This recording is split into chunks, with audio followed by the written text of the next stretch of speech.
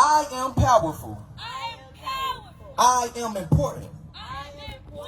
And now we out here in the name of community, in the name of love, in the name of solidarity. So we gonna put the we in front of it now, because that's how we really make a collective impact. Now let's say we are valuable. We are valuable. We are lovable. We are lovable. We are powerful. We are powerful. We are important. We are important. All power to the people. Make some noise for yourself one time. Yeah. Bless, bless. Now, to kick us off with some amazing poetry, she's a phenomenal artist, multi-dimensional character. Without further ado, everybody, welcome Miss Essence Blakemore. Whoa. Oh my God! Listen.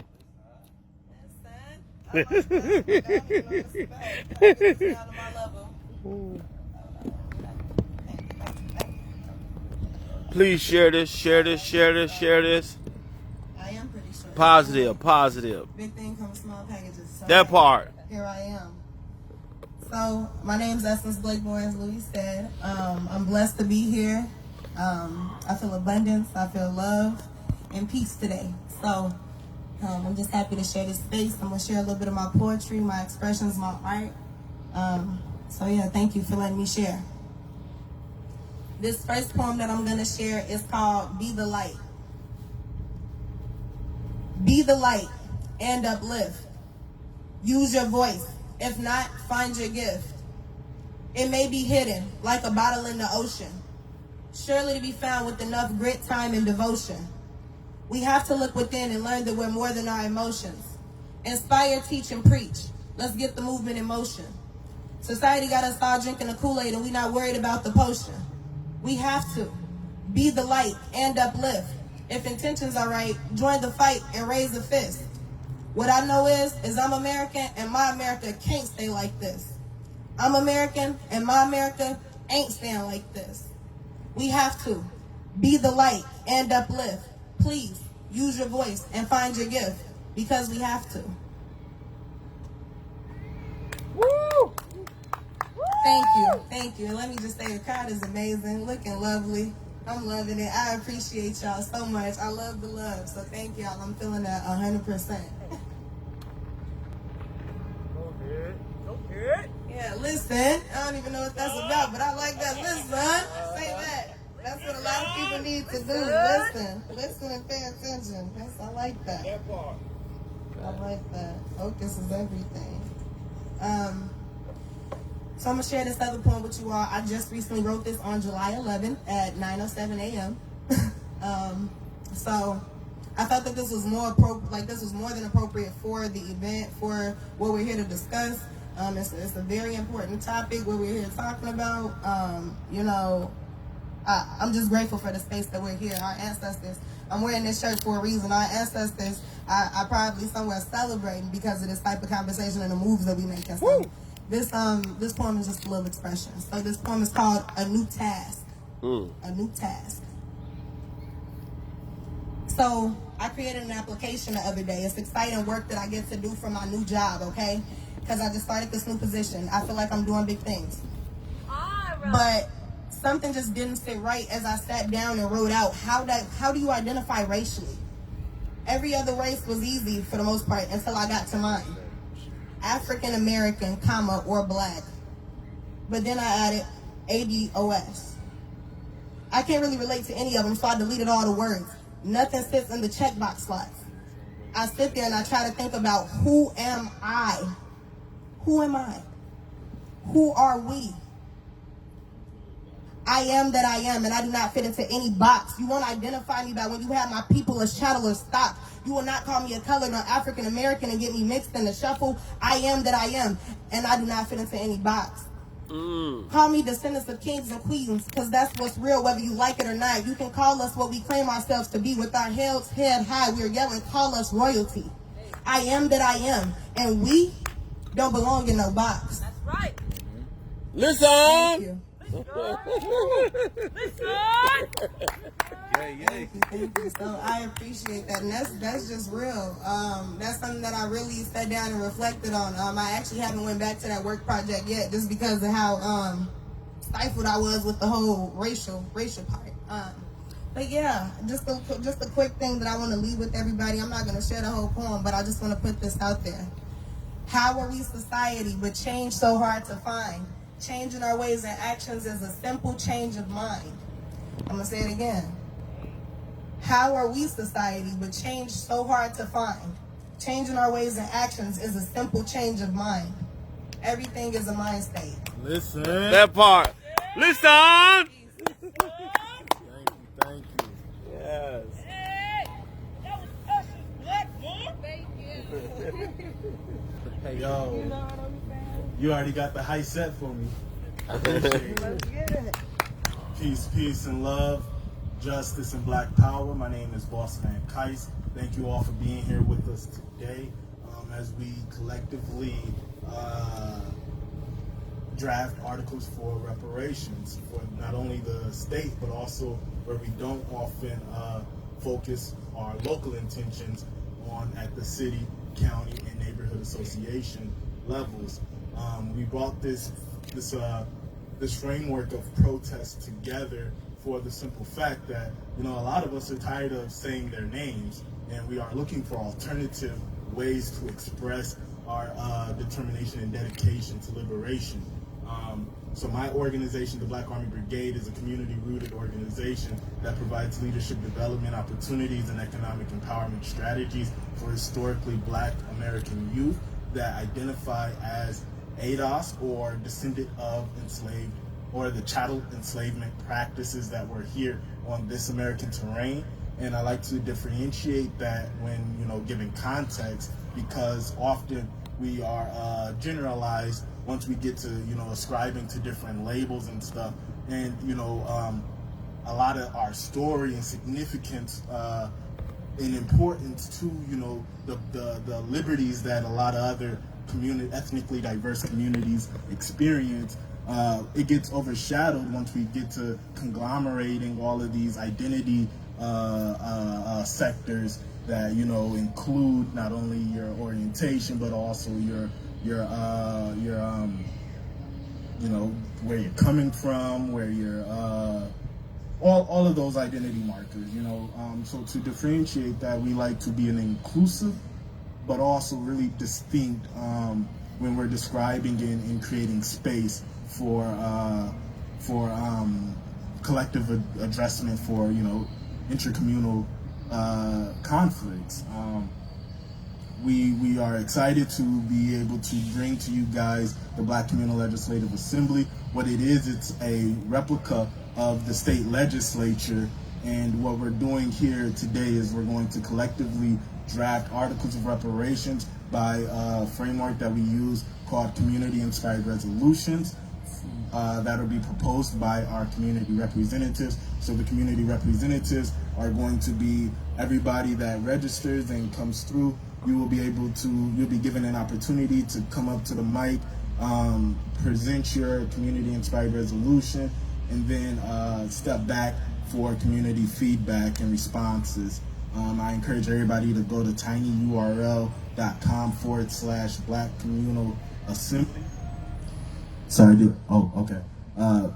Tiny, TINYURL.com/BLACKCOMMUNALASSEMBLY, Black Communal Assembly, to be able to register and participate. If you are with us via live stream, thank you, King Demetrius Piddleton. Thank with you. Black CNN and Listen. That's right. So for providing us our live stream link. Also thank you, Brother Louis Blaze, Vachel Hudson, Ishmael Dorier, N4 Collective, Urban League Twin Cities Young Professionals, and ACLU Smart Justices for the collaborative support that you guys have been able to have been offering and able to consistently and thoroughly just be present in. It's really felt. Thank you to all of the performative artists that will be sharing their expressions. Thank you to the Sounds of Blackness, to Essence for sharing with us your expressions thus far. We have a host of community leaders, community artists that'll be sharing with you guys different forms of Black expression. We'll have a family discussion here at the end of the day with that'll be facilitated by the Black Family Blueprint, Adrian and Io Mack. We'll have a list of speakers from Black Civic Network, Black Women's Wealth Alliance, so on and so forth. And we'll be here for 2 days, today and tomorrow, same time, 10 a.m. until 6 p.m., providing this space and creating this intentional exercise. So what this is a protest. This is a form of protest. It's a new model that actually has not been tried really since the founding of this America, when they was talking about give me liberty or give me death. And we are in a state of emergency, especially here in the Twin Cities, where police can't keep their lead out of our bodies and their knees off our necks. And we got state elected officials who play the political games with our lives. And, it's at a point of reparations or revolution. Listen. And, so we can help you help yourselves, or we could collectively gather and resource our own community. And that's what we're offering here, is that type of framework to begin that process for institutional independence, economic development opportunities, accessing holistic health care, equity in our educational opportunities, and political infrastructure for better representation. Those are the 5 main buckets that we'll be talking about. You could put your inputs as community-inspired resolutions if you followed that tiny URL / Black Communal Assembly. We have a host of performances. I can't list them all. We got a host of speakers. So again, I encourage you guys to come on out. We're on the corner of 17th and Girard in North Minneapolis at the North High School football stadium. It's a great day, beautiful day outside in the neighborhood. Come on out, participate with us. Thank you. Yes. So, at this time, what we'll do right now is we'll offer the community time to begin engaging in our first bucket of community-inspired resolutions, which we'll look at the list and see what has been the most engaged thus far. So we had asked the question about equity and equality. We had asked on the registration just generally if folks who had pre-registered had understood the differences between equality and equity, and if so, if they could explain. So I'm gonna just read off a couple of those responses, and then we'll intermission with some music for a second as we collect the community-inspired resolutions that we are going to call on to speak. So the difference between equity and equality, we had a response that said basically equity is ridiculous. Equality is ridiculous. Equity is great. I think both terms can inadequate in liberation work at times, speaking about the exploitive nature of nonprofits. But equality is assuming everyone has the same needs. Equity is attempting to be specific about the needs of people so that everyone can be successful. One example was everyone can get the same shoe size, however, does the same shoe fit for everybody? Equality is everyone receiving the same amount. Equity is everyone receiving what they need. Another one, let's say you have a person that's 6'4" and a person that is 4'6". They want to stand on something to watch over the fence. Equality is giving both of them 3 books to stand on. Equity is giving the person that is 6'4" maybe just 1 book, and the person that is 4'6" maybe 5 to 6 books. This is because they have a different need. The Black community and descendants of enslaved people need equity to help us make up for all of the years we were denied the ability to create and build generational wealth. And I think, on that point there alone, talking about generational wealth, that is going to be the theme of our family discussion actually tomorrow morning at 10 a.m. With Kenya McKnight and a host of other economic leaders. At this time, I'm going to intermission as we transition for the community-inspired resolutions. So, Okay, now we're on. So, brother just asked me, did I have something to say as far as restoring our community or just a solution that we could possibly think about. We always talk about like the financial and money. I mean, everything like relates back to money, but something that I find that would be extremely beneficial would just to, I don't know, give us that 40 acres and a mule, or maybe give us the option of the mule being a horse or a car or something. But realistically, if we have the education to learn to work the land and to be with the land, I think that would be extremely beneficial on top of discounted education, if not free. I just think it would be extremely beneficial if we were able to connect it back to the land and just have that. There is so much value. 40 acres, I don't even think a football field is that. This is a lot of space. This is a lot that you could do. We're all dealing with rental issues and the rent being so high. Well, if you were able to build property and know to work with the land, there are different opportunities that open up. So as far as something to restore the community and what we could do, I totally think it would be beneficial to look at getting large plots of land and possibly us all putting that together and figuring out different ways of being realistically. So that's my little 2 cents. I don't know if anybody else is going to come up and share, if they're going to cue the music, but thank you. Thank you. And I would say that for my community-inspired resolution, where it concerns political infrastructure, would be for a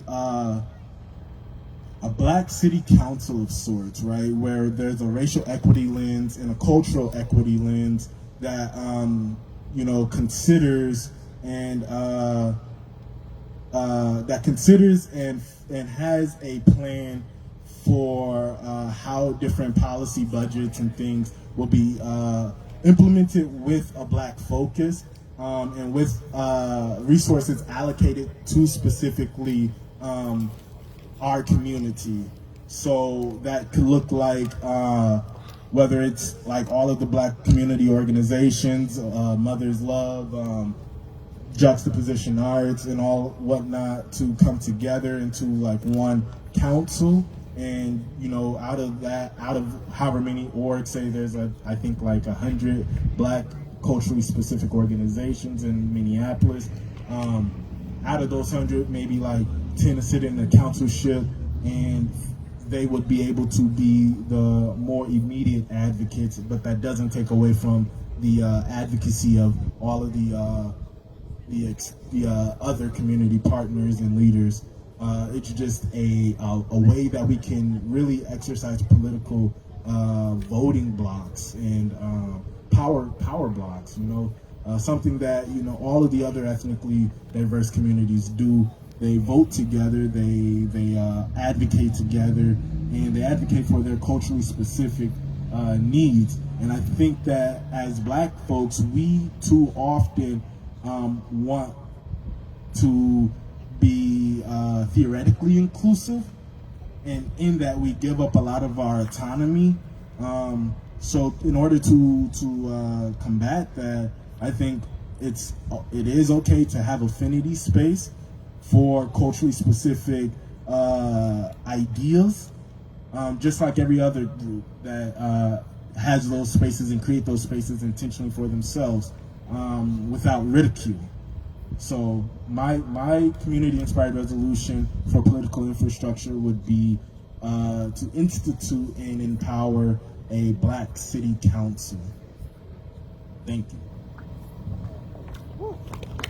Also, just a reminder, if you do have a response, a thought to add on, or any of that, you can step up to either of the 2 mics that are in the field. You could add on to that. You could challenge it. You could, yeah. So, thank you.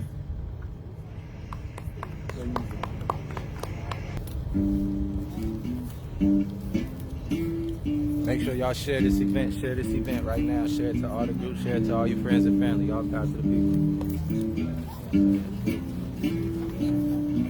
All power to the people. Nice, nice. All right, this is amazing, brother, who put all this together. So, brother, tell us a little more about yourself. Cool, yeah. My name is Hassan Sadiq. I go by Boss Man Kais on Facebook and all social medias and in business. I'm a former CEP, Community Equity Policy Fellow, as well as a National Urban League Congressional Advocacy Fellow. I've also been I'm of the community, born and raised in Willard Bay neighborhood right off of 26th and Upton. Brothers and cousins and sisters all throughout the north side, south side, Brooklyn Center, Brooklyn Park. Yeah. Well, we'd like to thank you for joining us, and we will continue to share this feed and continue to give feedback. Thank you, brother. Thank you. All right. Please Solidarity. share. Yes. And that's what we're here to talk about today. It's truth. What does it mean to speak truth to power, right? And this notion of power, I feel has been, very limited. See, I personally believe that the definition of power is to be able to take a thought, right, and then apply an action step to that. And we all have that ability. We all have that personal power. And if we don't complain, but we activate, and we not only gather together to talk about the issues, or talk about the struggle, or talk about the problems, or continue to victimize ourselves through our words and through our actions, but instead we take that, we use it as fuel to the fire, and we start to get to the other side of our story, right? This is what it means to transform. So with this power, we got this personal power inside of us. But when we go out and we govern ourselves and we step into community and we step into society, we have individuals who are placed into positional powers. So as it relates to political infrastructure, one of the community-inspired solutions that I want to share with you all today is to begin to collectively create a system that will have the intention to train, to develop, and to empower young Black folks on how to run for office. See, I believe education is key, right? And when we go out into the community and we're not represented in the right way, when we don't have elected officials who actually come from the community, who's actually been impacted by the system, going in and creating these policies and affecting change, the only conflict there is just a lack of understanding. But if we have somebody in positional power, if we have city council members, county attorneys, right, state representatives, senates, if we have individuals who actually understand the struggle, then they will understand the solutions and policies that are needed for us to move forward. So one of the community solutions is to begin to train Black individuals up and encourage them and empower them to run for office, because we are all born leaders. That's one thing that I want you to know. You have a light inside of you, and you have purpose. And right now, a lot of our people are just around searching for purpose. They just waiting for another opportunity to be empowered, to be able to feel seen, to feel valued, to feel heard. Well, what more better way to do that than to, learn how to run for office and get yourself in office, like Brother John Thompson did. Listen. Shout out to State Representative John Thompson. That part. Somebody who was directly impacted by the cause and effect of this systematic racism and this oppression that we are facing. Losing our brother Philando Castile.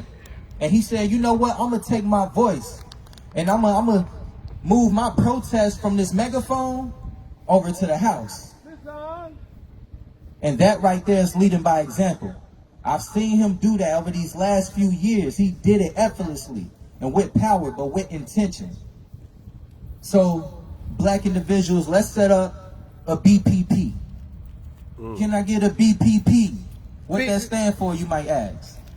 I would say a black political push, an intentional strategy where we find our elected officials and our grassroots organizers who are experts in the areas of politics and the experts in the areas of mobilization. And we create a safe space for these individuals to come together and start to get the tools and the education and the resources that they need on what does it take for me to put together a successful political campaign, and what does it take for us to run and be intentional and have intentional strategies that reflect the community's needs. And how would that support look like if it's a collective of individuals who are all working towards the same goal? And that goal is to put ourselves into this positional power. Because if we are in that position, we no longer ask for the handout. We no longer ask for the check. But we are the ones giving the handouts. We are the ones writing the checks. So that's one of the community-inspired solutions that I have for you all today, is a BPP, a collective strategy to start to train and develop black folks on how to run for office and push our folks into office to build this political capital that is needed to assure our access to resources and policies to keep us protected, safe, free, and alive. And that's my piece. All power to the people. My name's Kais. Just wanted to add on to the community-inspired resolution that you had proposed, and to kind of give an example to those who are with us today about how this type of, operates. So I heard you talking about creating and instituting a training program for young black folks that's culturally, competent and specific, in a way that we haven't been, kind of molded or given an opportunity for that type of educational opportunity. One thing that I'd add to that is that when we are thinking about, creating that infrastructure, we need to be really intentional about who it is that we are seeking guidance from, because we got to make sure that we're not following behind someone's ego, right? And making sure that everything that we're doing is intentional, purposeful, intentional and purposeful. So that's just all I wanted to add. Thank you. I really love that. I really love that, brother, because that is purposeful and that is needed. So within that process, right? One of the things that I see being helpful to that and how we can guide those individuals is understanding that we all are processing, generational trauma, right? We're all processing the current effects of this system.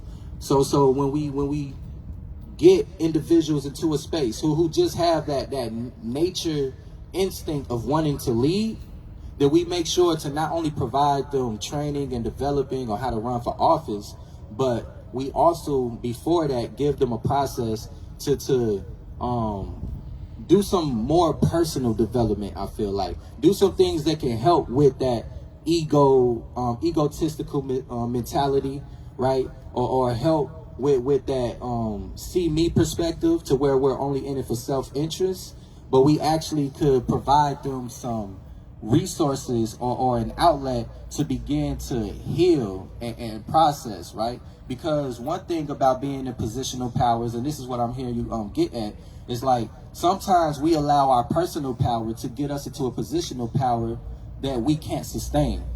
And we can't control, right? Because we miss the part of the process of being full and complete ourselves. And to whom much is given, much is required. So before we access this type of positional power, these decision-making opportunities, we must be one with self. We must understand how to love ourselves, how to have that full confidence, how to walk in that worth, and then be able to go out into community and not project our trauma onto others or project our fear onto others, but begin to transform our trauma, because trauma that is not transformed is transferred. So I love that point that you bring up, because in this space, we most definitely should include the opportunity for us to go through some healing and take care of our mental health and make sure that our minds are together first before we get our folks into position of power. I love that. Yes. Nice, nice. Well put together. Trauma is not transformers. All right. Now I'm going to go ahead and introduce the next speaker coming up to the stage, Miss Key Rose. All right. Woohoo! Listen.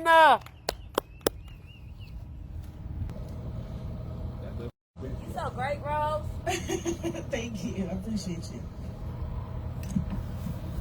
My name is Key Rose. I am the co-chair on the advocacy committee. I co-chair with Tice of Urban League, Twin Cities, and Professionals. I'm very grateful to be here. Thank y'all for having me. I'm going to read out some responses for the registration for, let me get it going. I apologize. For some questions regarding, registration with BCLA. So this first question, the first response is, in what ways has this current political system harmed and supported historic Black American communities? And the response was, there's too much to say, but one of the most obvious is the consistency of police murdering unarmed Black people. The second question is, how would creating Black political independence enhance the quality of life, and why? It will only if we are genuinely sustainable. Political leaders in mostly Black countries and under them of colonization too, people sell their people out all the time. Politics don't have to be centralized or nationalist. Local governing is overlooked. And then the third and last question is, would you support a Black political party? Why or why not? This response says, depends on what they stand for and live by.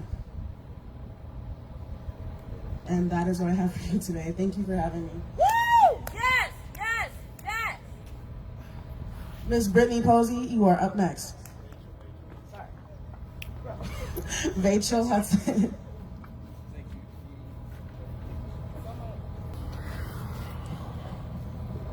Hello, good morning, those who are here at Central Standard Time. Good evening and afternoon for those who may be joining us on Facebook Live, who may be on another part of Eastern Standard Time, another part of the country. My name is Rachel Hudson. I am the Housing and Financial Capabilities Manager at the Urban League Twin Cities. I also have the pleasure to serve as the president for the Urban League Twin Cities Young Professionals. And I just wanted to take this time real quick to introduce our next speaker, who would be Brittany Posey, our community service co-chair. She's got another response for some of the registration questions that she has to share with us. So come on over, Brittany Posey.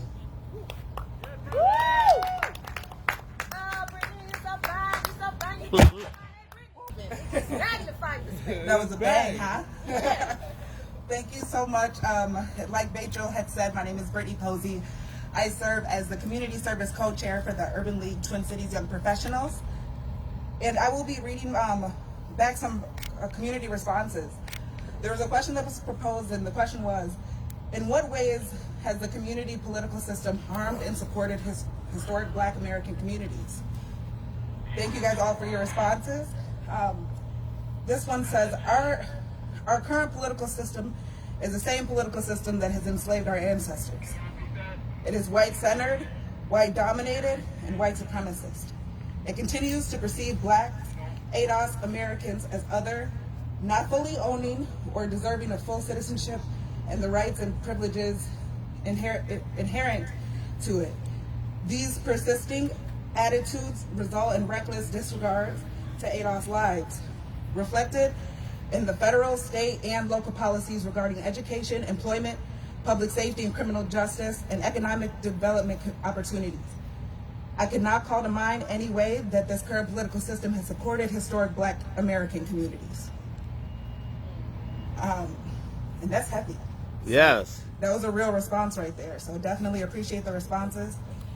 And I'm not quite sure if we have another speaker. Read one more question. All right, so I'm gonna read one more response. They are good. So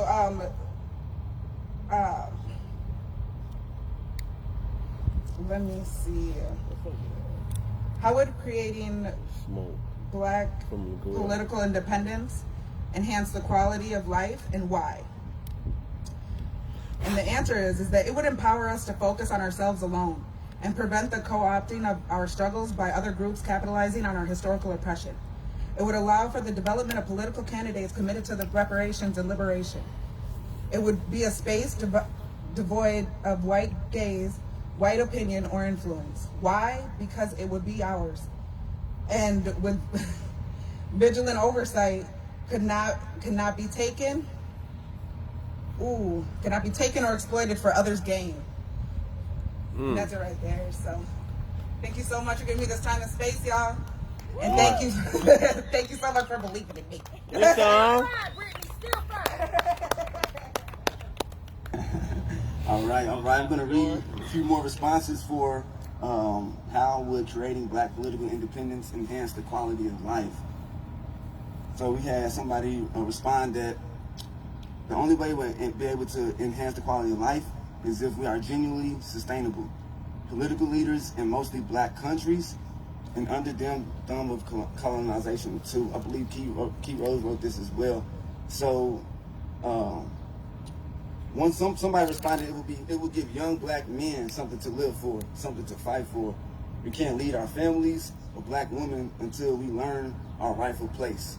And for me personally, I want to reflect on that real quick, because we think about the current voting demographics and how Black men are one of the least folk to vote, especially young Black men who may not have a lot of money, right? We know a lot of folk, Black men who have money, they tend to vote towards their pockets, their ability to keep their money. But what about the young folk who don't have those millions of dollars, who don't have that money that they're trying to keep in their pockets when they're trying to get that leg up, they're trying to find that opportunity to get in those positions? So I think that is very key for us to be able to create spaces, independence parties, where our voices are centered, not just as Black men, but as Black people. Black men, the fact that we were built to lead.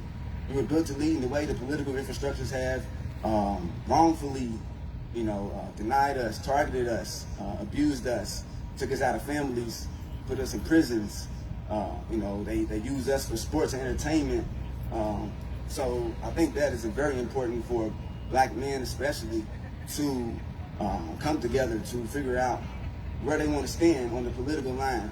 You want to stand on the right or left, or you want to stand in the middle, in the center, for something that speaks to your own, that tells your own story, gives your own perspectives, and centers our voices, ideas, thoughts, ideologies, methodologies, and things like that. So I just wanted to key in on that specifically, and how I think it's ultimately important for Black men to become the swing voters. So I'll leave it at that. Thank you.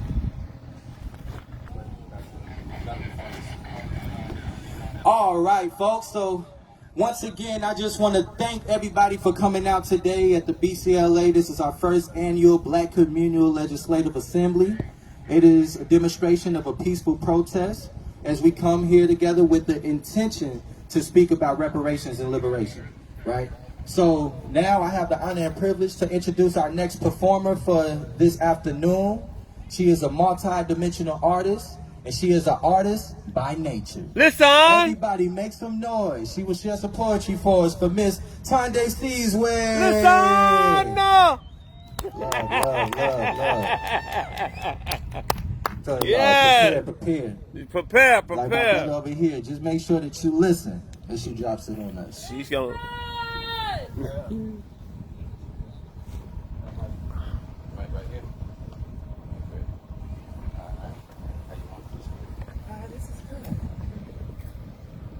How y'all feeling? All right. I see we got King D in the building. Listen. I feel like we were just talking about, things that we can do. Solutions. I try to be very solution-based, solution-oriented. If somebody comes to me with a problem, it's like, let's chat about the problem, and then let's talk about that solution. And I feel like one of those solutions is just listening. I love when King D says, listen, because I feel like sometimes we're not listening, and then when we are listening, we're listening to respond. We're listening, but our response is ego-based and based on our insecurities and our stubbornness, right? So I think that one of the things that we have to do is listen so that we can learn. That's right. And then learn so that we can heal. Oh, appreciate it. And we also got to drink water too out here, because some of us ain't even drinking water.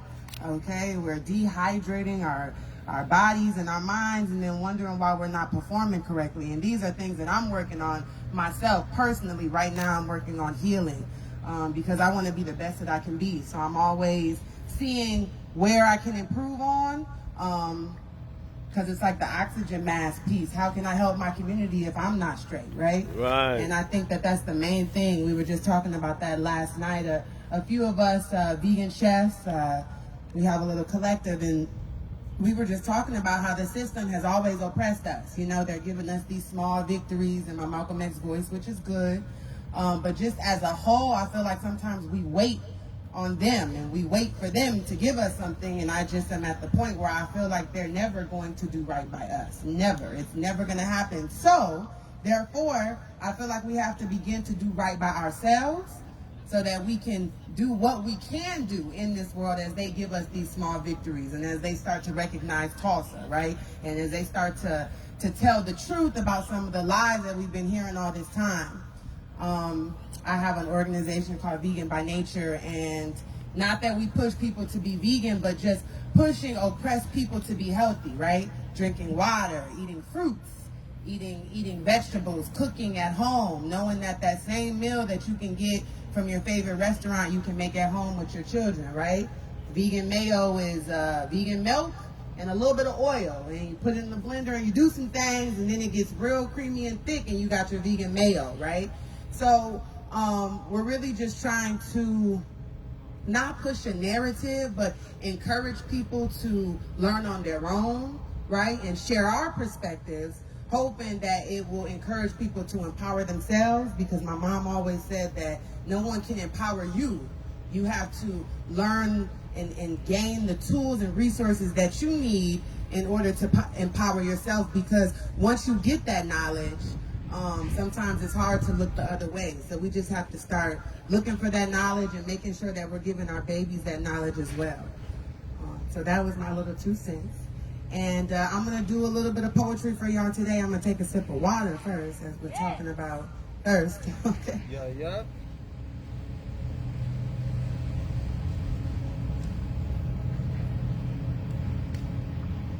All right, so we really believe in intergenerational servant leadership, the people that I rock with.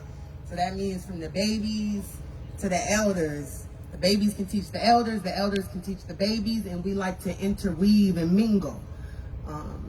So this piece right here is something that I wrote a little bit about me and my mom's relationship, and it's untitled. My baby said, "Mama, do you always live your creed?"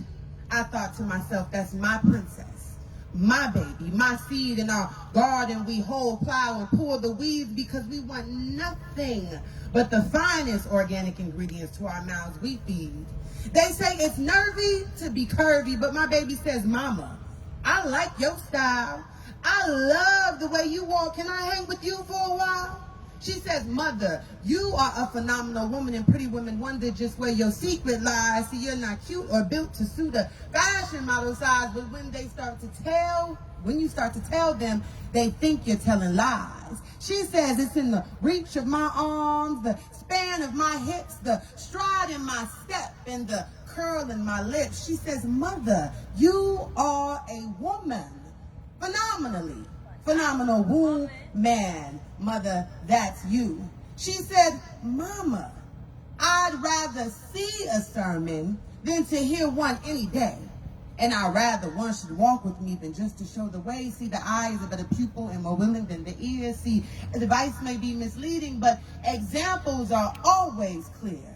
And for the very best of teachers are the ones who live their creeds, for to see good put into action is what everybody needs. Now I can soon learn to do it, Mama, if you'll let me see it done. See, I can watch your hand in motion, but see, your tongue too fast may run. And the lectures you deliver may be very fine and true, but see, I'd rather get my lesson by observing what my mama do. And for I may misunderstand you in the fine advice that you give. There's no misunderstanding. There's no misunderstanding. There is no misunderstanding how you act and how you live. And then she turned to me and she said, thank you, mother, for always living your creed. I said, well, you're welcome, baby. And you are a beautiful, beautiful princess indeed. Because if you want to be somebody, if you want to go somewhere, you better wake up and pay attention. Knowledge is power. Thank you. Yeah, woohoo! Listen! Kanye Seasway!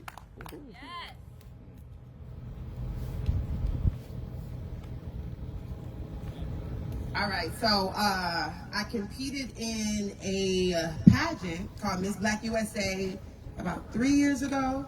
And there was a talent component. I was really excited because that's my thing. You know, I'm like, okay, that's where I can really hit them at. And I was trying to think about what I could do. It's like, it's the glitz and the glamour, but it's Miss Black USA. So, you know, we're a little radical up in this thing. I said, how can I come with it so it's hard, but, you know, it's cute at the same time? And this is when I created this piece called Black Barbie, which people really seem to like and has become one of my signature pieces. So this is called Black Barbie. Woo! They say there can't be a Barbie like me because a Barbie like me is absurd and will surely inspire the unhealthy desire for girls everywhere to love curves and melanin and Afro magic. See, this country think they slick. Taking me off the shelf? Well, my pride can handle it, I guess. But what about our young brown babies, like the ones who chose the white doll over me in that study back in the day? The young brown girls that like to twerk, like to slay. Don't they know that these heels house feet that riot like Angela and these arms can swing like Serena? My presence demands the respect of a Sada gutter. Lotion is an insult. Somebody passed me some share mango, but if these hands protect the golden stool from the British, like Ya Asantua, Mbuku for Iowa. Cocoa skin, thick thighs, and chisel chin. Carbon copy culture features always in. Anything else would be a sin. Because see, I can transform to Barbie for president, a doctor, an astronaut, but as Black Barbie, I can also become Barbie prisoner with an inmate number on trial for a crime that I didn't commit, or Barbie in a casket with a lynching rope still wrapped tightly around my neck. Strange fruits hanging from a tree. Malcolm, Fred, George Floyd, me. See, they say there can't be a Barbie like me because a Barbie like me is too bitter and will surely encourage bad behavior from kids and sass as they talk back to their sitters. I may or may not be bitter, but if I am, don't I got reason to be? You raped me, beat me, threw me over a ship, and then 400 years later, so-called set me free. Free doom, not freedom. I call you never come. They call you come quick. Black man with Skittles, hoodie, Arizona, must have gun. Run. So yes, I may or may not be bitter, but if I am, don't I got reason to be? I am not bitter.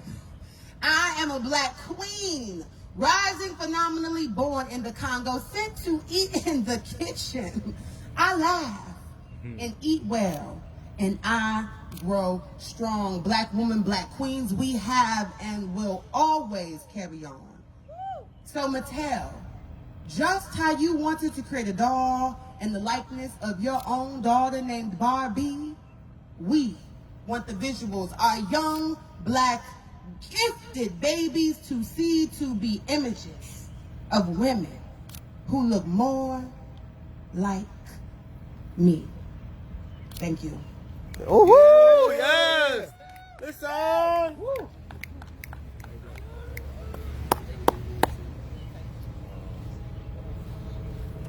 All right, and then the last piece I'm going to do is something that I feel very passionate about. I run a business. And I'm learning every day.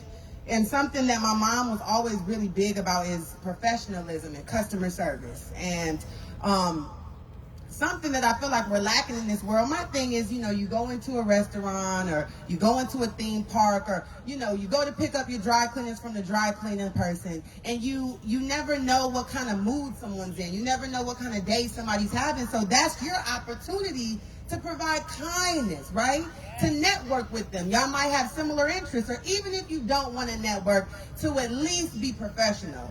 And I feel like as just a human race, that's something that we really need to work on, is our customer service and our professionalism. And this is a piece that I created after just a day of situations where, as a Black woman, I just felt like I wasn't given the service that I should have been given. I went through security and TSA was tripping. I got to my destination, but on the way the flight attendant was tripping. And then we went to this vegan restaurant and the waiter was tripping. And I was just like, okay. So that night I wrote this piece, and it's called Customer Service. It begins with the smile. Haven't gotten one of those in a while. Don't rush me when I'm ordering my food, rushing a customer when they're trying to figure out what they're going to eat. Now, that is pretty rude. If my bill was 15 and I give you a 20, give me back all of my change, including that penny. Don't think that you're getting a tip when I saw you roll your eyes. Then when I asked for your manager, I heard you turned inside. You seem to hate your job. Guess what? That's not my fault. Working, paying bills seems like what we do as adults. So be professional before I have to get hood. Just wanted to check. Please bring me my check. I hope we've got that understood. Customer service. Thank you all so much. I appreciate y'all. Make sure y'all are staying hydrated out here in this sun. It's important to try to detox, you know, at least once a season. And if you're not familiar with just a plant-based lifestyle, people call it different names, veganism. Some people are veganish, so, you know, they only eat meat twice a week. You know, all of that is cool. You know, I don't want to ever say that, you know, everybody has to be completely vegan or completely vegetarian. But if you're not familiar with those things, there's a lot of people here on the north side that are doing really, really good work.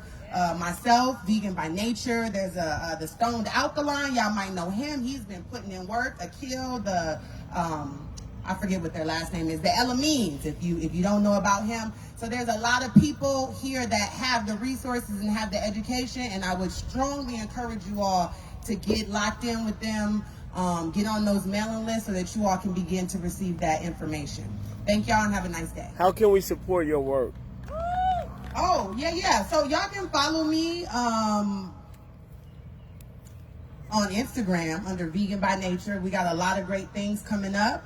I also give people my number just because it's like, hey, if you got a question, reach out, 612-741-5664, and that's business and the artistic work that I do. And I'm always posting other like-minded people in the Twin Cities. So if you go on my Instagram page, a lot of those people that I named will probably be on there.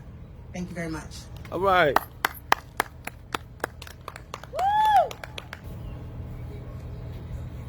Hello. Good afternoon, brothers and sisters. Good to see a lot of beautiful faces out here. My name is Ishmael Dore, otherwise known as Izzy. I work as an organizer with the ACLU of Minnesota. I actually have the honor and privilege of introducing our next speaker, which is one of our brothers. He's originating from Mississippi. He's been in the Twin Cities for over 30 years, putting in amazing work. He's an executive director with the Black Civic Network. Everybody, please give it up for Nick Muhammad.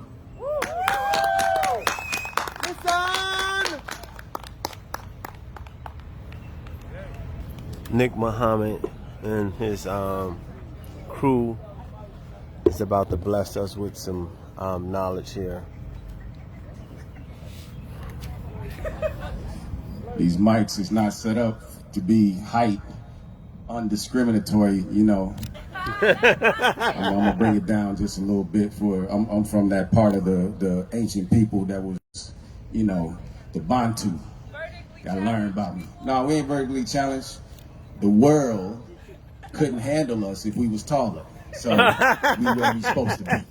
That part. Peace, everybody. My name is Nick Muhammad.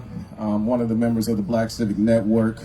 team of dynamic brothers that's out here striving to actually change the world for their community and also changing themselves, taking on self-respect and discipline and modeling what we want to see in the community and making sure that as we push forward for a future that hasn't yet happened, we're fighting the fight to set the stage for that future and actually give people hope. And what we chose to stake our claim on was reparations. The reason why we chose to stake that claim is because it was such a very polarizing subject. It was a fight that everybody wanted to stay away from. It was the subject matter that every time it was brought up, anybody who professed to be an ally of black people all of a sudden started stammering. All of a sudden they had to go. All of a sudden we need to change the subject. All of a sudden that was too unrealistic. So we said, you know what, we're going to continue to be unrealistic until that reality is acknowledged. That's right. Because the deeper we went into our history, the more we learned that not only was reparations due, but reparations was deferred. And what a lot of people don't understand is right out of the Civil War, which black people turned the tide of. The history books didn't teach you right. They weren't drugged into the fight. Nobody wants to fight for their liberation more than the enslaved. Nobody dreams about fighting against the oppressor more than the oppressed. You didn't have to ask us to join in the Civil War. We were already warring. That's why they were scared to go to sleep at night. That's why they were so cruel, because they knew what they had deserved. And much like today, they know what they have earned from black people. But black people have forgotten what is owed. Black people have forgotten who they are. So when we talk about reparations, we use the UN platform that embodies an acknowledgement, that embodies compensation, that embodies satisfaction, guarantee of non-reoffense, and of course, compensation. Now, why is this important?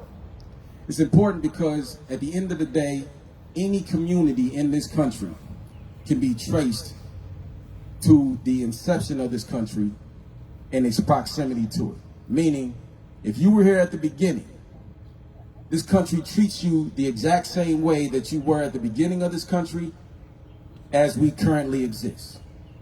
So if you're in this country and you don't understand what black people are upset about, it just means you're very young to the country, and that's okay.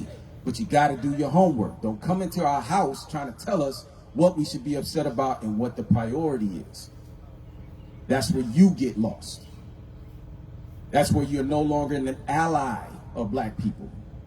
You're attempting to paint yourself as something you're not. We don't need saviors. We'll save ourselves just like we did in the Civil War. Listen. We got plenty of fight in us.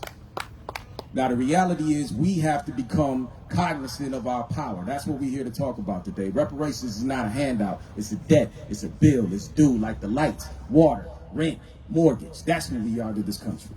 They're built on us. We have to understand that. And in order to thoroughly understand that, you have to understand your history. When we won our right to freedom in the Civil War, we had a thing called the Freedmen's Bureau. We had Special Field Order number 15 from General Sherman, ratified by Congress, signed by President Abraham Lincoln, that started with the southeast corner of the United States, designated to black people in perpetuity with sole autonomy. Did you hear what I said? We had land. It was ours. It was written that no one was to come there and rule but us. And of course, Lincoln was assassinated. Andrew Johnson repealed all of that and paid the slave masters reparations because we won our freedom.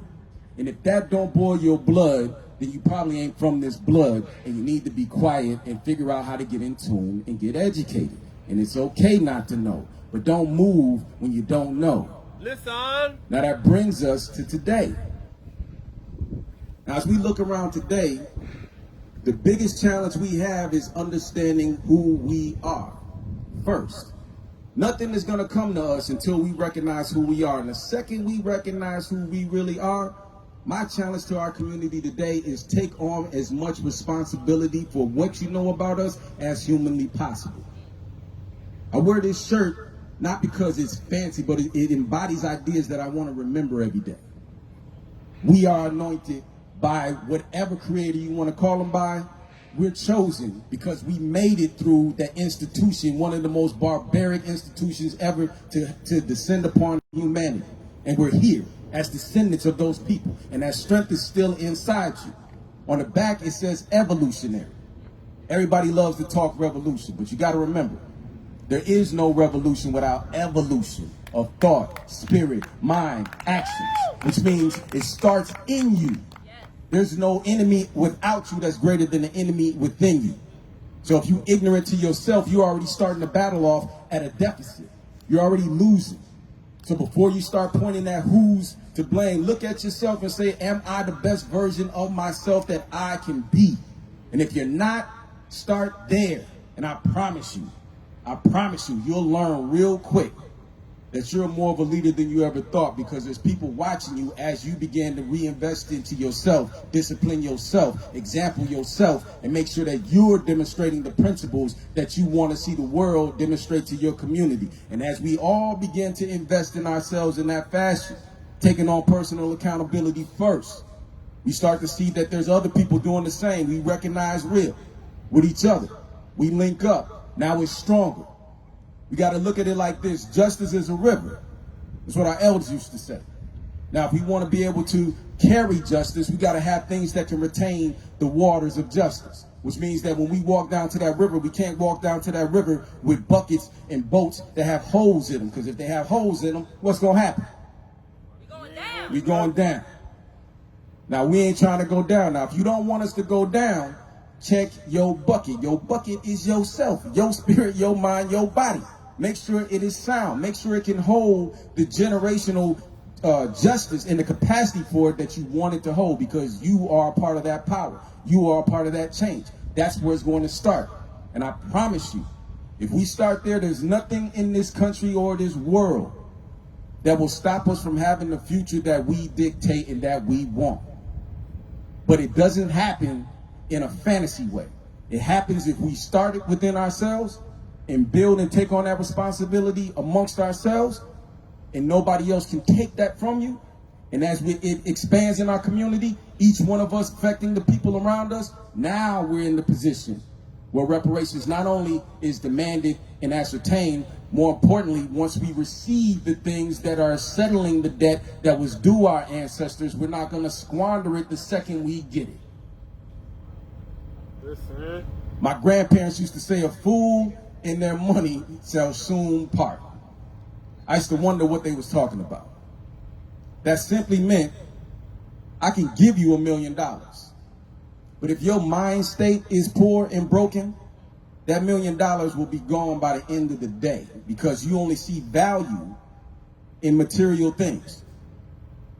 But if I give you $1 million after you have a little bit of financial literacy, after you understand how to invest, after you understand how and what retains value, what appreciation is, what liabilities are, what assets are, if you know those things and I give you $1 million, I'll come back in 5-10 years and that million will probably be 10 billion, because y'all are creative and insightful people. We have to be prepared for what we want. And that's the only thing that worries me. These brothers on the stage, they're committed to reparations. We're committed to our community. And as a part of that, I asked them to commit to themselves first. They don't got nothing to prove to me. They got stuff to prove to themselves. Just like I don't have anything to prove to anybody. I got things to prove to myself. What does your daily routine consist of? How well do you treat the life you have? Do you treat your life like it's something that you love? Why is this important? Because when we look around, when you see a gang, when you see people strung out on the streets, you're seeing people who can't take the pressure. You're seeing people who are damaged, people who are hurt, people who are in pain, people who don't know anything other than escape from what they're looking at. And it might be you to give them the spark of inspiration, and all you got to do is be on your purpose. That's it. You never know who is watching you, no matter who you are. Some of the greatest wisdom I've ever learned has been from people that I thought were poor. They weren't poor. I just didn't understand what wealth was. We in the same predicament that the last 40 years generations have faced, we just haven't understand what we were looking at. The assault on black family was intentional. It's okay that we came from broken homes. It's not okay that we understand it and then perpetuate it. What does that mean? That means, oh, now I got to look in the mirror. What kind of man am I going to be? What kind of father am I going to be? What kind of brother am I going to be? What kind of husband am I going to be? What kind of friend am I going to be? Again, starting with myself. So I try to embody those things. So as people are looking at me, I'm not doing it for them. I'm doing it because I want to make sure that I'm authentic, that I have my integrity intact, that it's not for sale. It's not about money. It's about making sure that our community actually has a legacy. What are we showing them? What are we teaching them? When I see a gang of young brothers in a gang, 9 times out of 10, those brothers were missing the association in the gang that they're getting from their home. Their OGs ain't no older than they are. But when you can dedicate yourself to the point where you're willing to go out and cause mayhem, murder, kill, sell drugs in the name of a set, what you're missing is that's how deep that person's conviction to be approved and to have love runs. It was just parked in the wrong space. If he had it at home, that same conviction, that same ability to go out and murder could have been the ability to go out and spread life, love, help, care, whatever we needed, if they were properly rooted where? At home. So that's why we say freedom starts at home in our organization. And it's not easy. I haven't mastered it. I want to be clear. There's no perfect specimen out here. But the pursuit is what we have to get used to. We have to pick up that fight. We have to really be honest about what kind of future we want to contribute to. If you don't have children and one day you're going to have children, ask yourself, what are my children going to learn from me? Not the world, from me. Because if you take that battle on first, and your child sees that you embody the principles that you asking them to demonstrate every day, now we got placed a room to actually work with them. We're giving them something to model, something to aspire to. And you don't have to be the richest. You don't have to be the smartest. You don't have to be the strongest. You don't have to be the prettiest. You just have to be there with the intention to give what you expect in this world. And not just talking to them. You got to be walking in your purpose. My son's right up here with me. And I make sure that my son understands when he looks at his father, he's seeing his father perpetrate what a man should be on purpose. And I let him know it's a work in progress because he has a leg up on me because I didn't have that. But what I did have was a mother who said, I'm going to have another husband, and she got another husband, and I was hard-headed as hell, but I thank her for saying that's important to me as a woman, because it let me know, oh, I got to be that for a woman, period. Listen. But if we don't take the fight internal first, we're not defeating nobody. You're not defeating racism, you ain't defeating poverty, you ain't defeating sexism, you ain't defeating nothing, because you defeat it in yourself. A house divided against itself can't what?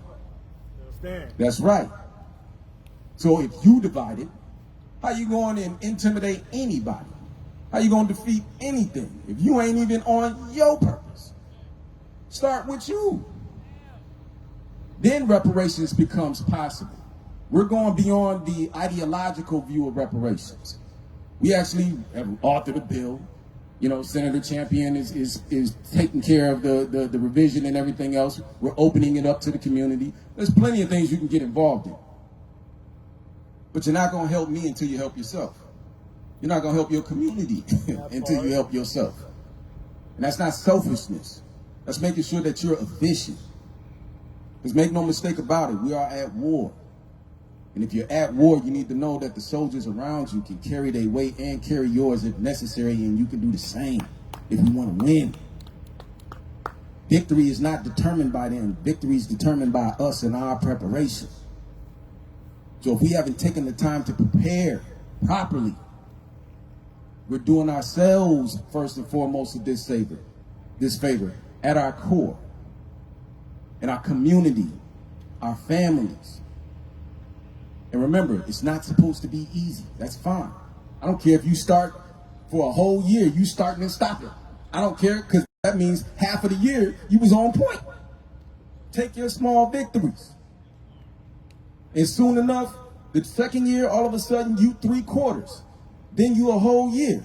Then all of a sudden, you notice 2, 3, 4, 5 more people coming with you, telling you how they actually going through the same thing. Now all of a sudden, you ain't alone. Now all of a sudden, the family's expanding. Now all of a sudden, we actually making our presence felt. Our communities now belong to us.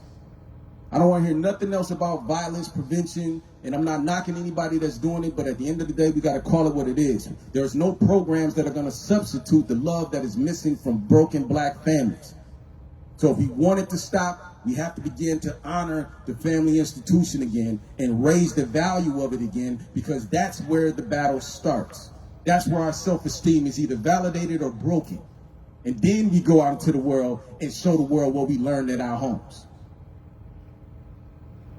And if that's too much, cool. But don't come to me trying to convince me of who my enemy is. Because I'm fighting with my own internal enemies within myself every day. So ain't nothing you telling me gonna impress me. Ain't nothing you telling me is gonna scare me into any action. Don't nothing in this existence put fear in my heart except God, period. So you at a loss with me. So I have no sympathy if you can't start with yourself. I wake up every morning and I'm Northside, believe it or not. Every morning at 6, 7 in the morning, getting punished voluntarily. And I say voluntarily because you got to understand there's power in choosing to face your challenges. When you choose to face it, your body, your mind is saying, I don't know how this is going to turn out, but we're about to find out how either prepared I am or how unprepared I am. And at the end of the day, I'm going to take that information and put it to use. But when you're forced into it and you're drugged into facing your challenges, you come in there in a weak mind state. You come in there in fear. You come in there small. So when you're defeated because you already thought you were defeated. Either way, you was right. I'm just choosing to believe that I'm going to win every fight that we step to. But we can't do it until we start taking on that responsibility within ourselves. So that's what we asking for. We want evolution, then revolution. Y'all with me? Let me hear y'all say it. Evolution, then revolution. That's all I got to say. I'm Nick Muhammad. I appreciate y'all.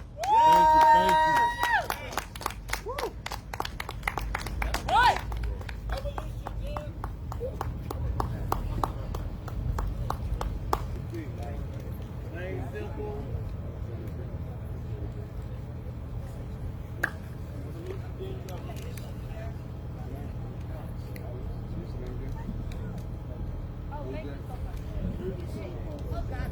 Next, we're going to transition into education and equity. So for those who want to testify or share a resolution regarding the topics of education and equity, please feel free to check in. Stage manager.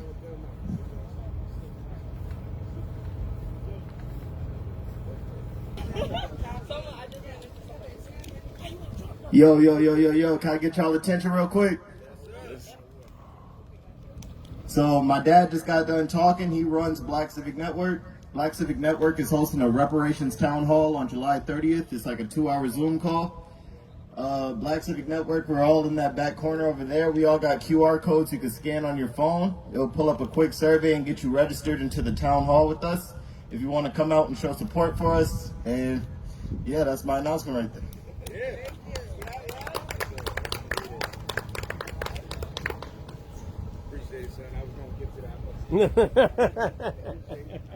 You got your back.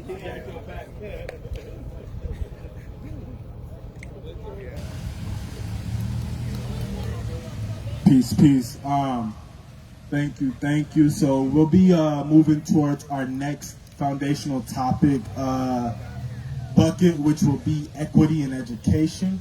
And what that means really is about how are we accessing opportunities to further our education track and journey, and then what are the ways that we are being supported knowing that institutionally this education system is not geared for Black youth.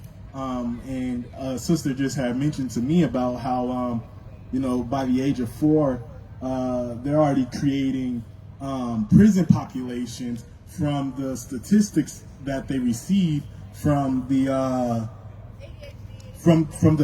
mental health disparities that are tracked within our Black and brown communities at the schools as young as 4 years old. So now we're going to get into a conversation about equity in education, and I'll just start it off with my first one, with the first community-inspired resolutions, which will come from my personal experience, having to choose alternatives when PWIs, which is a predominantly white institutions, are not option, or when I wanted to go to a HBCU, but because of the way that financial FAFSA and all of that stuff works out, they don't give the same equitable resources to students who are trying to go to a HBCU as they are to students who are considering PWIs. And the HBCU is a historically Black college or university. So one thing that I would love to have instituted as a framework for reparations and liberation is clear and distinct, culturally specific, alternative and non-traditional learning, leadership, and creative exploration opportunities. I personally had to go through that type of framework in order to attain and elevate my educational awareness, simply because I came from a poor family and we did not have the resources to be able to send me out to the HBCU that I wanted, Morehouse, if you're listening. So, one thing that would be really beneficial is to have a infrastructure or a system in place that is culturally specific for our own, to be able to access and explore those different leadership and creative opportunities. Thank you. Thanks. And then at this time, I do know that we have one more community-inspired resolution, and at this time I'd like to invite Sam up to give that community-inspired resolution on behalf of the community. Yes.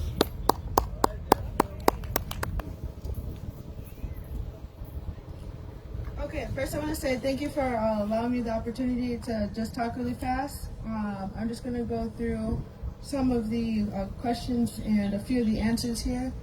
So for equity in education, it says, what would our education journey look like had we not integrated our education institutions, but received the benefits of equal and adequate resource support to maintain our own? For this one, there's an answer that says that we likely wouldn't have the school to prison pipeline. Now, kind of getting, I think, a little bit further into that, it says, how could reparations change how we access to education, be it K through 12 or higher education? Here, the answer is ADOS should be able to receive up to a master's degree on a full ride tuition and room and board. Children should be fed locally grown, cooked hot meals, and children should learn herbalism, taxes, and business skills before graduating high school. Yes. That definitely makes sense, yes, for sure. And last but not least, just right here, it says anything more that you would like to offer or consideration for on this topic. It's just reparations are long overdue, for sure. And that's kind of what I have right now for the equality in education, or equity in education, excuse me. Okay. Thank you. Woo-hoo. For our next community resolution, we've got Brianna, aka Bree.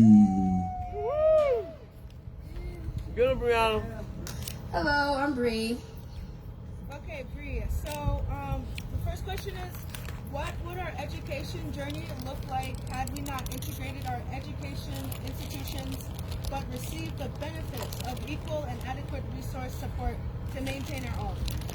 Well, I believe that there'd be a difference in the education overall, just that Black and POC communities receive, because we'd have educators and administrators who look like us. You can give a teacher from the suburbs who's non-POC as much diversity training and as much sensitivity training as you want, but if you don't look like me and you haven't had to deal with the same things as me, there's really not much you can teach me, no matter where your heart's at.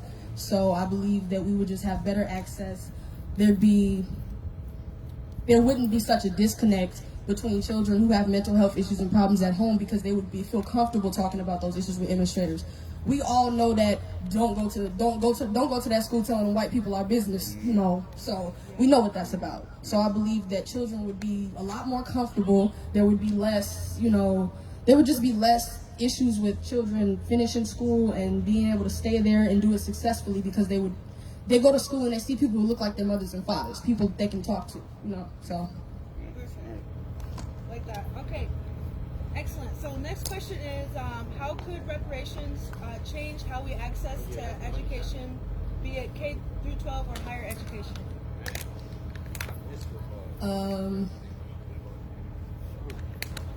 That is not a hard question to answer, but there's so many answers to that question. It would change everything. It would literally change everything. I can't pinpoint one thing. It would change everything. Because we have so many, Black youth and Black young adults who are in these institutions, these PWIs, and they're striving. So imagine if they were coming from institutions that were purely from us. Like, we would skyrocket. Like, it would just be, the progress would be unbelievable. Like, say, evolution, then revolution. That's exactly what would happen if we had all Black institutions for our kids, and as far as academics. All right, and then... anything more you'd like to offer to this topic?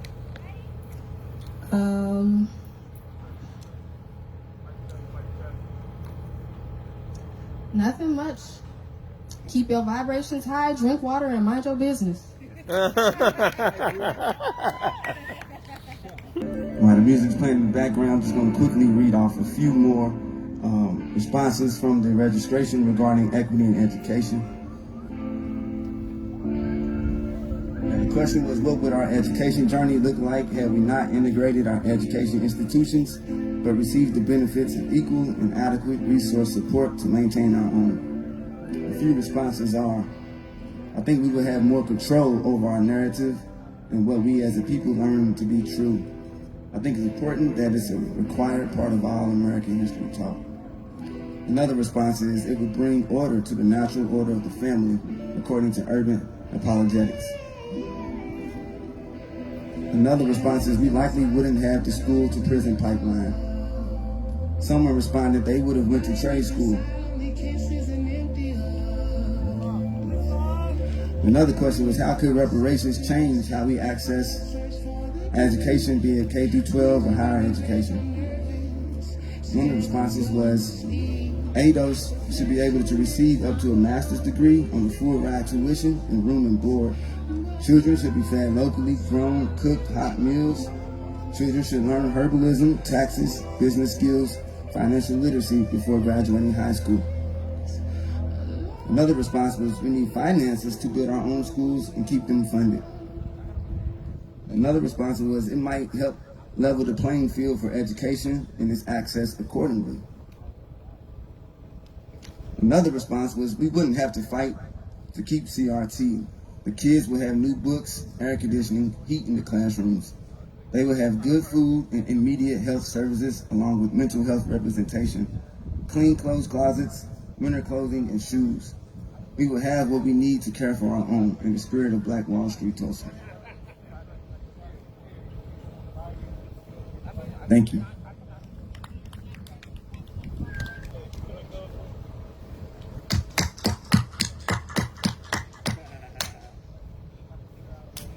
You need some help lowering it?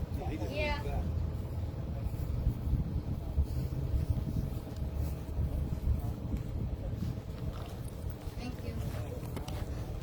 Nice. Our youth. Listen. I just want to do a rap. You can do that rap. My name is Ndole and I got into say I'm black and I'm proud all day and every day. My people work hard all day and all night. I got the black power. Oh! You got it there. You got it. Go ahead. Do your thing. I got the black boy power and I'm gonna shine my light. Listen. I got the black boy joy and I'm here to shine my light. Hey, Black Boy Joy. Yeah. Woohoo. My name is Ndole and I got into say I'm black and I'm proud all day and every day. My people work hard all day and all night. I got that black boy joy and I'm here to shine my light. Yeah. Listen. That part. Go ahead. Keep it. Everybody dance now. Boom, boom, boom, boom, boom, boom. Thank you, brother. Thank you. You said, oh, here we go. Nice. You a supporter. You a rider. I see it already. Peace. Thank you. You know, it is an intergenerational effort, and it takes a village, you know, to really raise each and every one of us. I just wanted to get up here and really, you know, transition us as we flow through the day's event. Wanted to offer, you know, a couple more just thought fillers when we are talking about equity in education. One thing that I really love and I wish that there was more of was culturally specific fellowships that explore more things than just the political aspects, but really honing in on artistic expressions. I was privileged enough to work with an organization called Juxtaposition Arts, who also is a sponsor of this event here. And what that program really is a creative incubator for young Black, brown, ethnically diverse young folks throughout the Twin Cities to have a space that, you know, they're working with professionals in their fields that assist them through an apprenticeship program that cultivates and curates their creative skills. So they focus on fashion design, tactical urbanism, which is basically community engagement strategies, contemporary arts, graphic designs, so all things digital media arts, and then also, which one am I missing? Graphics, fashion, contemporary, free wall murals. So yep, they teach the young folks from as early, I think, as like 6 or something, how to like graffiti and like how to, you know, work the spray can. And not only that, but also they get them on the computers and teach them about web development and illustrations and all of that stuff, which is a really, you know, beneficial thing. And it's an example of how we can provide alternative and non-traditional creative exploration frameworks. So yeah, I want to uplift Juxta, but then also to say that we need more programs like Juxta that expands from just even the creative to also the holistic healing and health, as well as other avenues for advocacy. At this time, I'll say we could play some music off of the playlist and give some space for folks to decide if they wanted to come on up. Thank you. To giving hoodlums life despite the hoes. The decisive fix Capone to give a pipe out of control. But the plight we're fighting is almost like that frontal lobe of our heritage. We're a kids like me who grew up savage. They got embarrassed when they went to their top. Reduce the music. Hey, also, I just wanted to step back because we had some questions coming in from the crowd, and wanted to offer that space. Yes, King Demetrius Pendleton here, independent journalist, photographer. Some people was basically asking, have you reached out to any city council members or any type of, just people in the community, if you will, to come and to join you all in what you're doing, talking about reparations, and what was that conversation like? Okay, yeah, we definitely had reached out to Jeremiah Ellison of Ward 5, or is this Ward 4? 4. We also reached out to Felipe Cunningham.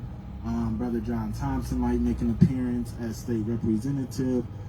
We've had a couple conversations with some of the elected leaders, but I did want to make sure that we were creating intentional spaces for people like you and I to be able to participate in the legislative process as well, and also create space where folks that are already in the political infrastructure can come and support. We didn't require much of them. Just show up. No pressure to speak. And we had some conversations. We had some. We'll get back to you about that, type of responses. But all in all, this demonstration is to express and to show that we are still able to, when they want to drag their feet, we're still able to get stuff done. We're still able to organize and mobilize in a way that that still platforms and our expressions. So yes, did you want to follow up? Yes, and also, like, by this being north side of Minneapolis, what do you want to see happen in your community, in our community? A lot of times we see the media come out when there's some type of gut-wrenching shooting. As we know, 3 kids was shot. 2 of them was tragically killed. 1 child is fighting for his life still. We want to uplift their families in our thoughts and our prayers. But what do you think about the spike of violence that's going on in the north side of Minneapolis? And also, what do you see, what changes you want to see come upon this area?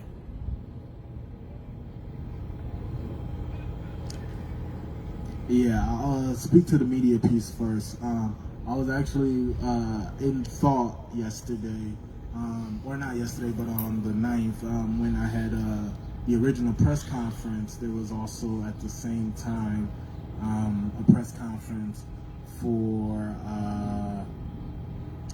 I can't remember, but it was some press conference, and I believe it was at the result of one of them police involved extrajudicial murders or brutality cases.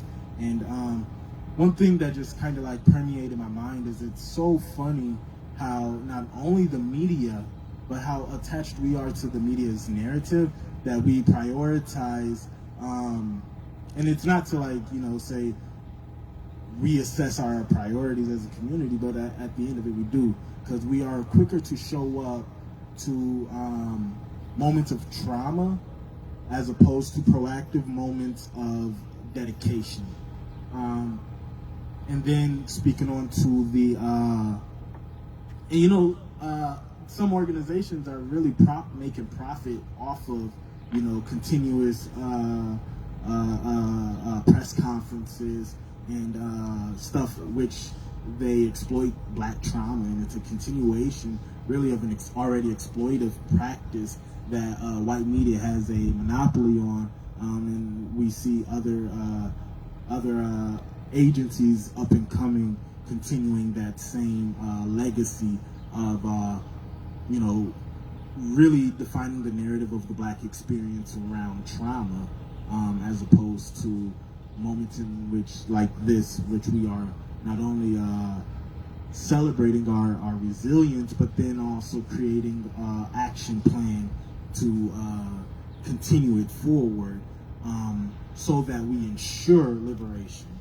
I think that when we're talking about intercommunal gun violence, because I don't believe in the term black on black crime, but I do believe in crime as a result of proximity, right?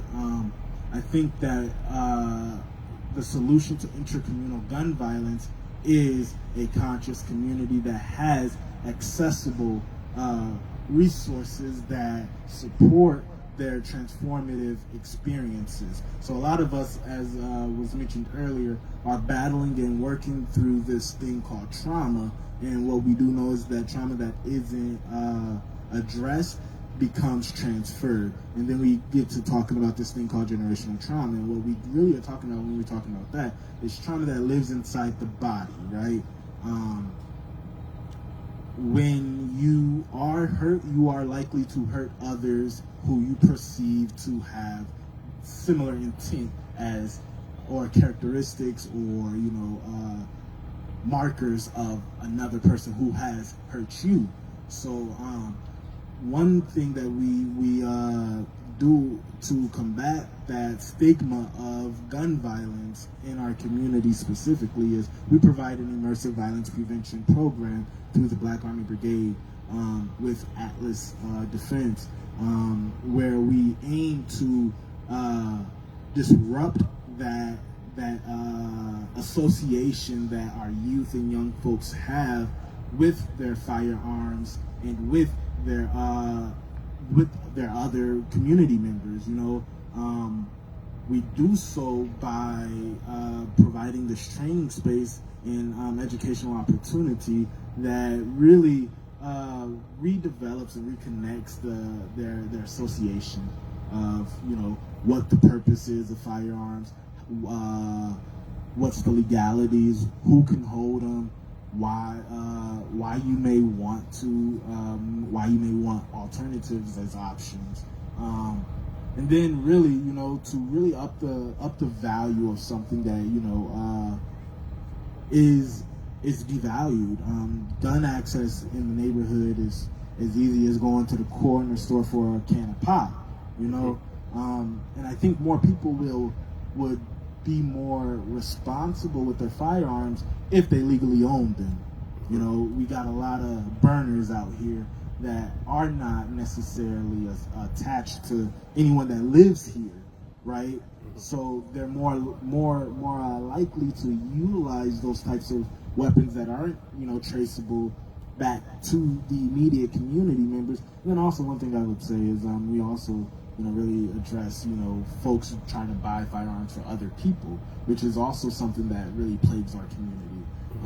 And it sets up our community for further exploitive and intrusive over policing, because we are also contributing, and it's not that it is our fault, but it is how we respond.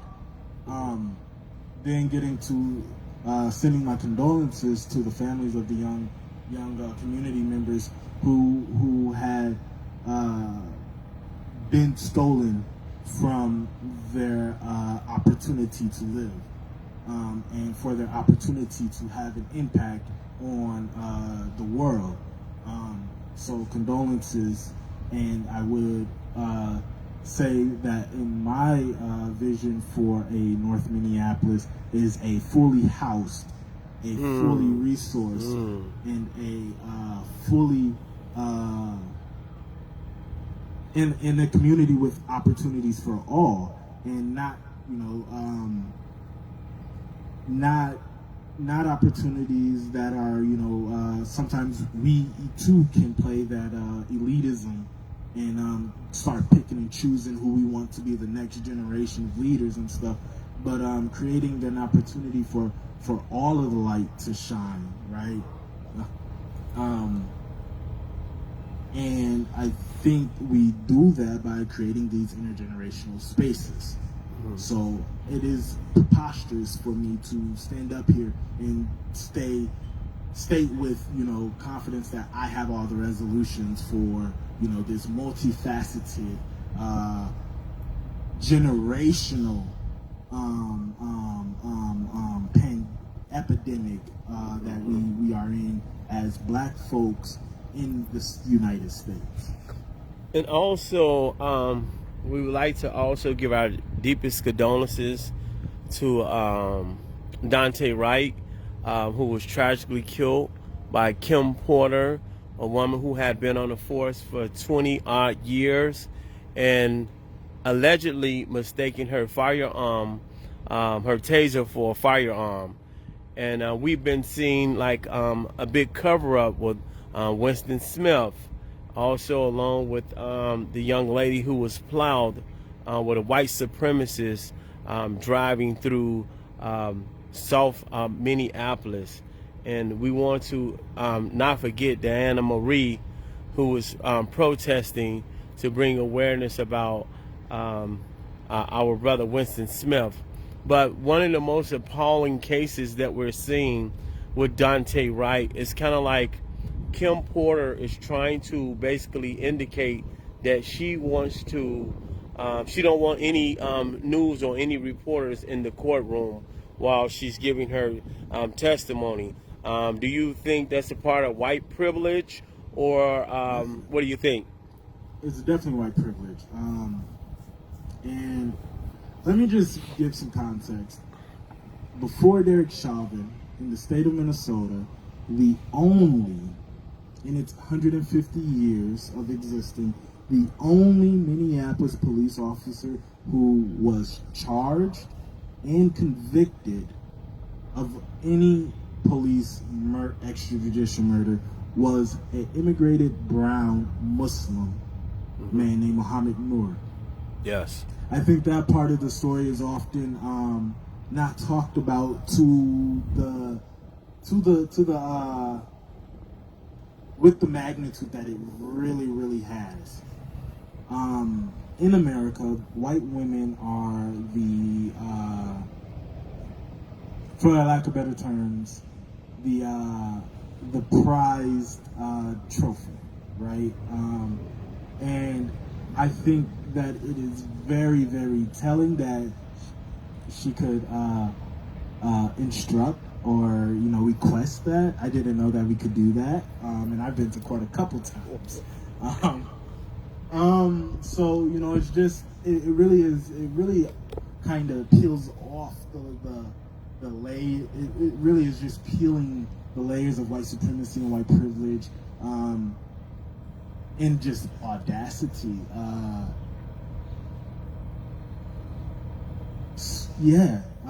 That's all I can say. It's white privilege at its finest. Also, we want to talk about the accountability that's going on with the Frazier family. We seen Deanna Frazier basically was testifying in the Derek Chauvin trial. What she had did was very courageous for her to basically stand up there and basically speak power to truth. How she took a deep breath and indicated when counsel basically asked her, didn't the viral video change your life? And he was trying to be very condescending, but when she spoke power to truth and indicated that could have been her brother, that could have been her father, that could have been her friend, that could have been, just say somebody, that she know, a classmate. But the way she said it was very impactful. And then several months down the line, as we get a conviction for Derek Chauvin for on all 3 counts, then you have a police driving recklessly through our community and plows into Deanna Frazier's uncle and killing him expeditiously.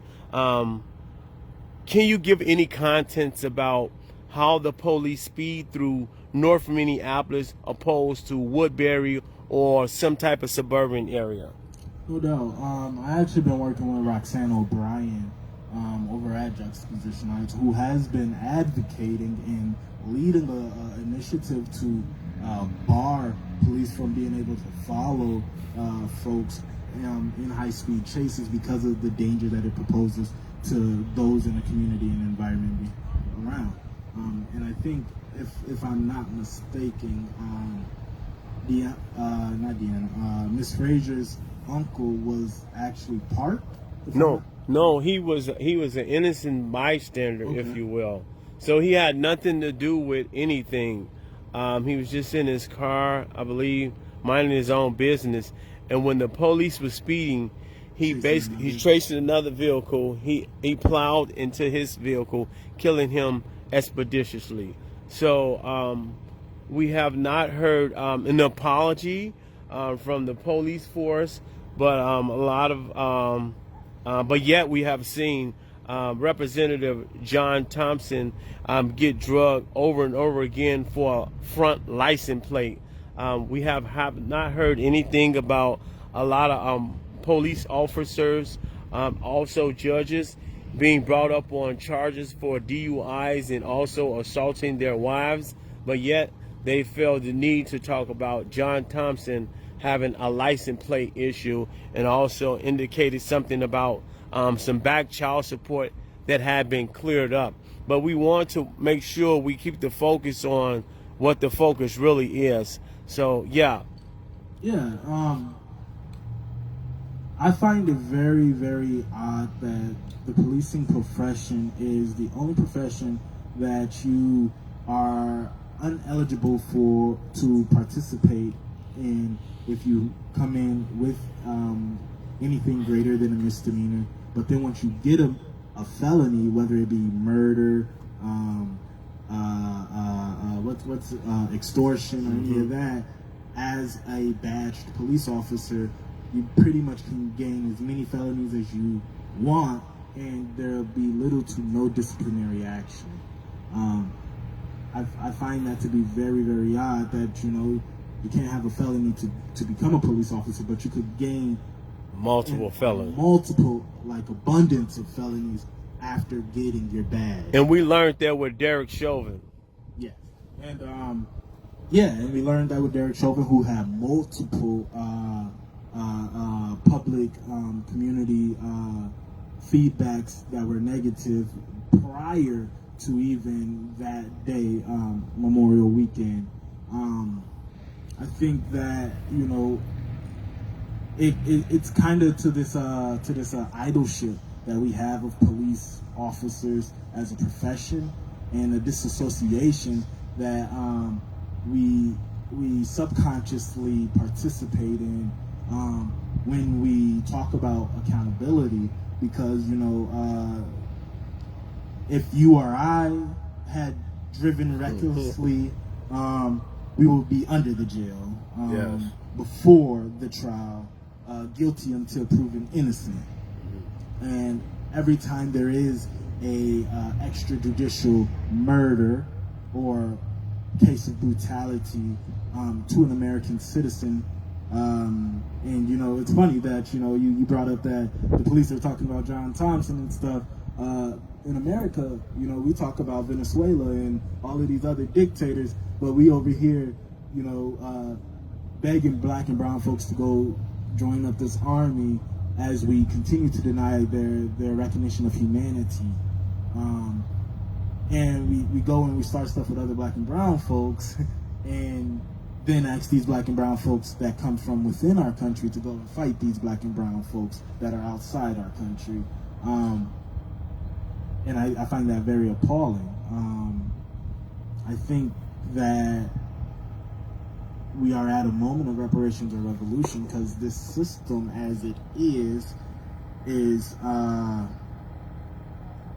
evil. It's devious. It's working exactly as it was designed. And if we are to evolve away from our attachment to these systems and values of capitalism, we must first participate in these types of demonstrations where we are drafting our own articles of reparations, where we are creating the co-space to co-create institutions for our community, by our community. Also, within case in point, I also wanted to ask a question, and also lots of people want to know this answer. With the George Floyd trial that happened, we seen billions of dollars, just so we clear, billions and multitudes of dollars flood through our community with the uprising and the burning of Minneapolis and St. Paul, the looting. The Honorable Reverend Dr. Martin Luther King said, whenever you see a person looting and rioting, these are the voices of the unheard. And once we've seen that, and we've seen so much money come in our community, why are we still having a problem with housing? Why are we still having this question about people getting into treatment to try to get themselves together?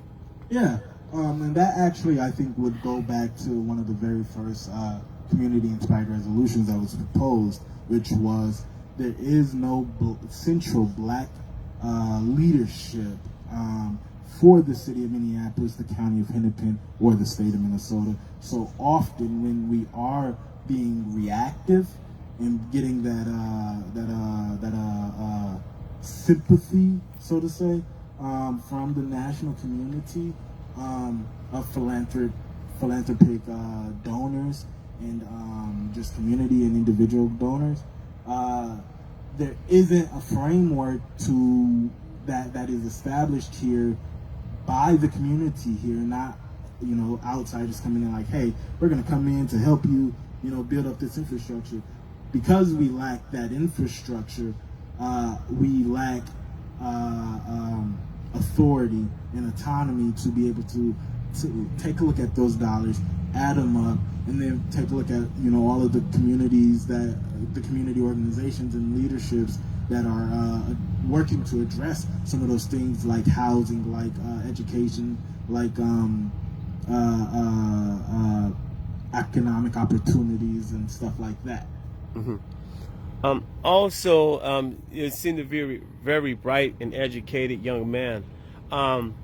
Would you like to see some programs, if you will, that comes back in our community, such as carpenters, such as individuals being electricians, individuals being barbers, individuals learning how to do photography, just different things that a lot of times we've seen taken for granted, that has been taken out of the school gymnastic, people learning about their true self, religions, if you will, if a person wants to participate in that. But we've seen a lot of things taken out of the school during this era that we have now. So a lot of individuals does not have the copanism or the skills to deal with life on life terms. So we see a lot of depression, we see a lot of suicide among our youth and everything. And some of our children are not knowing which path to take, if you will.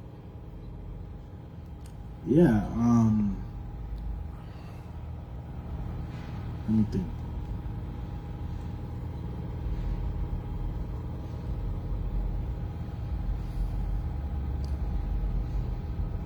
My response would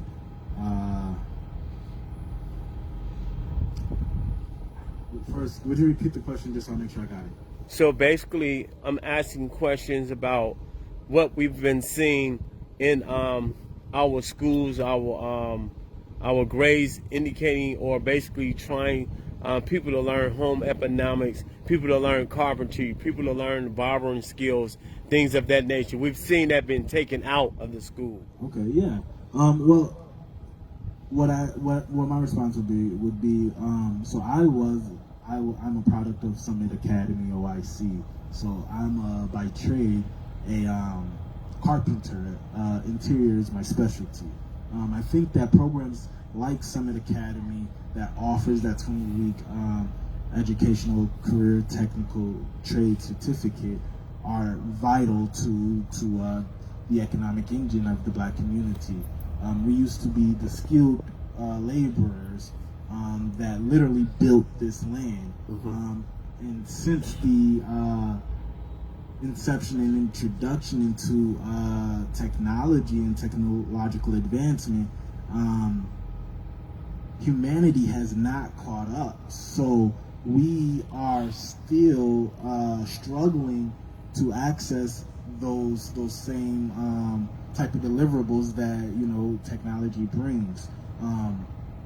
I think I also noticed that, you know, a lot of those programs are being stripped out of intercity schools and then being funded in suburban schools. So it also goes to that element of neighborhood organizing, in that we are not, you know, getting on these boards, the neighborhood association boards, the park and school boards, that would have that decision-making influence to be able to allocate funding resources to be able to sustain those programs at our inner city schools. Then on the flip side, it is very tiring to try to work within a system that is dedicated to my destruction and my nieces and my nephews and my grandparents. And, you know, there was a saying from James Baldwin some years ago about, you know, how much time do you really need? You've had my grandmother, you've had my great-grandmother, you've had my uncle, you've had my parents, you've had my aunts, and now you're at me. And we're 60 years removed from the voting rights and civil rights acts of 1950s and 60s. And we are still, in Minnesota specifically, we are still top of the worst and bottom of the best in all elements of social and community framing.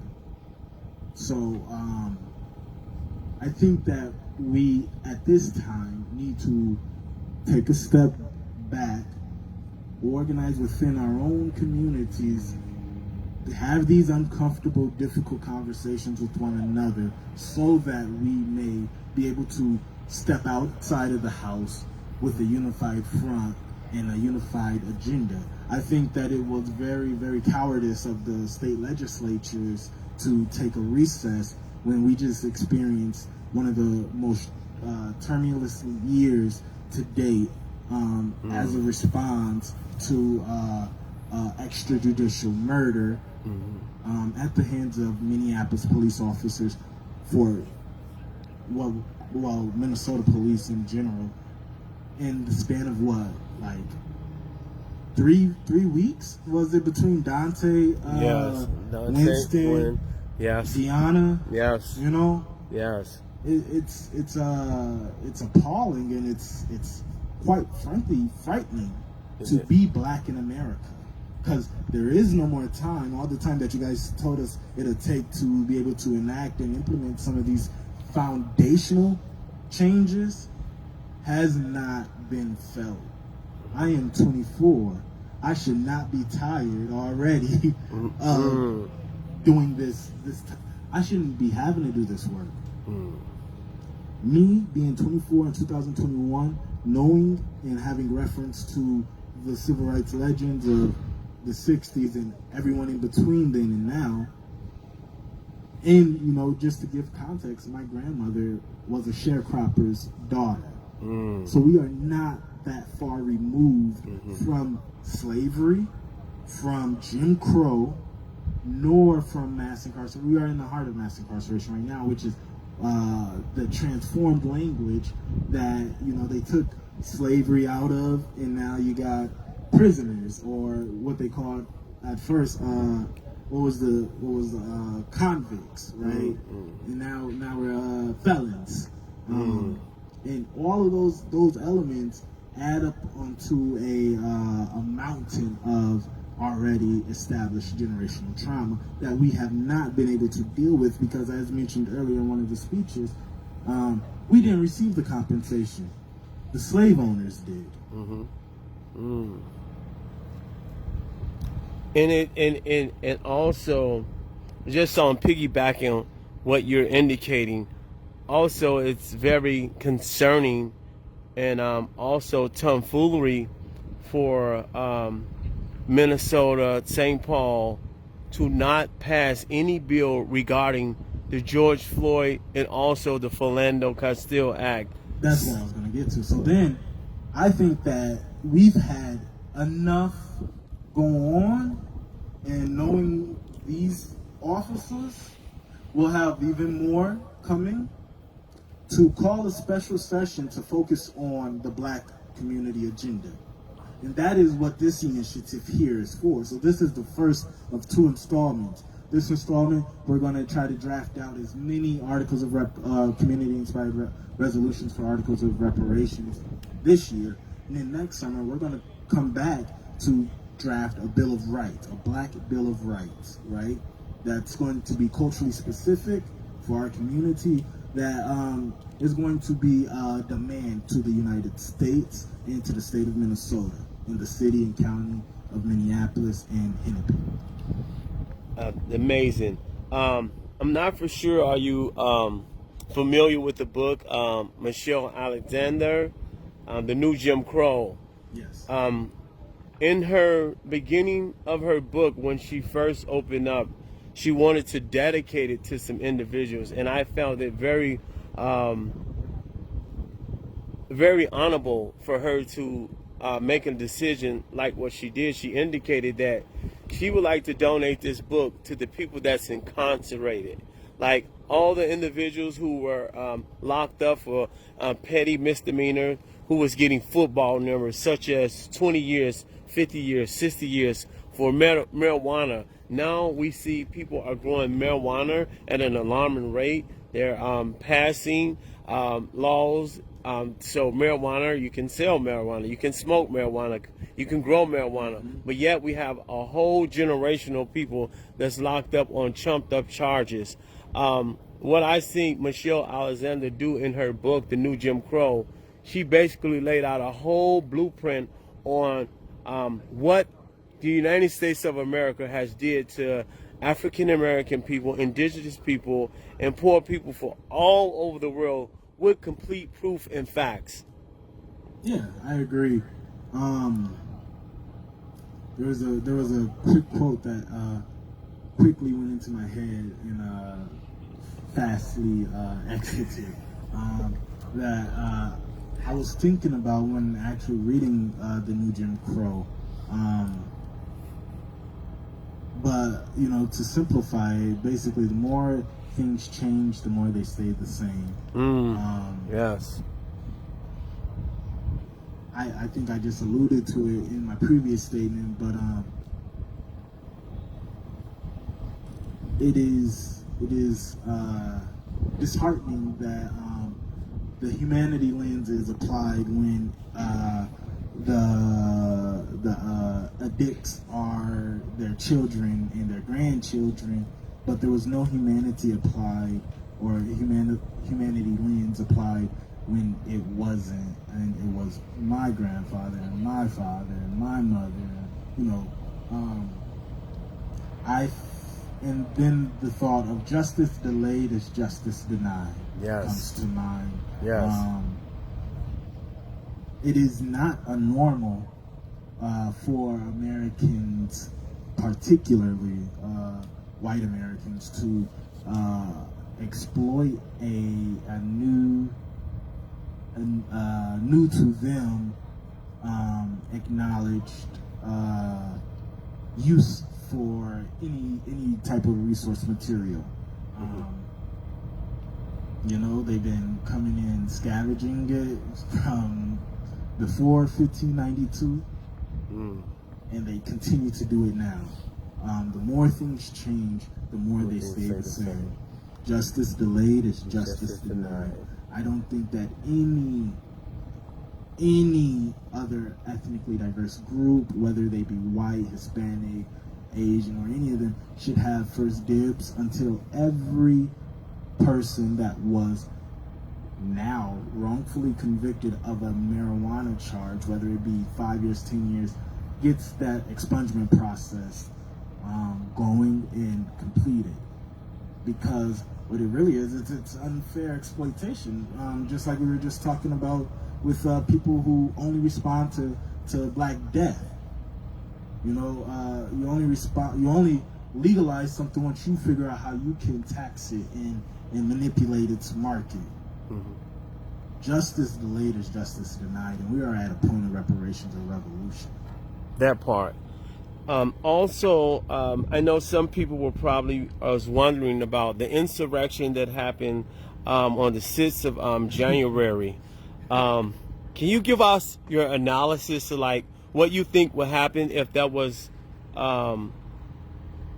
black individuals going to storm the Capitol, one of the most secure places in the world, and how we've seen police officers were in cahoots with it as well, and how also some police officers opened the floodgates to let them in, if you will, and how they were basically getting slaps on the wrist for the tomfoolery acts that they did. No doubt. And I also want to like just, really raise like, most of these folks that did that are the same people who would say blue lives matter, yet they beat a cop to death. Just want to say that one more time.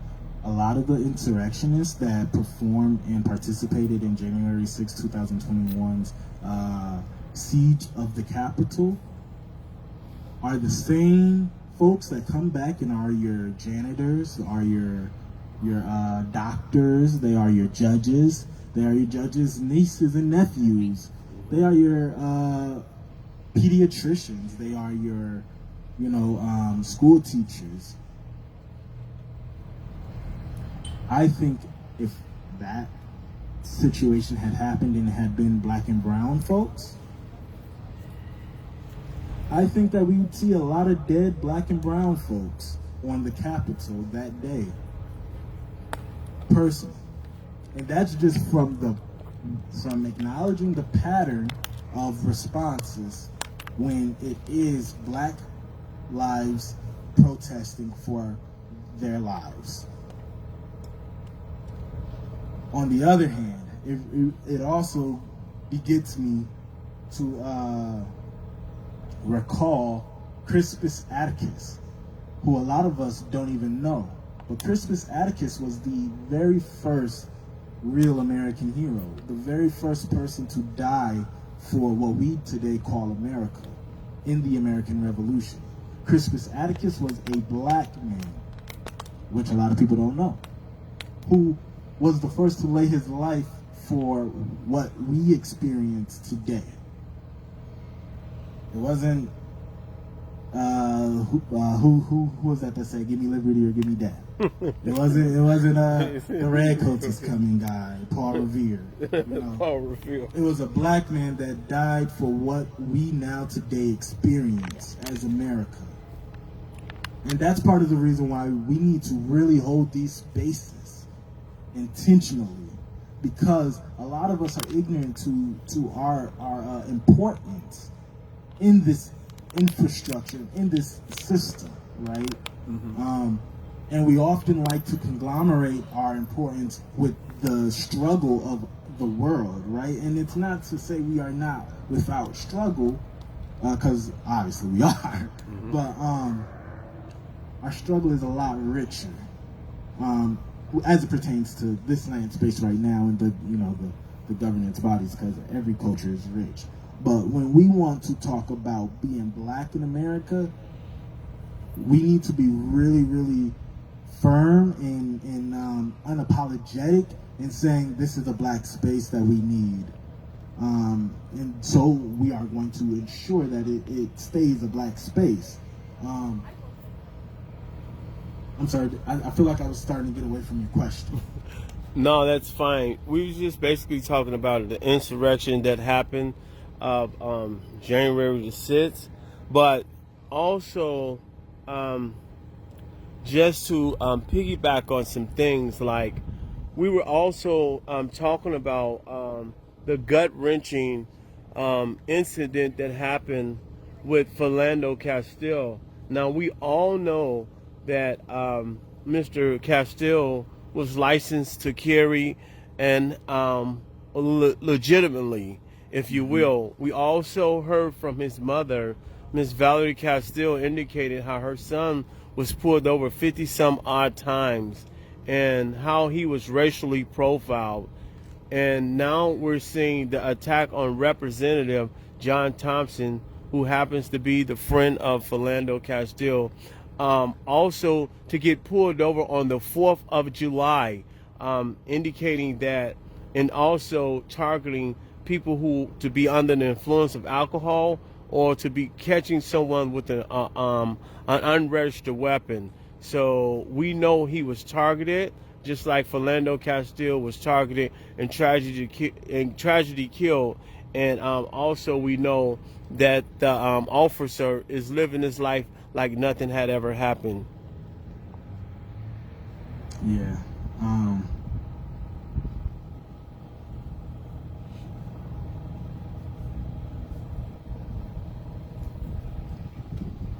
Give me a moment.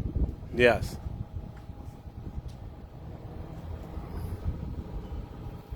Bossman is the individual speaking. I have his name tagged in this conversation. He is the one that brought all this together.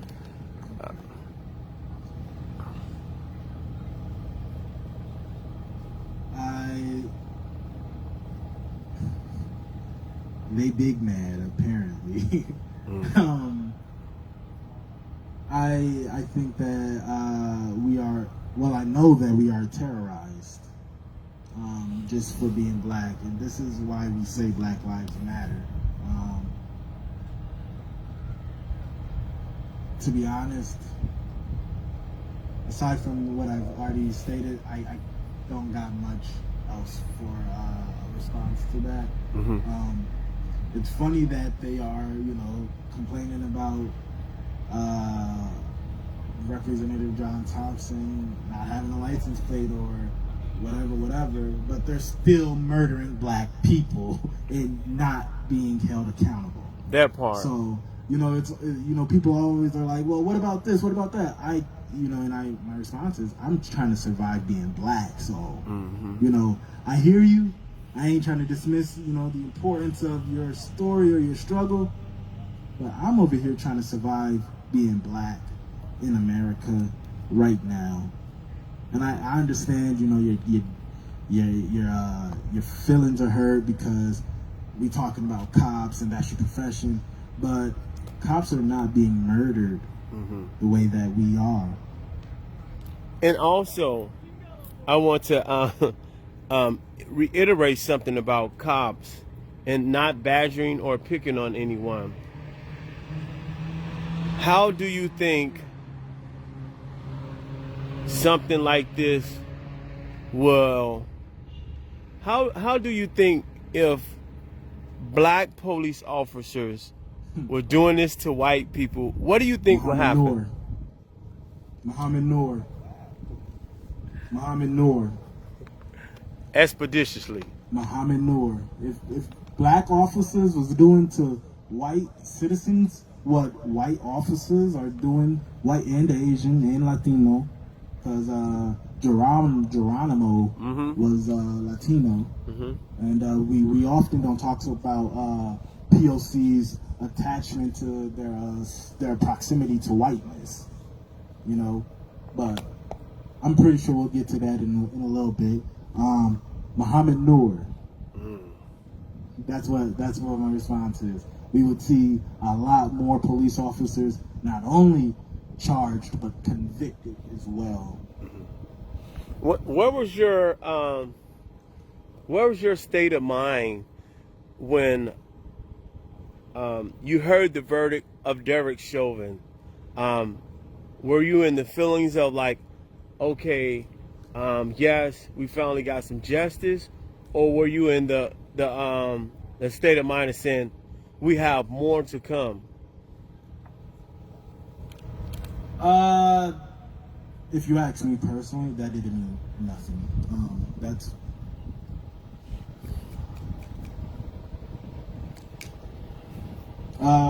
I think that there's always more room to grow.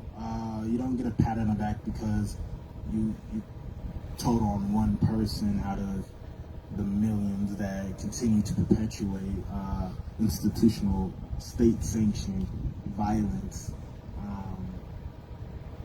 You know, it reminds like Mike Freeman. You gotta go. Listen. You gotta go, Mike. You were super rowdy about it when you were able to prosecute a black man, whether he be immigrated or natural born,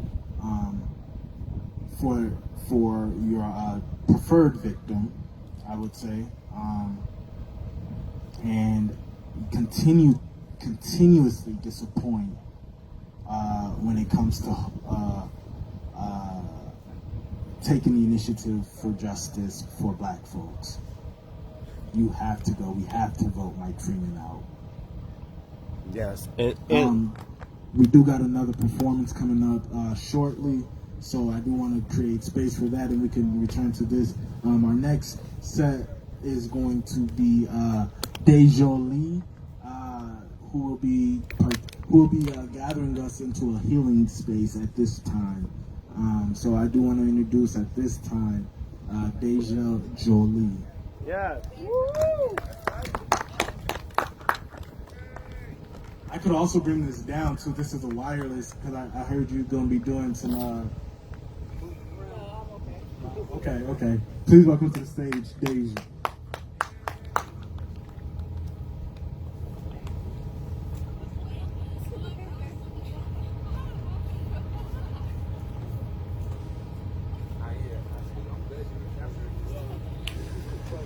All right. I am Deja Joelle, a healing artist based here in the Twin Cities, St. Paul specifically, Rondo community. I just want us to begin by making a rhythm together. Yeah, are y'all ready? Okay, let's go.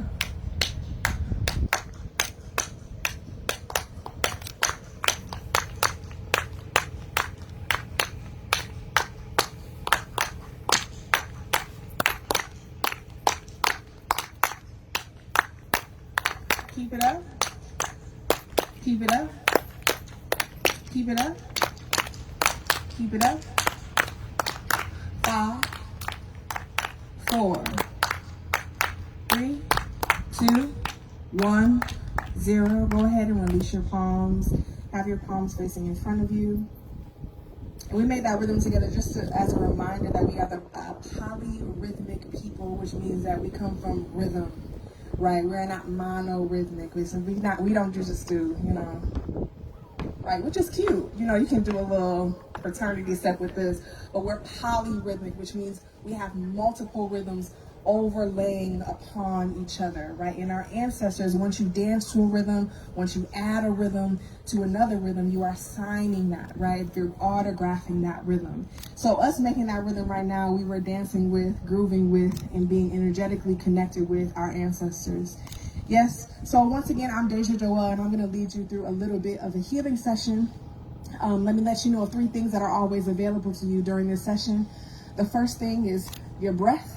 Inhaling through your nose, exhale through your mouth. We'll do that one more time. Inhale, exhale. Hey, that feels so good. The second thing that's always available to you is hand over heart.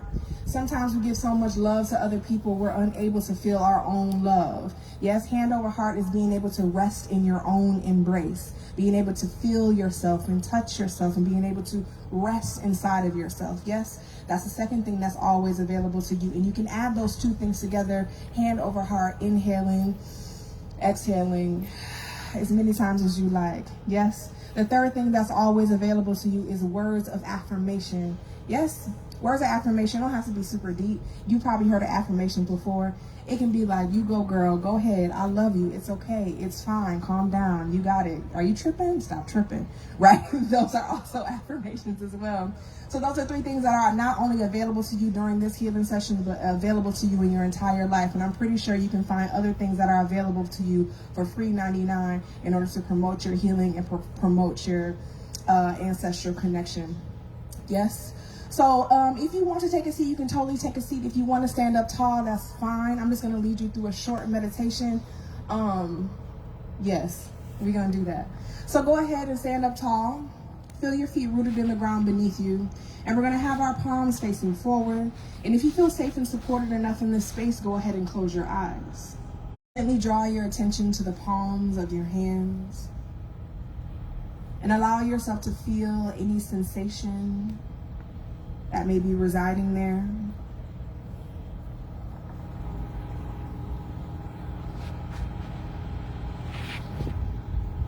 And when you are ready, gently imagine your blessings, your opportunities, your love and support, and best case scenario weighted directly in your palms.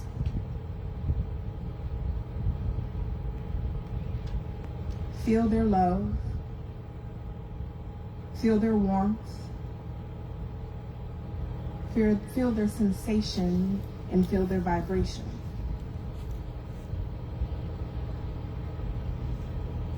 Let that vibration begin to travel through your entire body, starting with your palms, moving through your wrists, your forearms and elbows, moving through your triceps and biceps up to your shoulders, your collarbone, your neck, your throat. Let this vibration relax your chin, your lips, your tongue, your nostrils and cheeks.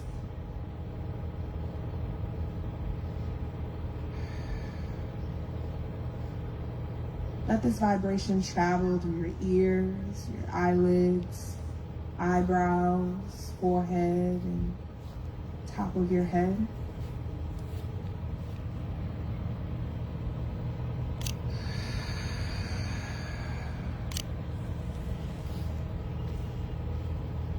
Allow this vibration to travel down your spine, resonating and weaving through your rib cage, embracing your organs and intestines, allowing you to feel ease, love, and support.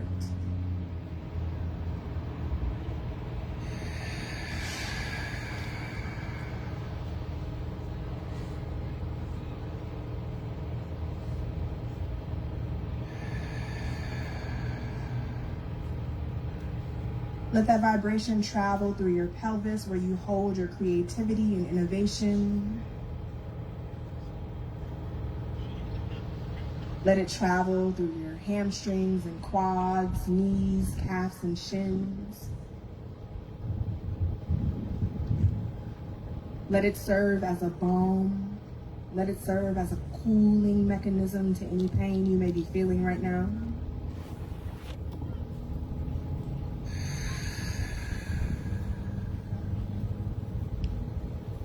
And allow that vibration to travel all the way through your feet, extending past your toes.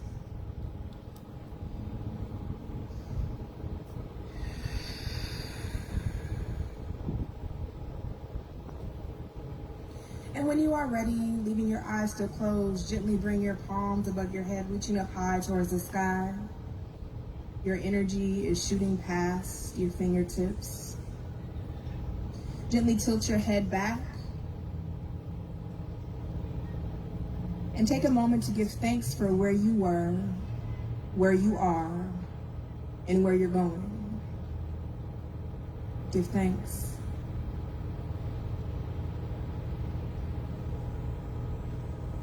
Go ahead and bend yourself down so you're touching your toes or as far as you can.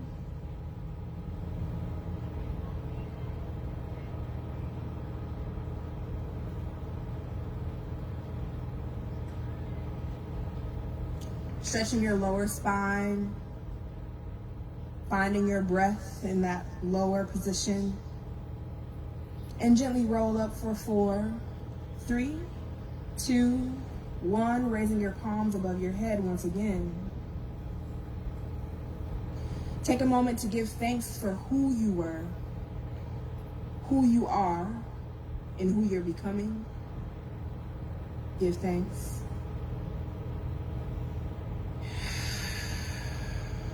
And gently roll down for 4, 3, 2, 1.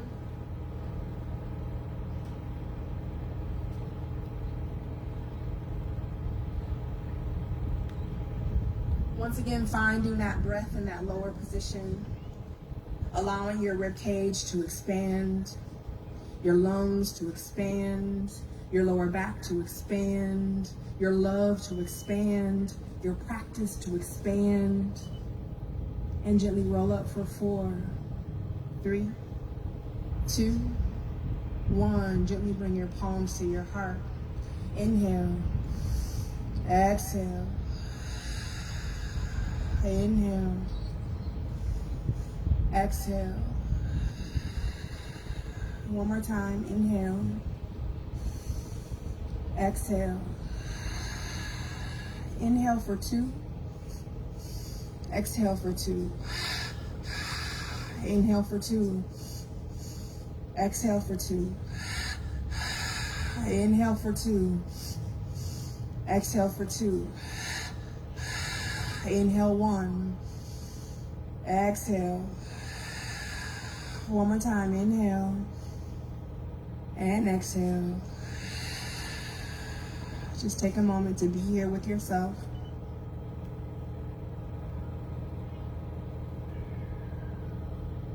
Allowing yourself to understand that you deserved all good.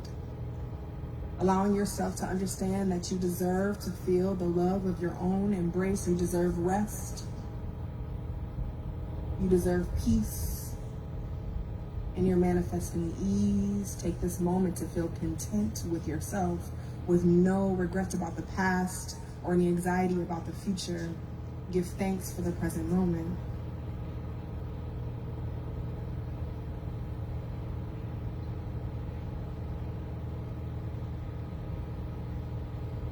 Gently lower your palms to your side and begin to roll your head in a circle. Recognizing that you deserve this movement, you deserve this rest. Gently reverse that circle.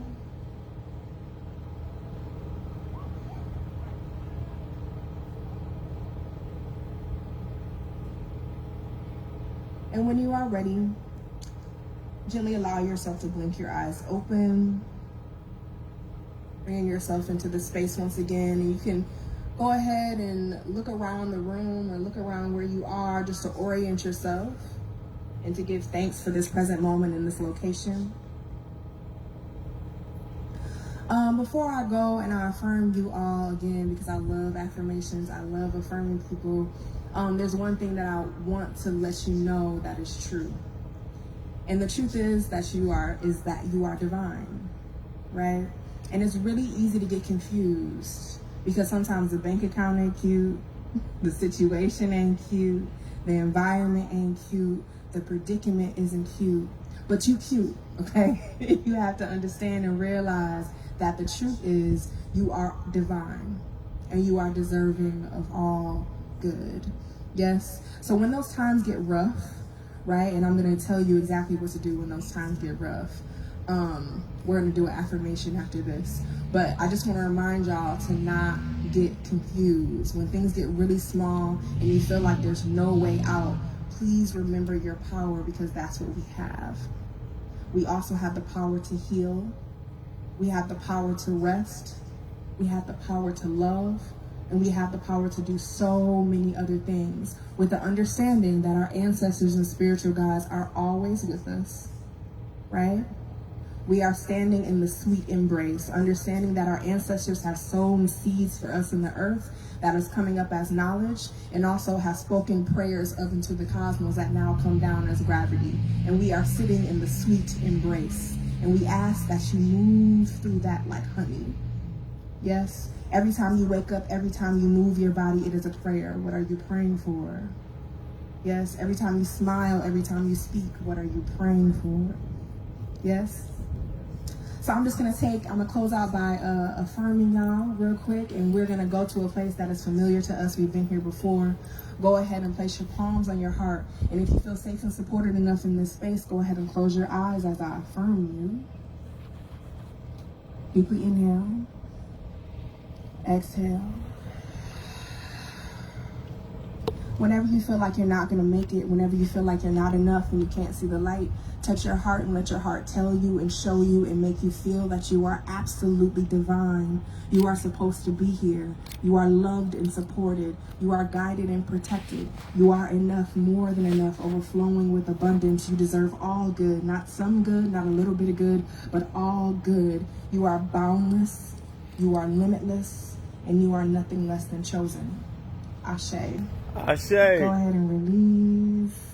Thank y'all for inviting me here today. And if nobody told y'all today, I'm going to tell you anyway, even if somebody did. I love you so much, and I'm proud of you. I'm Deja Joelle, and I hope to see y'all soon. Right. Woohoo! Welcome back, Black family, to the Twin Cities Black Communal Legislative Assembly. At this time, we are honored to introduce, well, first off, thank you, Deja Jolie, for that powerful and timely brain break and love on session that we just was privileged to be led and guided by your creative expression and artistic genius through. At this time, we are preparing to bring on a powerhouse in the city, the one and only founder and president of the Black Women's Wealth Alliance, Miss Kenya McKnight Ahad. It's on. Gotcha. Good afternoon. How y'all doing out there? All right. All right. So my name is Kenya McKnight Ahad. I am the president and CEO of the Black Women's Wealth Alliance, a public benefit corporation located here in North Minneapolis that focuses on building Black generational wealth by leveraging the Black financial influencer, Black women, to cultivate her strategies to help her create wealth that will influence our communities and her families through generation. So a little bit about our work. We were founded in 2014, and it really inspired in 2014 with a group of 20 Black women that got together to talk about our financial state and our frustrations and need to build a clear pathway to prosperity. We met right here on Broadway at McDonald's for 6 months every week, figuring out a pathway for ourselves, and we settled on a few things. One is that our pathway had to be cultural, about us as what we identify as being historical Black women that have been in this country for hundreds of years, who have a little different story. And two, that our movement had to be about building ourselves up with skills and knowledge and networks. And three, that we had to provide financial assistance to invest in our capacities directly. So from that, we've had quite a journey. We've been a lot of different things and have created a lot of innovative ways to show up across our community. That has resulted in us serving over 4,000 Black women across the state of Minnesota and facilitating about $930,000 worth of small capacity grants to Black women, helping to inspire hundreds of businesses, startup. We've supported and sustained lots of businesses, including from Black men, and we've helped over 200 women, 300 really, get access to first-time home buyers education. We know for sure that 200 have completed their certificates, as well as about 37 women in the last 3 years have closed on homes. But we don't really know the full impact of everything we've done. Our goal has been to inspire our community to become conscious of our money through our approach of cultural wealth education, business technical support, so that our businesses will be better aligned with marketplace opportunities, but that entrepreneurs will also see their businesses as assets, right? Wealth tools that will last through generations of their families. And finally, professional development to help build the skills and networks necessary to access and retain opportunities, which is critical. And the financial support, of course. So that's been the scope of our work. We center our work on what we call financial trauma, that Black folks have been experiencing in this country for hundreds of years through white systematic oppression. And there's a whole history of why that matters and how that has showed up, from the economics of slavery to the economics of the tobacco fields to the economics of the prisons and schools to the economics of almost every facet of our ingenuity and skills that have been capitalized on through white supremacy, right? Say that.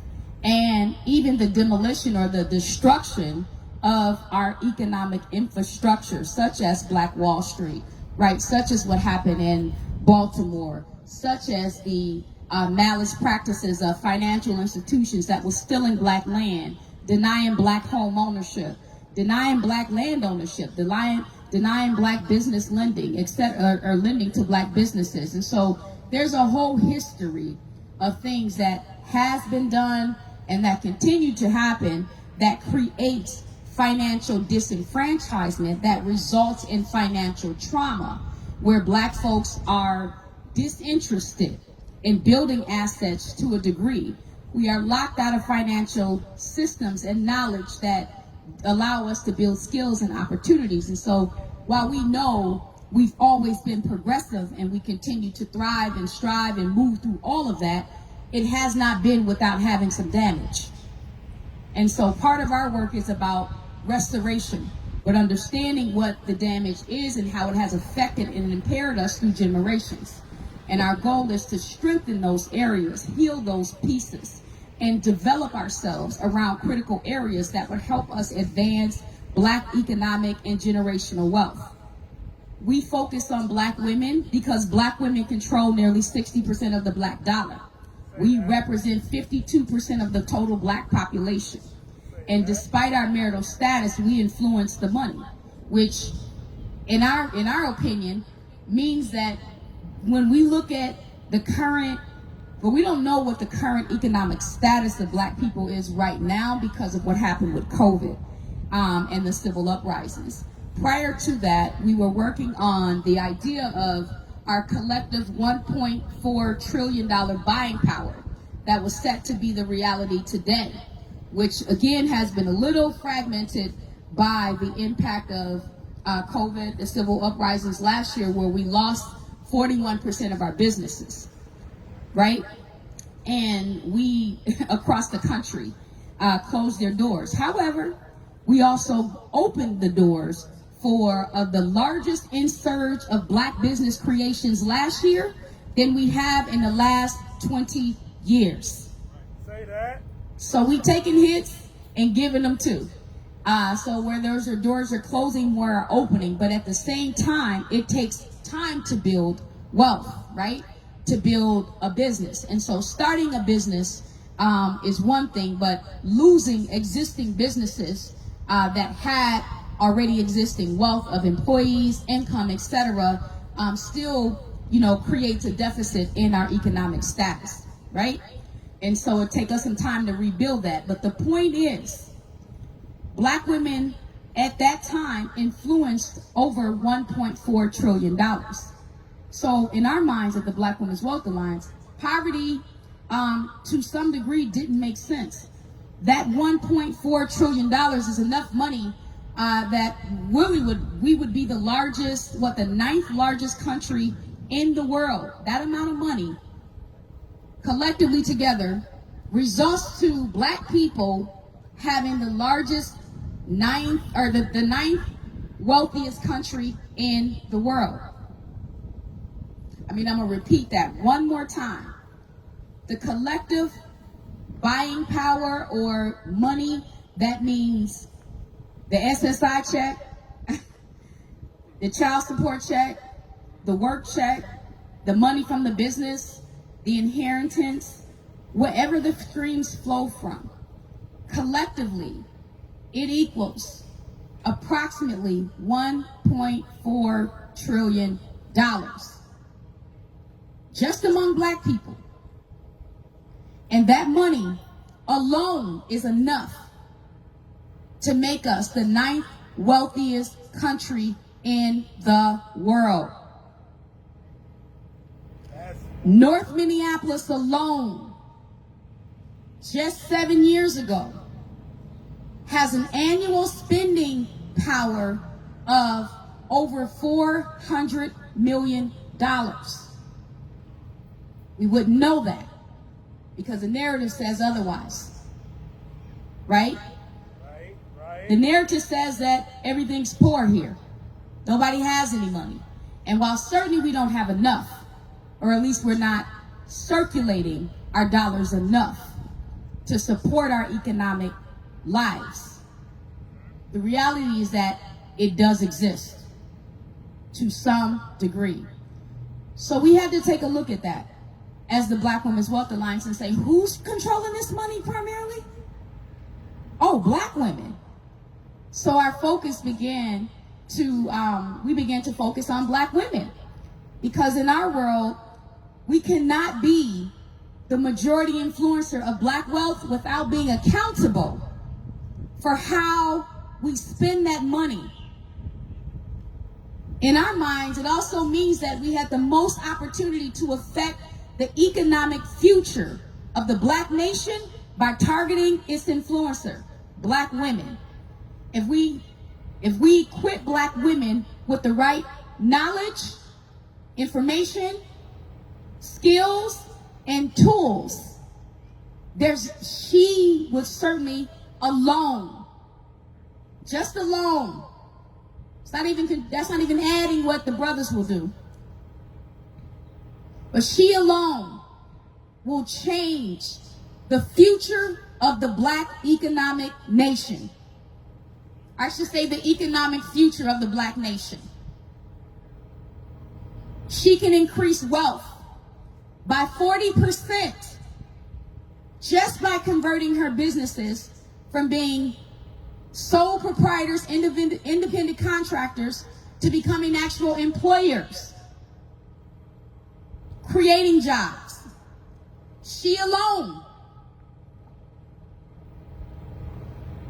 can change the spending habits of her family by having budgets, by creating visions, by having conversations with her family, by creating a plan that helps direct how the money that comes into her household flow. So our work is focused on Black women for that and other reasons. Black women are also leading new business startups across the country, has been for the last 20 years and still is now. While that does not always translate to success without having the right strategies and knowledge and income streams for her business, it is certainly a strong force of energy, entrepreneurial energy that she's generating.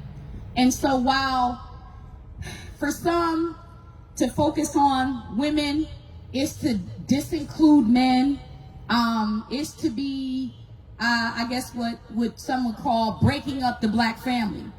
But I just want you to know this: a nation has never, and it will not ever, rise any higher than its woman. The conditions of any woman, and specifically Black women, will always dictate the conditions of the Black nation. She's mama. She holds the culture. She's the caregiver.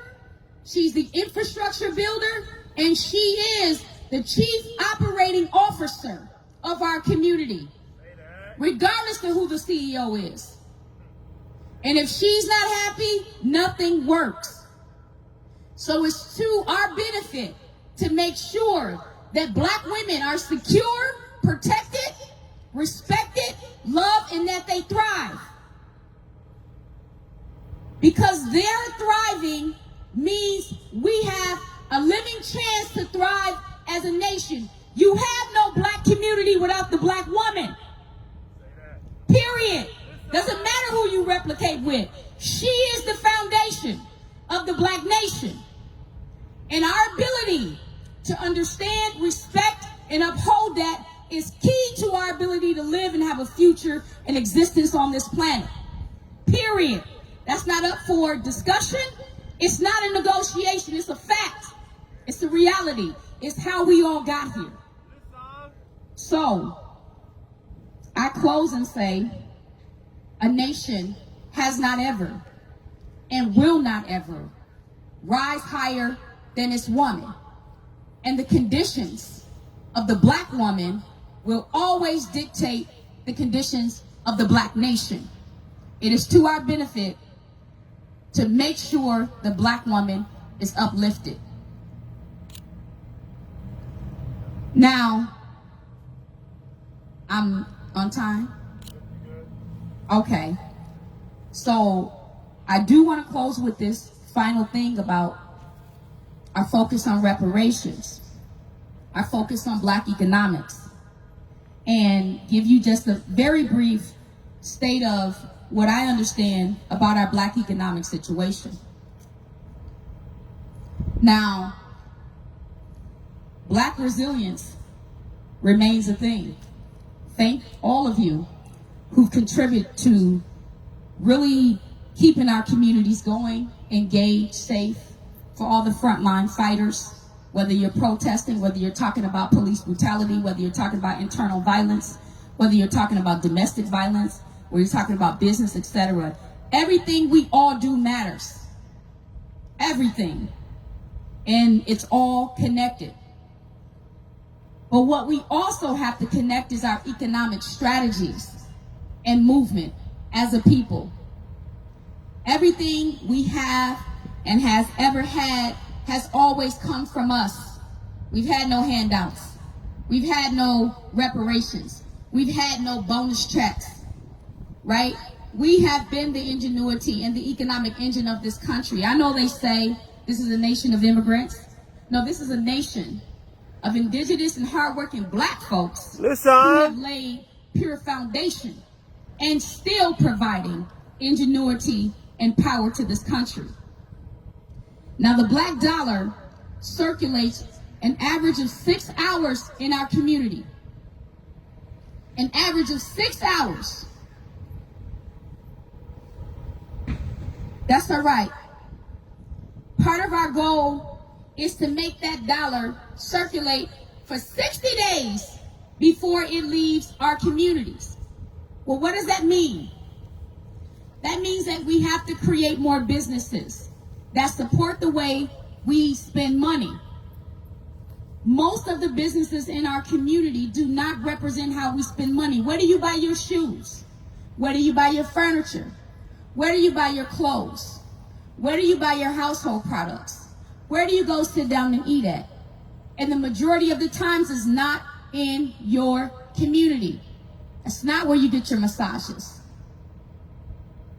That's not where you go get your tuxedo.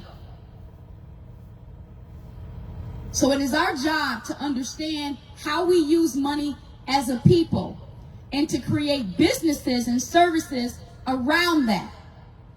That's how we retain the money. If we don't provide our people with the type of services that we need and use, then we have no way to keep our money and create jobs for ourselves inside. We have to move away from just shaking trees. We are great at shaking trees. We are strong advocates, activists. That's part of our legacy in this country, and we should continue it, raising our voices. There's no question about that. That's from the civil rights era. But so the reason why a lot of them were executed is because they began to move in the economic era, which is part of our work today, which means that we not only shake trees and have fruit falling everywhere, right? People with baskets catching it. What's up? They catching it, right? But see, those people ain't us. White folks and other people, they got the baskets. We shaking the trees. We got all the power to burn that tree down, to bust it down, and all the fruit is going to drop. But we're not the ones catching it to implement the very ideas and goals that we have. That was part of the civil rights era. The other part, that's part of our job to carry forward, is the economic aspect of that era. That means we now develop baskets so that we are the ones catching it. We are the beneficiaries of the very fruit of our own labor. That means we have to develop the infrastructure of businesses, of services. We have to purchase more land. We have to be more conscious. We cannot afford to look good and do bad. Listen. Our future depends on it. We're established as spiritual, creative artists, great people. But we're also established as the economic engines to everybody else's vehicle except our own. Say that part. We're loving good people, but it's time to invest in ourselves more. And this is part of what it looks like. Not just supporting a black business that's going to go out there and spend all their money with everybody who ain't black. We want responsible business owners who are going to create jobs in our community, but also reinvest their money by spending with other black vendors as well. We need to own commercial property, residential property, vacant lots. We need businesses across the way government spends money. Minnesota has a $2 billion spending power just at the state alone. Black people get less than $1 million of a $2 billion spending budget. Our job is to understand that and create businesses around that so that we can access that money. From the city, the county, the schools boards, across every area that money is spent. So we've got to bring ourselves up to that level and engage it. It's not that easy. There's a lot more that needs to be done, such as capacity, making sure your products are developed, having the right money to wait until you can get paid. There's more, but the point is we got to think bigger than what we see in front of us. Focus on our future. So that's really it. I know I'm kind of all over the board, but I'm trying to get in everything I can get in this little time, really to talk about our future depends on us. Our ancestors never waited for anybody to give anything to us. Not even respect. Whatever we have, we've established on our own. And we're still living on their legacy. What legacy will we live? Will we leave? Will we build? It is not enough for us to just keep talking about what our people have done in the past. What will we do today for the future? That's our job. And that's what we have to get focused on, even more than we are, and invest in it by your actions. Enough talking. Get to work. And don't look up until the job is done. Listen. Thank you. Thank you. Yo, yeah. I don't even want to end it.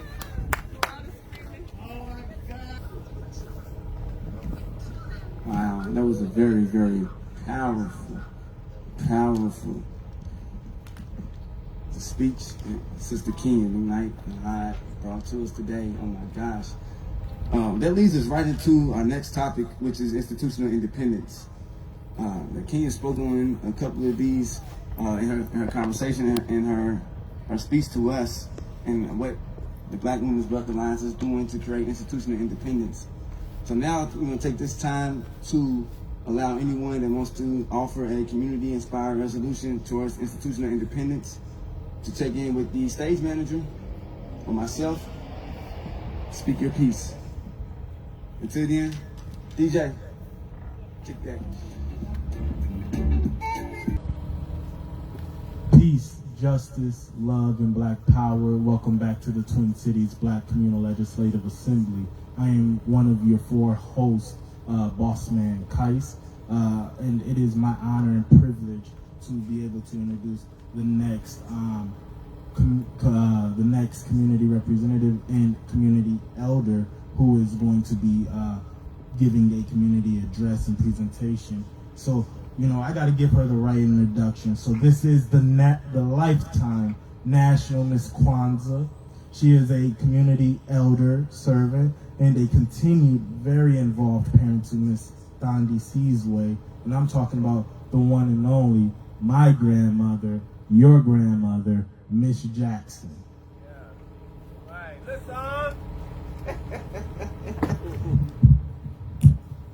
Does that mean that that was a clap, clap, clap, clap, clap, clap, clap? Okay, thank you. So, one might want to know, what does it mean to be a lifetime national Ms. Kwanzaa? And that means that not only do you have the title, but that means that you are so enthused about the title that you work very hard with the platform, because you are extremely passionate about spreading the word and advocating about Kwanzaa as a way of life.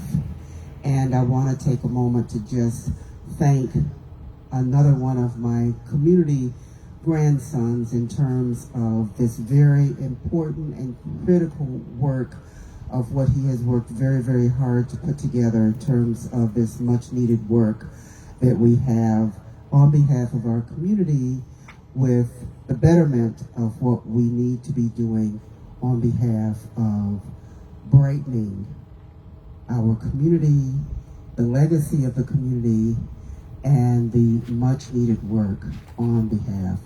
And when we're talking about Kwanzaa and Nguzo Saba, we're talking about the 7 principles of Kwanzaa. What I'd like to do is to start with Kujitalia, which is self-determination.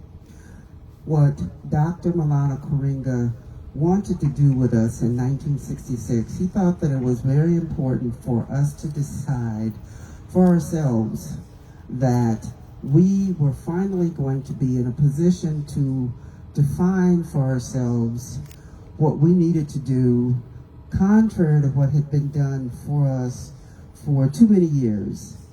What we wanted to be called, how we wanted to be called, how we wanted to be named, because we had been snatched from the continent as we were minding our own business, frolicking in the sunshine, amongst the trees, minding our own business, brought to this country in chains, and then determined that we were going to be chattel, property, and being made to build this country. So Malana Karinga decided that no, we were going to fight against that, and that it was time for us to decide that no, we were going to decide what we were going to be called. No longer were we going to be called nigger, no longer were we going to be called Negro, but that we were going to decide that we were going to be called very proudly African, American, Black, etc. But that most importantly, we would decide what we would be called. And so he decided that there were going to be these 7 principles, starting with Umoja, which was unity, and that we would decide that we would stand together as one. And for those of you that don't know, part of that was also the beginning of Kamoja, our very own radio station that started about 50 years ago under that auspices. And so with that began the very beginning of our own radio station. So I always like to start with self-determination and Kujitalia. From there, I like to go to Nia, which means purpose. And even when I work with our babies, I think that it's very important, even pre-birth, for us to talk about how do we want to be, as I say, when we're laying up there inevitably in the box, how do we want people to speak to our purpose? How do we want to be remembered? What do we want that legacy to be? And what do we want people to say, and how do we want to be remembered? Our purpose, our Nia. And with that, I talk about 3 questions. The first question, who am I? Am I who I think I am? Am I all that I can be? And if in fact we ask ourselves those questions on a very regular basis, then I think that we will really live a very full life in terms of how we will maximize our life journey. And so that if in fact that purpose is a full purpose, that we will definitely make a difference in terms of how people will speak to our life journey, then it will be in fact a full life journey. And from there, then we will then really speak to that full self-identity. So that from there, we will definitely know what that self-identity will be. And from there, then we will be able to speak to the self-esteem. And so once we speak to self-identity, then from there we will move to self-esteem. And what does self-esteem mean? Well, how comfortable are we with our feeling about self? As we know, here in America, from the moment that we wake up, everything that comes at us is contrary to that visible that comes at us from the first thing that we see, first thing in the mirror.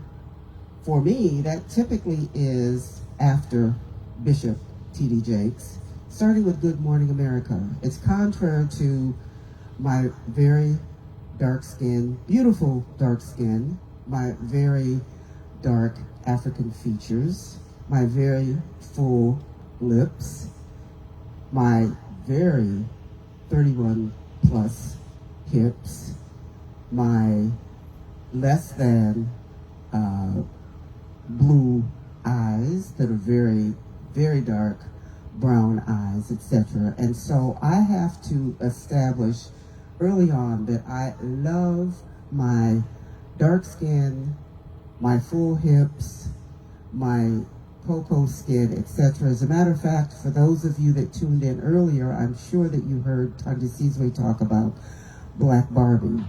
And so if in fact we're comfortable with our self-esteem, then you can look in the mirror and smile broadly in terms of knowing your self-esteem. And then from there, you can then say, I'm very, very comfortable with then the self-image that I am projecting.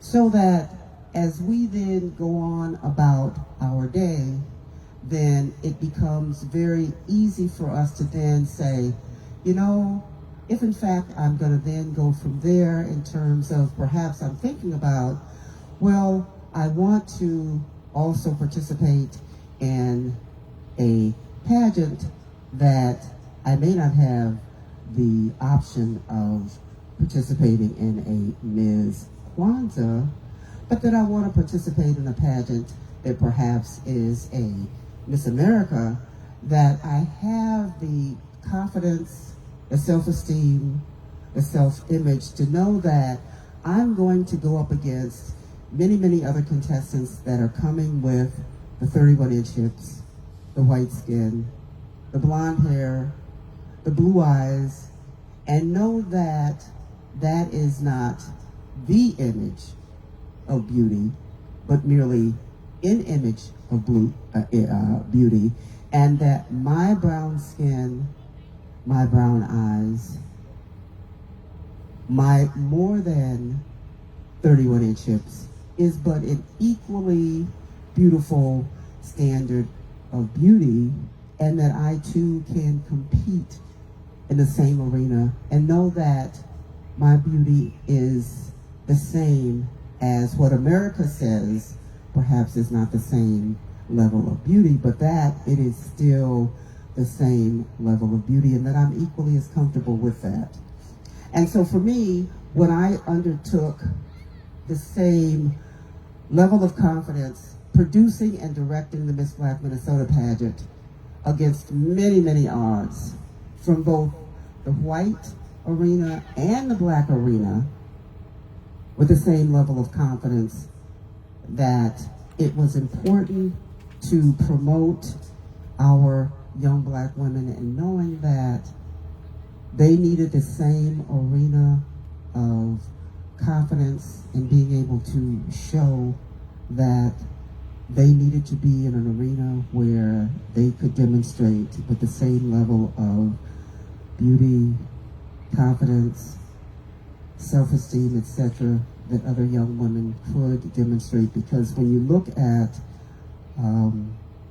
the pageant arena, many of our women across the board have cut their teeth on pageants and gone on to do many, many great things. As a matter of fact, when I think about Halle Berry, for example, she actually was the first runner-up, and look at what she's gone on to do for Miss Teen America. And that goes to show that there are many, many great things that you can do from there.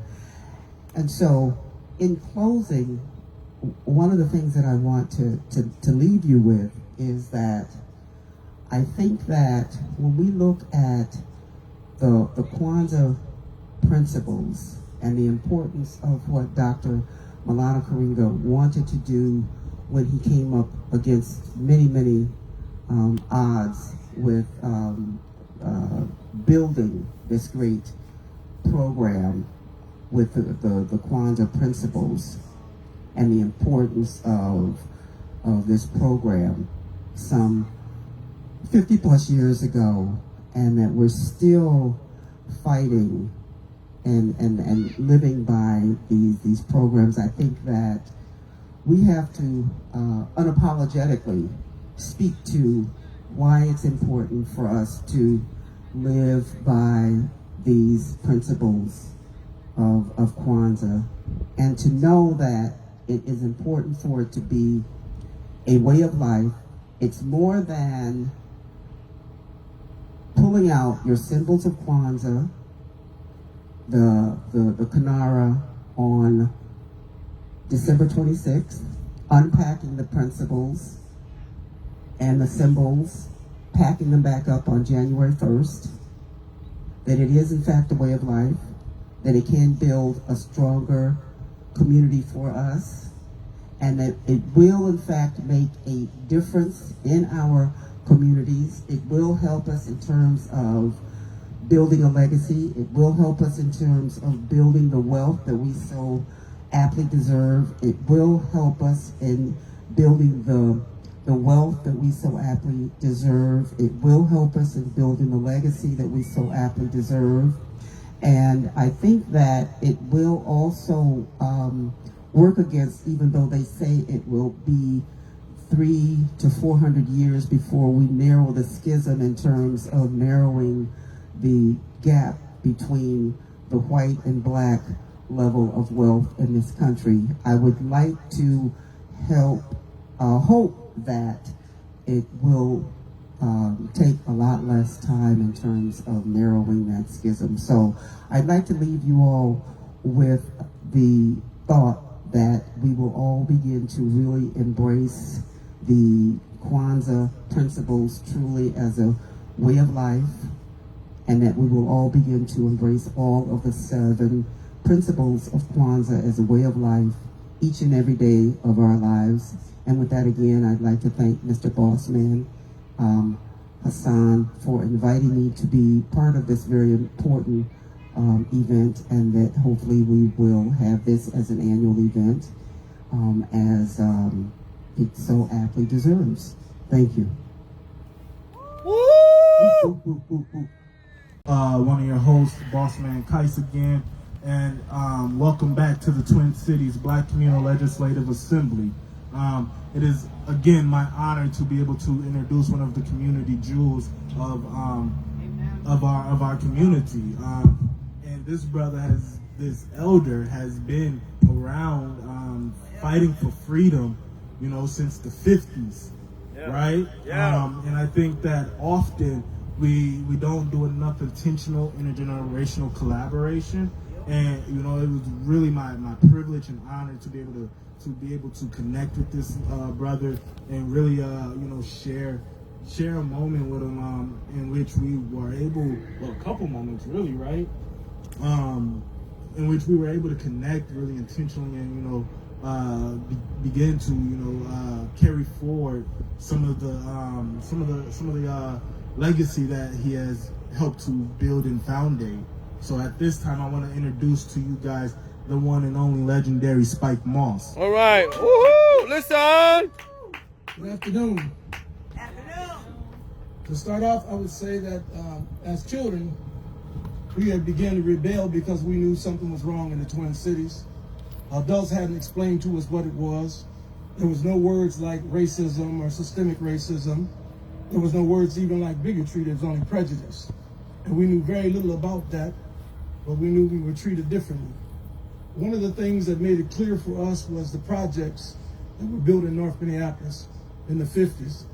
And the projects, even though it had a park in the middle called Sumner Field, it was mandated that the whites live on the west side, the blacks live on the east side, and no mixing.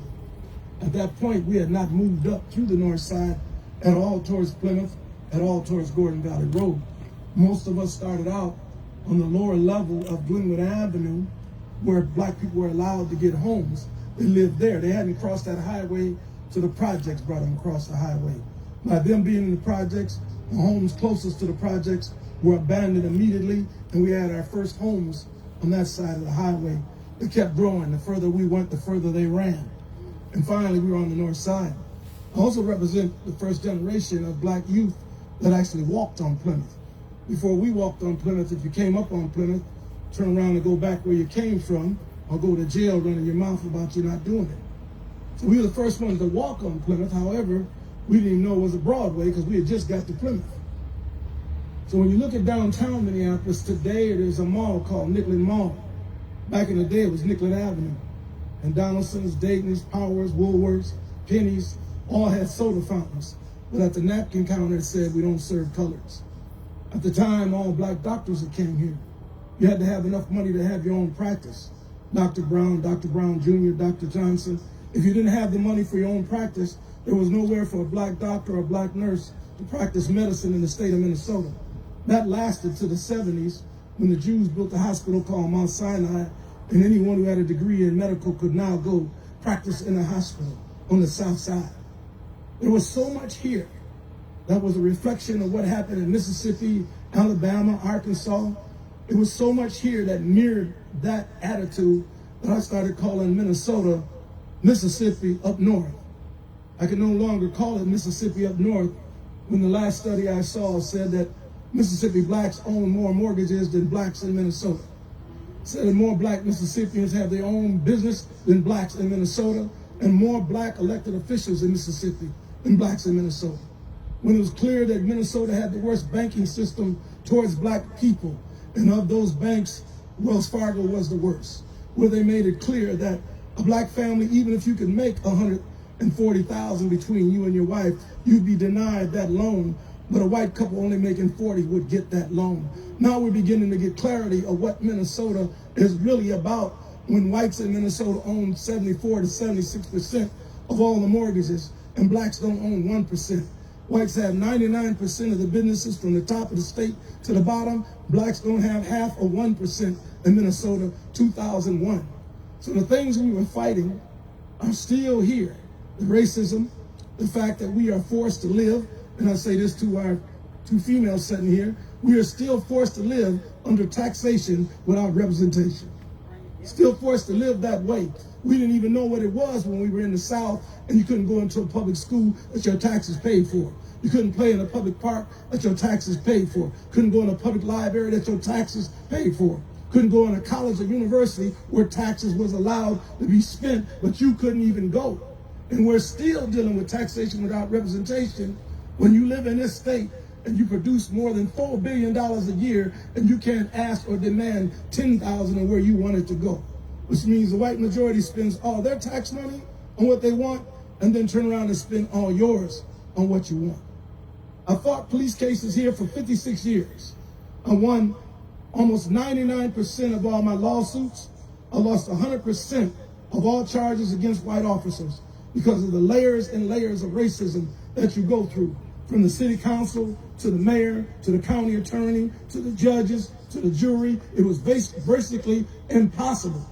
Thank God this telephone came along and you can expose them. Now, why is that needed? Because the conversation was the Negro has no rights that the white man must respect or honor.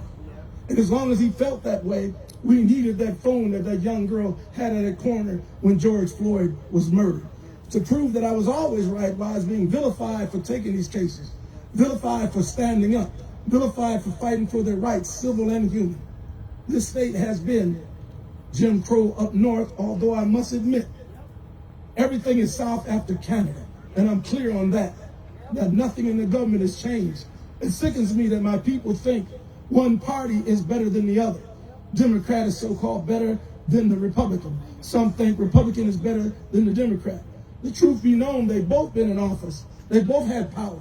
They both had the majority of elected officials, and they both failed us for decades and generations in this country. We're now about to reach an impasse. How much further back can we allow them to roll Black Americans in this country? All of a sudden, out of nowhere, the second Hitler appeared in the United States of America with the name of Donald Trump.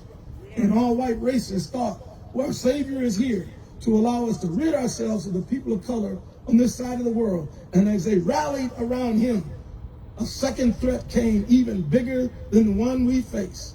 All of a sudden, white Americans moved to destroy their own government in Washington, D.C., live on camera. So if there's any hope for us and they bum rush their own government, tell me where it would be.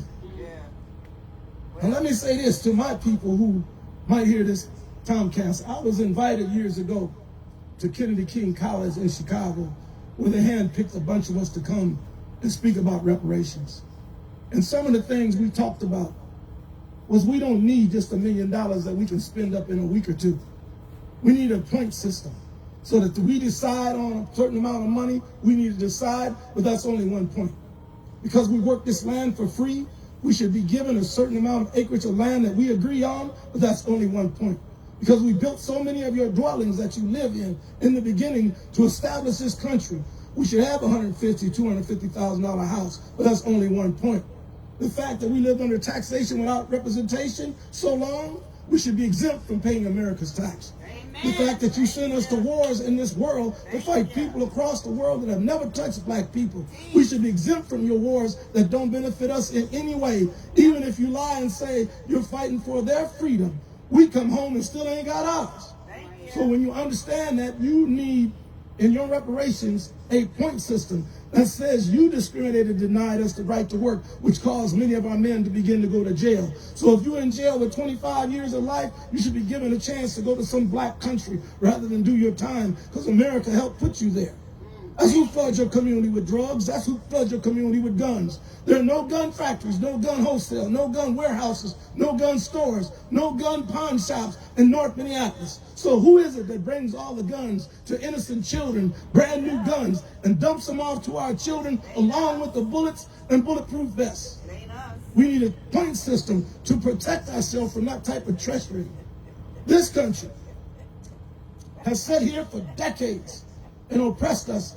It's deeper than 240 years of slavery. It's every second from the first boatload that came that speaks to the generations of us that came from that voyage of the west coast of Africa to the east coast of America, and the amount of ships that went down in that water where you can leave that west coast of Africa and walk on the bottom of that water on our people's bones all the way to America. It's deeper than that. It's deeper than what you put on the slave block and sold for 240 years. It's deeper than that when you can't find your loved ones and never see their face again, never speak your language again, never see your hometown again, be denied the right to speak your language and read your own Bible as the first Christians in the world called Coptic Christians, the first Hebrews of the world over there in Israel. All of this happened to us in one move that separated black men from black women, and we're still separated to this day. We don't love our women the way we did, and we don't love our children the way we did. And you don't have to look in the mirror. It's past you. It's this country that told you not to like and love you.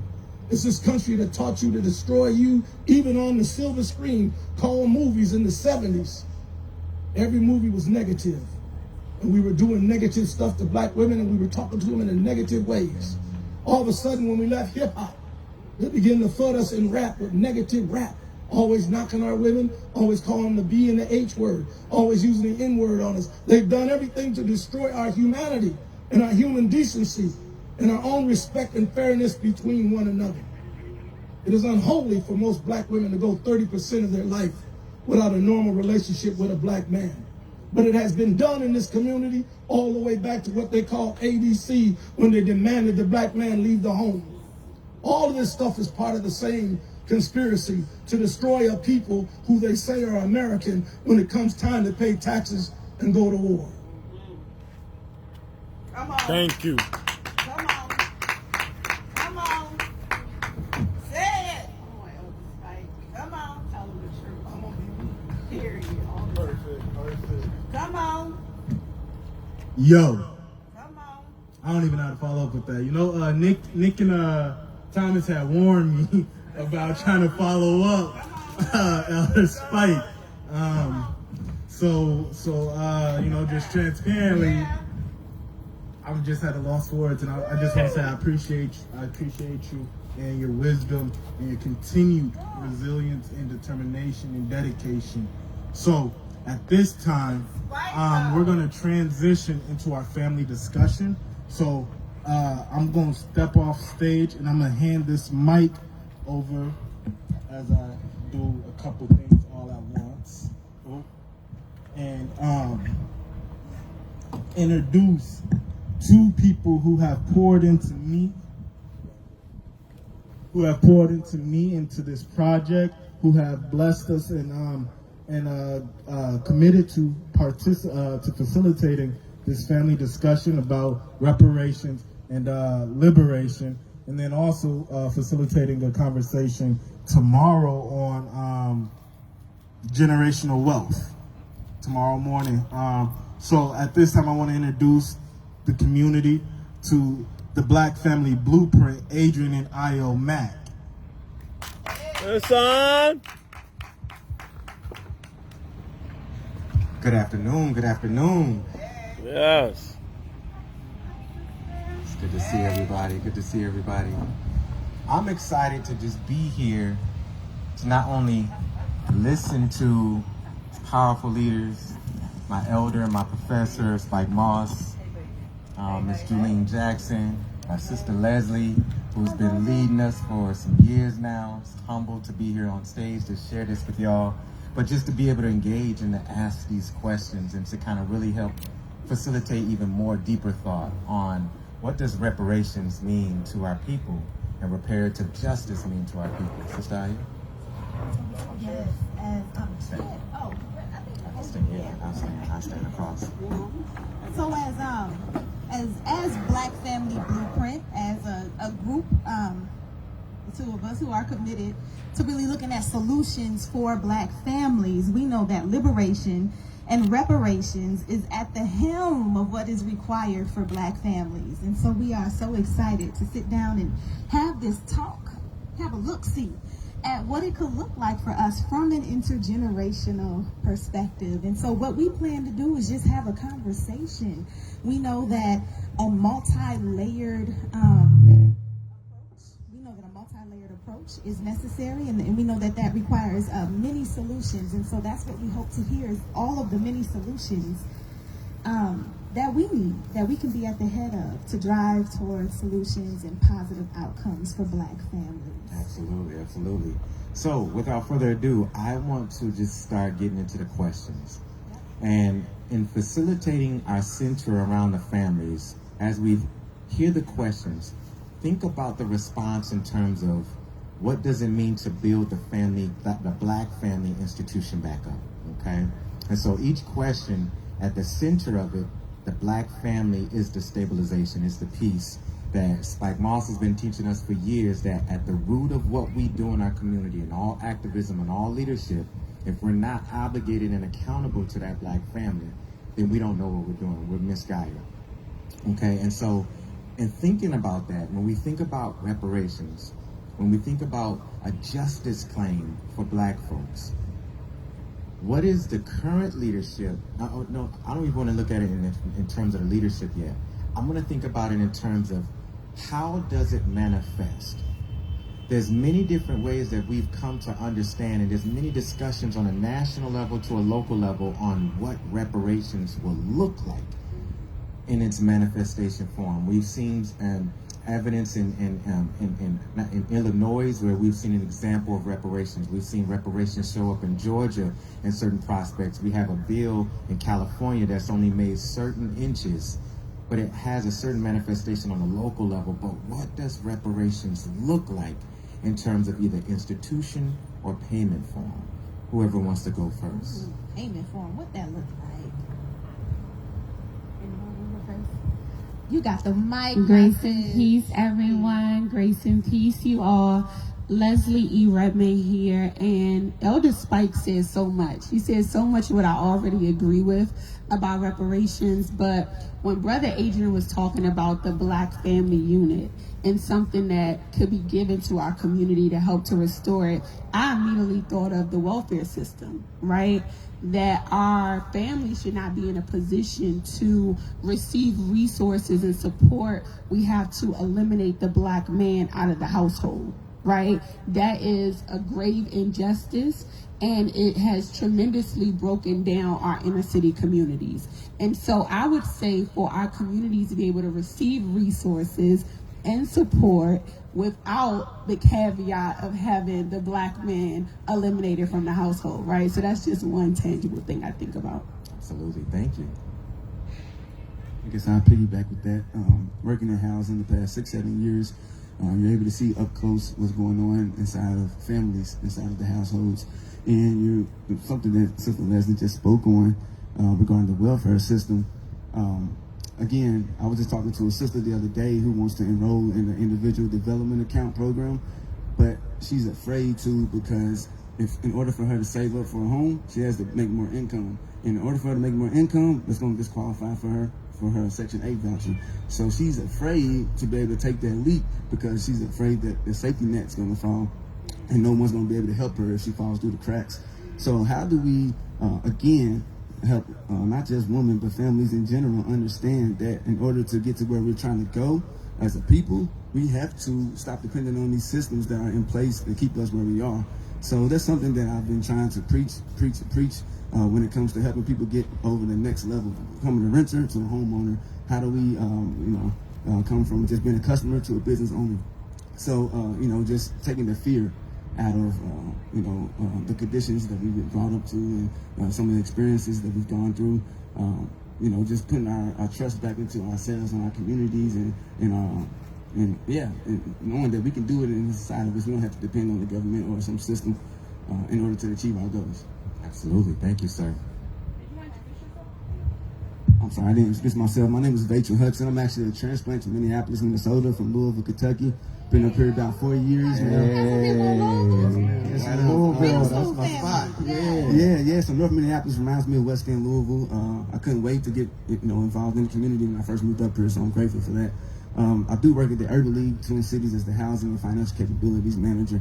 Prior to that, I worked in affordable housing, and that's where I kind of seen some of the things that were going on, and I made the decision to go from working in affordable housing to working in the wealth development intersection where I can help people achieve wealth.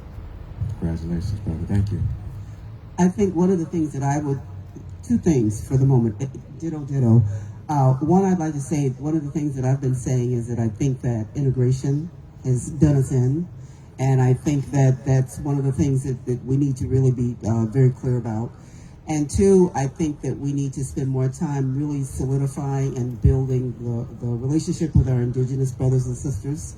One of the things that was really underscored a couple weeks ago when we went to Tulsa in terms of learning and relearning what went on 1,000 years ago with a whole lot less resources in terms of that relationship with what went on with a lot less. And even though we were enslaved by our Native brothers and sisters, we came out of that situation with a whole lot more, even though they took that from us as well. But I think that there's a whole lot that we can learn from that even now in terms of building from there as relates to reparations and building wealth from there. Absolutely. Thank you, ma'am. Absolutely. Thank you. Do I got time? Of course you got time. Sure. Yes. So, what comes to mind when I think about like some sort of like compensation? I think of education and I heard payment, and I think about the taxes, and sometimes I don't know if you guys have issues with this, but for me personally, like I don't know if y'all registered or not. There was a corner store question. It bugs me when corner stores continue that practice of exploitive theft, where you can't be a penny short or you can't get the product, but then they'll try to take your 5 cents, your 10 cents. So unfair taxation, and just the excess taxation. I don't think, as a descendant of the chattel enslavement practice that was here in this American terrain, that us as descendants should have to continue to pay a tax where we're not really being represented, and our issues and our wants that we are vocalizing are not being addressed.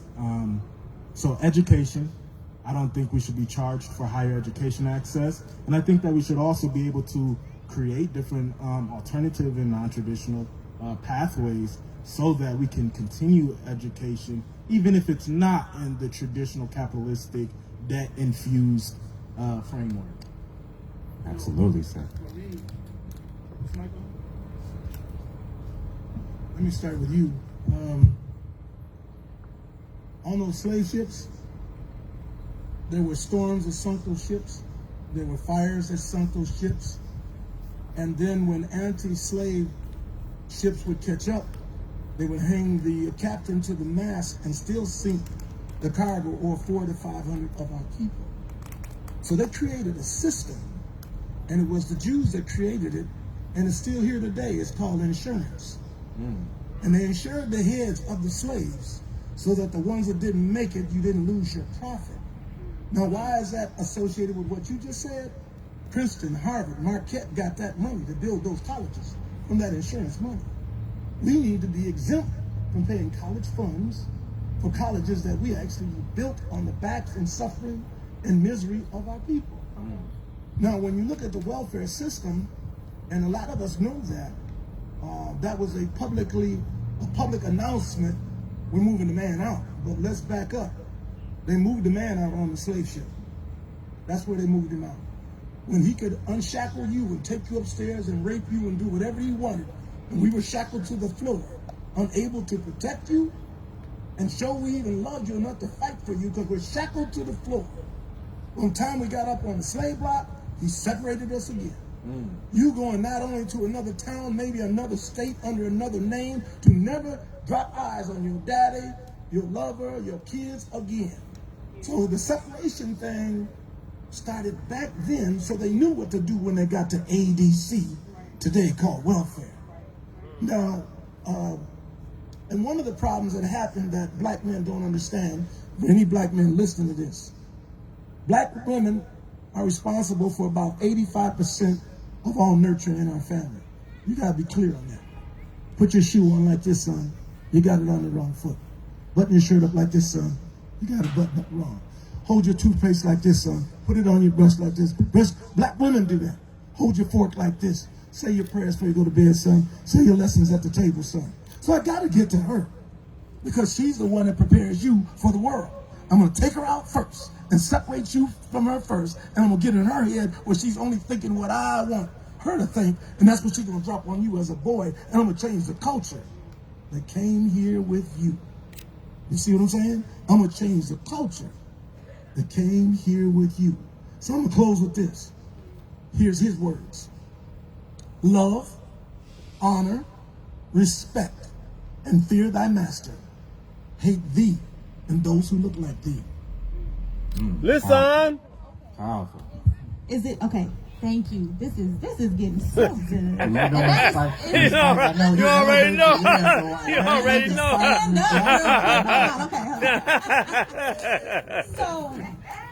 So So there's a scholar named Tara Hunter. She wrote a book called Bound in Wedlock. It's a recent research that came out maybe 2019.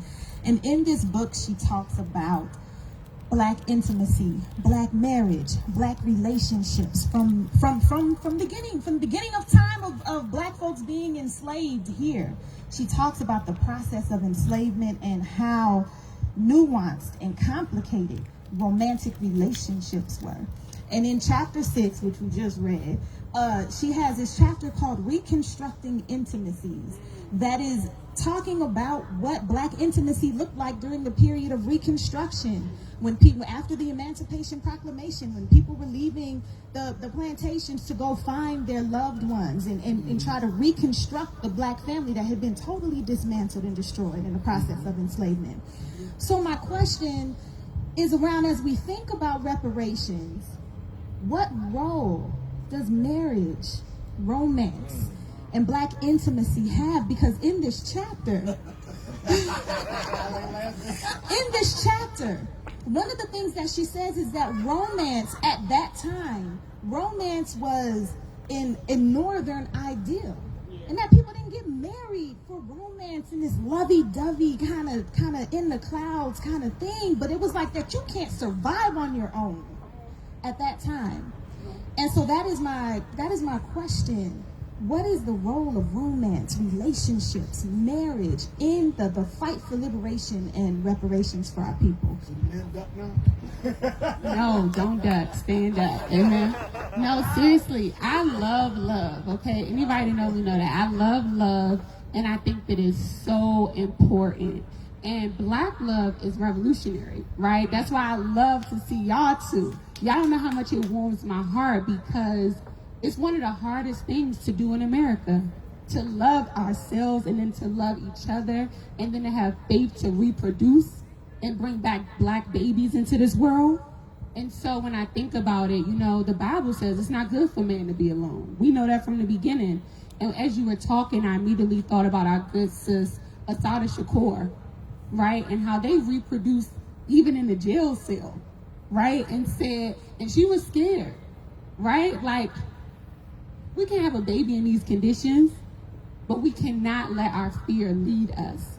And I think in a place like Minnesota, where we have so many interracial relationships and marriages, that's not by coincidence, right? It's not by coincidence that we're in a place that has some of the worst racial disparities and put Black people in some of the worst conditions.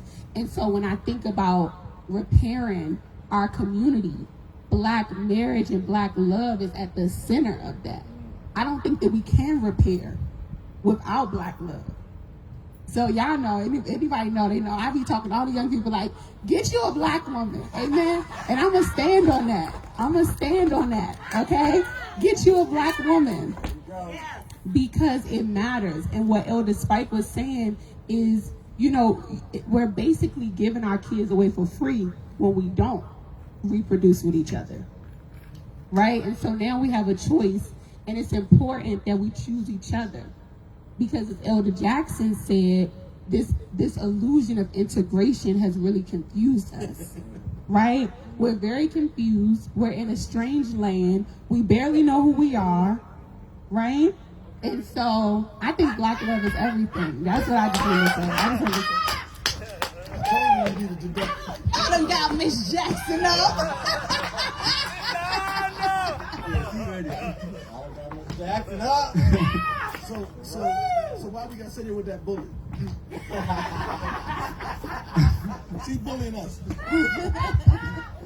I keep this one brief.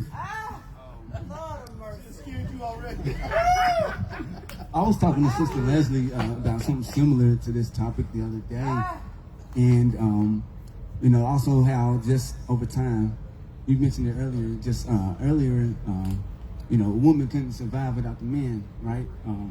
You know, there weren't opportunities for her to be able to pursue the different things that she wanted to pursue. So, of course, a man was needed. But nowadays, when women are getting to the bag in a way that we haven't seen before, it's to a point where sometimes women feel like they don't need a man, especially if they're not coming correct. They're not coming with something to bring to the table. So how do we And how do we? You're right. Don't waste the time. Because time is valuable. Valuable things are more valuable than money, in my opinion. So how do we get to respect that, understand that, and also as men, how do we look at ourselves in the mirror to kind of understand how the tables may have turned, and how the woman, like Kenya McKnight said earlier, have 52%, 60% of the black wealth. However, black men still own the most assets. So that goes to say that in order to have assets, we need to have wealth. But in order to have wealth, it also comes with assets. So it just goes to show that we need to work together. As black men, black women, and as families in general, being able to provide 2 household incomes over one.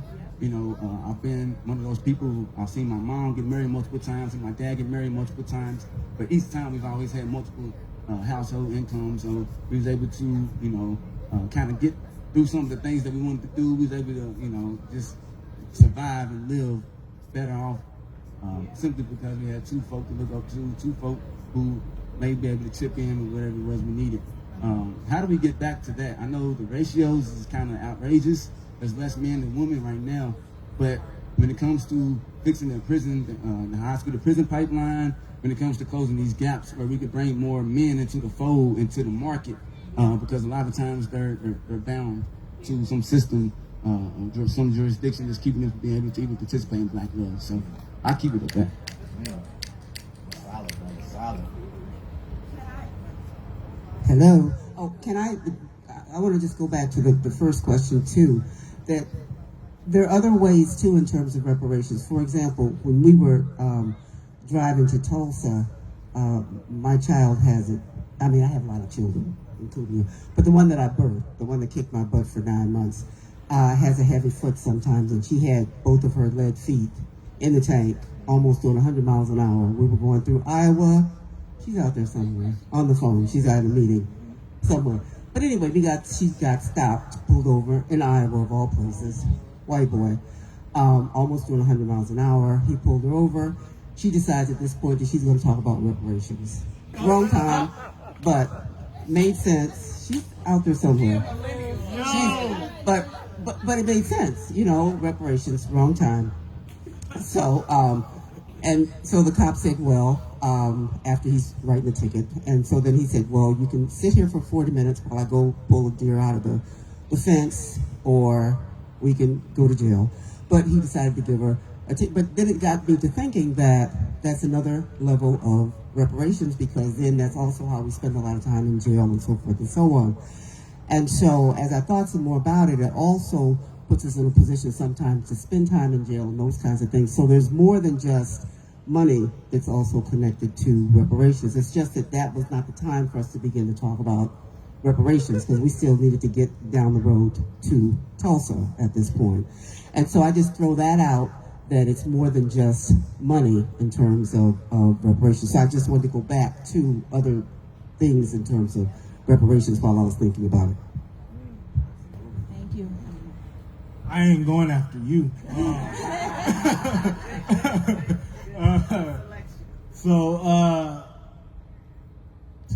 To the question of marriage and reparations, I think of how the family structure is as a unit is a asset in American currency, and how there's so many different benefits that come with marriage, especially in the socioeconomic system that we are. Now, I'm no capitalist, but I do say if two incomes are better than one. I probably am not the most not in that.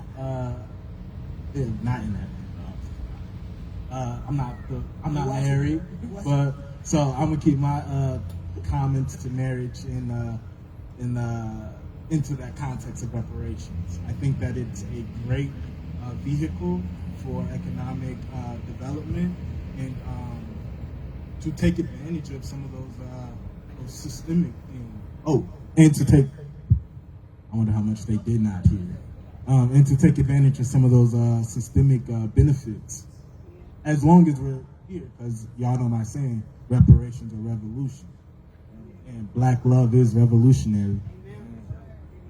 I want to answer this question in 3 parts. I think the most important thing about why we love black women, it is a historical fact that the black man was the first man to walk this earth. The black woman was the first woman that life passed through her womb. Understanding that, at the end of last year, the United States of America on national TV, just to back that up, they announced that they found the bones of an African over 1 million years old in South Africa. So how old were we when we left the place called Persia today, called Iran? When we migrated through Africa as we worked our way from the East Coast all the way down to find those bones. Understanding she's the first female to walk the earth that gave birth to all the human beings. There's only one race. There's just different nationalities. That puts her at a level with no other person. Now let me make it personal for African people. This is not a story, this is a fact. When a mother gave birth to a black girl, the father was the one, realistically, that put the baby in his hands and went out before the stars, the moon or the sun, and asked the gods to protect the number one most important person in that tribe or that nation as he held that baby to the gods. We believe in God to this moment. Now here's the bigger picture. If I wanted to marry Jolene, I had to go to her father. In many nations, many tribes, I had to get permission to date her. Come back in a week, come back in a month, come back in a year, and I'll let you know. Depending on how bad I wanted her, I had to wait.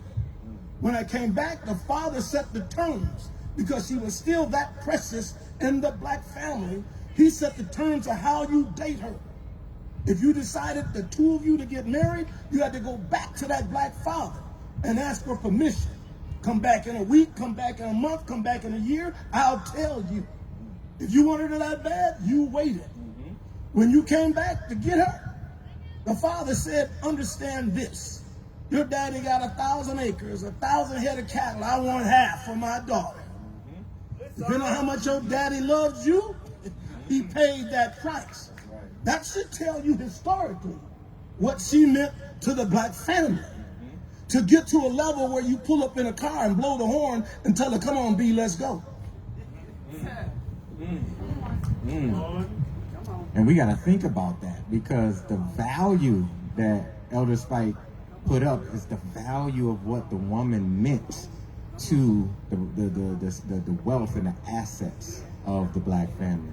And that it wasn't just the family, the husband taking the woman on as a wife. It was two families negotiating the terms of how they were economically going to blend. Yeah, exactly. It was the value. And so, in thinking about the leadership, I'm looking at the leaders on this stage right here.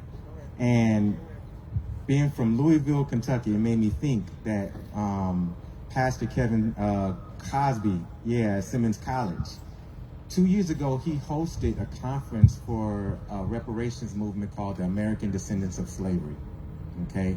And in that conference, I want to say over 15,000 people showed up in support of workshopping, understanding. They invited Democratic candidates down who was running for president to talk about the terms and the justice claim of reparations. Powerful piece. I got to experience it, me and the delegates here from the Twin Cities. Now, when I think about the ADOS movement and think about the leadership that they've produced over the last few years, and then I think about the long tradition of leadership that has contributed to the reparations movement, all the way back to Queen Audley Moore, and even further beyond that, but all the way into now when we're talking about in Cobra, and the leadership that even we saw here with Professor Mahmoud and Brother Pete, and what's our sister name? Veronica Burks. Powerful representations across the nation of leadership that has been fighting for reparations. But then there's a conflict. There's a generational conflict and difference on strategy and perspectives on who leads and who contributes and how reparations look like. Talk about that. How do we collaborate in the reparations movement in terms of leadership? And now I'm talking to leaders who have been phenomenal in collaboration here in the Twin Cities. How do we collaborate in leadership on a reparative effort and reparative front to make sure that not only do we break down the barriers of generational divide, but we also break down the barriers of strategy differences as well too? For sure. Thank you for the question. I think that we have to check our egos, young folks and old folks alike, older folks or seasoned.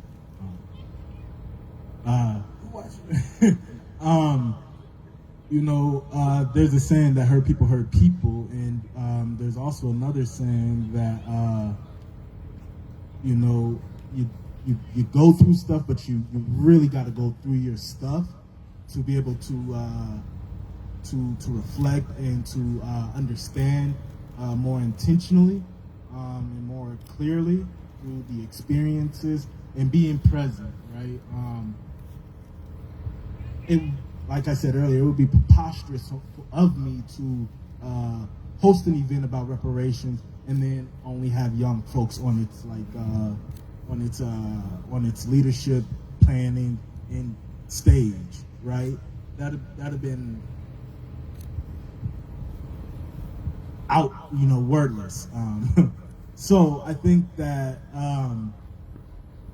one thing that we do have that is in our benefit that sometimes seems like it's getting a little lost is that we understand. Well, there is enough of us who understand our common experience, and that are not swayed by the economic pools and the affiliation pools of different groups and groups that may have ulterior motives that may compete with our collective liberation. And you gotta be able to discern and distinguish,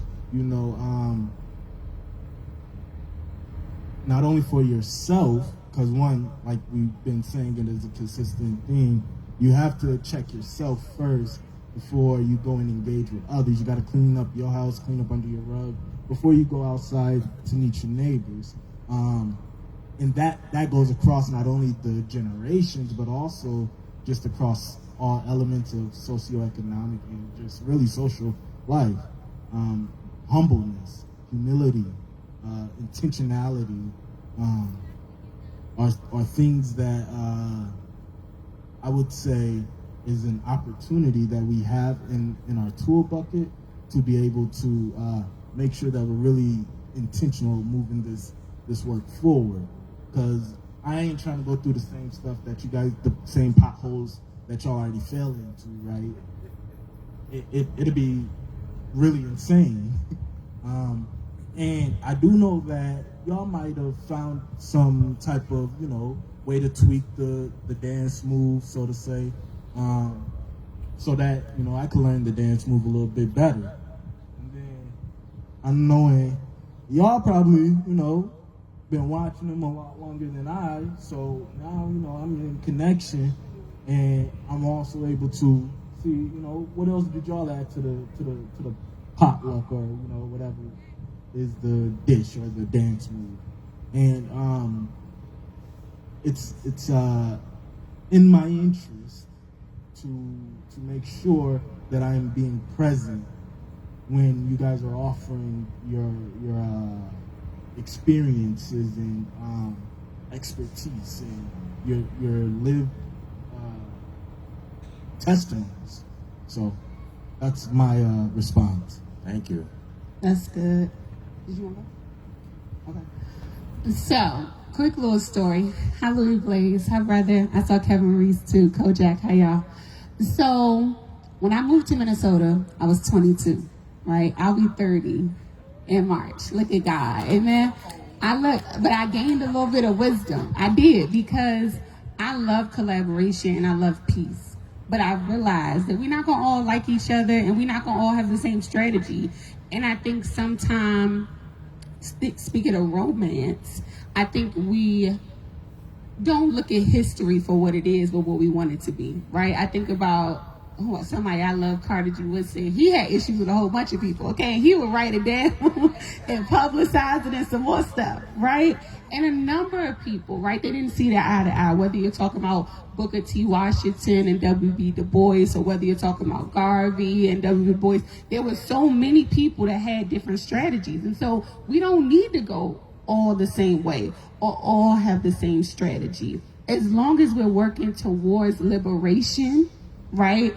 And we're not, the only issues I have is I feel like when people are exploiting the movement for their own personal gains and are willing to step on Black people in order to get to where they want to go, right? And so that's my only issue. But other than that, I feel like we just need to get with our people who do we see eye to eye with, who do we see similar strategies with, and build on that, right? And then just have love and grace and compassion for those who we maybe don't see eye to eye with. But I think God made us all very uniquely and gave us all different upbringings. And so we all have a different perception and therefore a reality that's going to be a little different. But I think it's totally fine for us to have different strategies. And I feel like we come together when we need to. The biggest thing is it would be great if we had a united front, but I feel like we've never had everybody on the same page, and I don't think we ever will have everybody on the same page. And so I think just being okay with that. And I would like to say that for any young people watching, because when I was 22, I'm like, why can't we all just get along? I just didn't understand all the issues, and now I understand. I understand that. It's just okay. It's just the way it is, all right? And let's just continue to fight the fight and stay focused. Because the biggest thing is that we are not each other's enemy, right? We didn't put ourselves in this situation, and we're going to need different strategies in order to get ourselves out of this situation. Yeah. Piggyback off. And can I just say one quickie? And I think that as long as we keep our eye on the prize and to know that there are many routes to the same destination. Yes.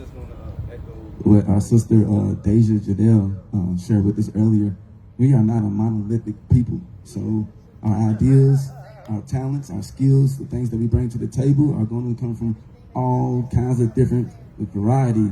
It's going to be very diverse. So when it comes to collaborating and partnering, use each other's strengths, use each other's talents, skills, fill the gaps with one another. Don't try to recreate the wheel. And the wheel does need to be recreated with the elders, recreated with the youth, recreated with the people in your circle as well, instead of trying to do it on your own. So I'll just stop short of that, and I just definitely want to just mention that one of the main things I like to do, being a transplant, is collaboration.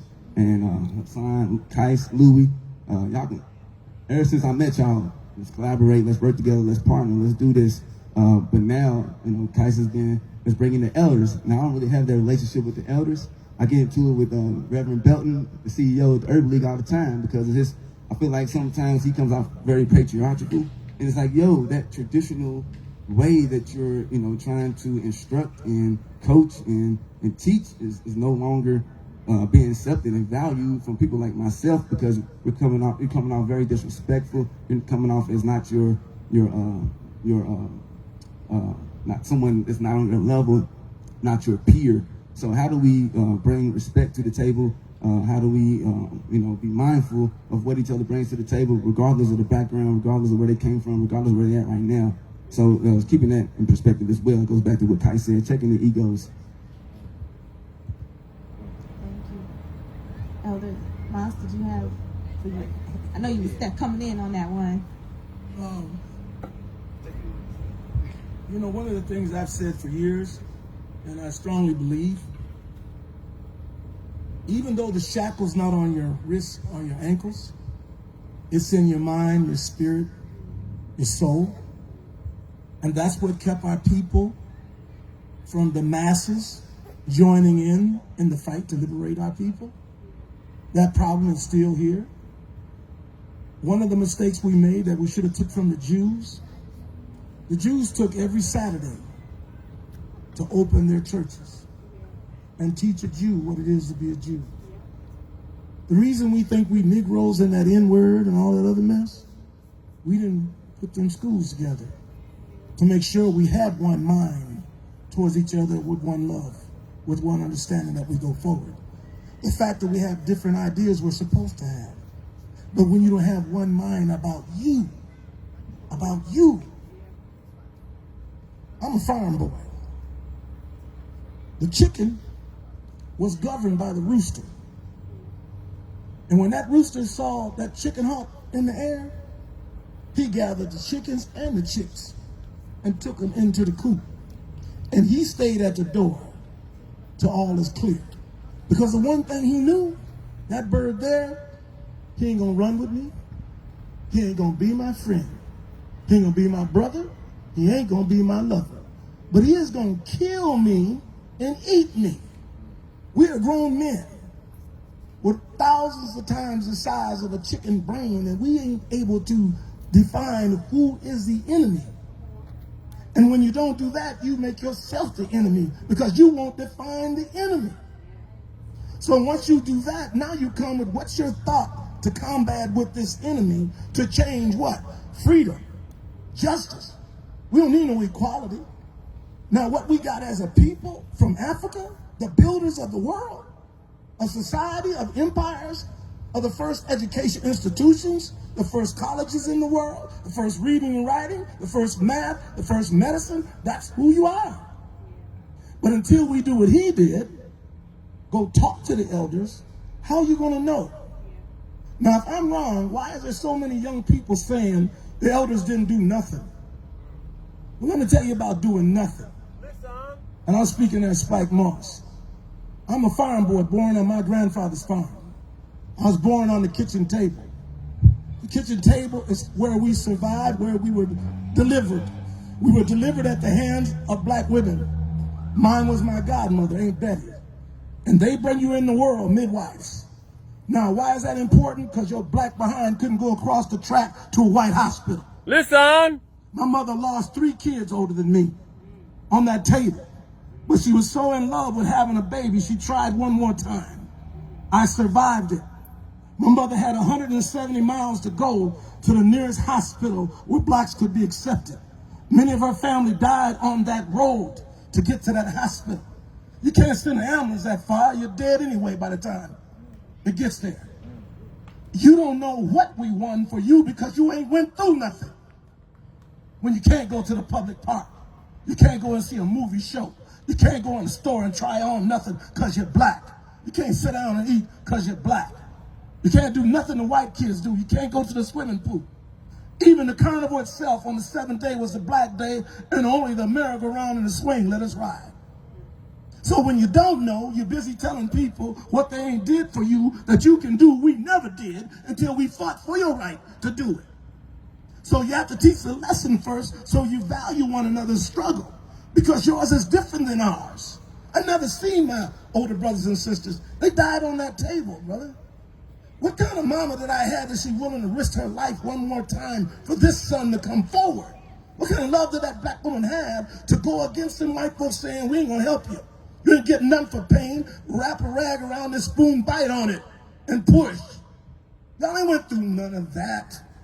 So take your time, learn what we did, learn what you must do from us, and then take what you got in your head and make it better. When I see you and I hear your spirit, I just stroke you. I just encourage you. Because we're not supposed to hand you the baton. You're supposed to take it. Nobody give us no baton when we were teenagers. We took it. We took it in 1966, downtown Minneapolis, when they whooped that 14-year-old black girl in front of us. That's when we took it, when we whooped them downtown and had the first rebellion in North Minneapolis. It's your time to take it. But you got to hear us to know what this monster is really about. You got to hear us to know where the bones are really buried, that you have to change.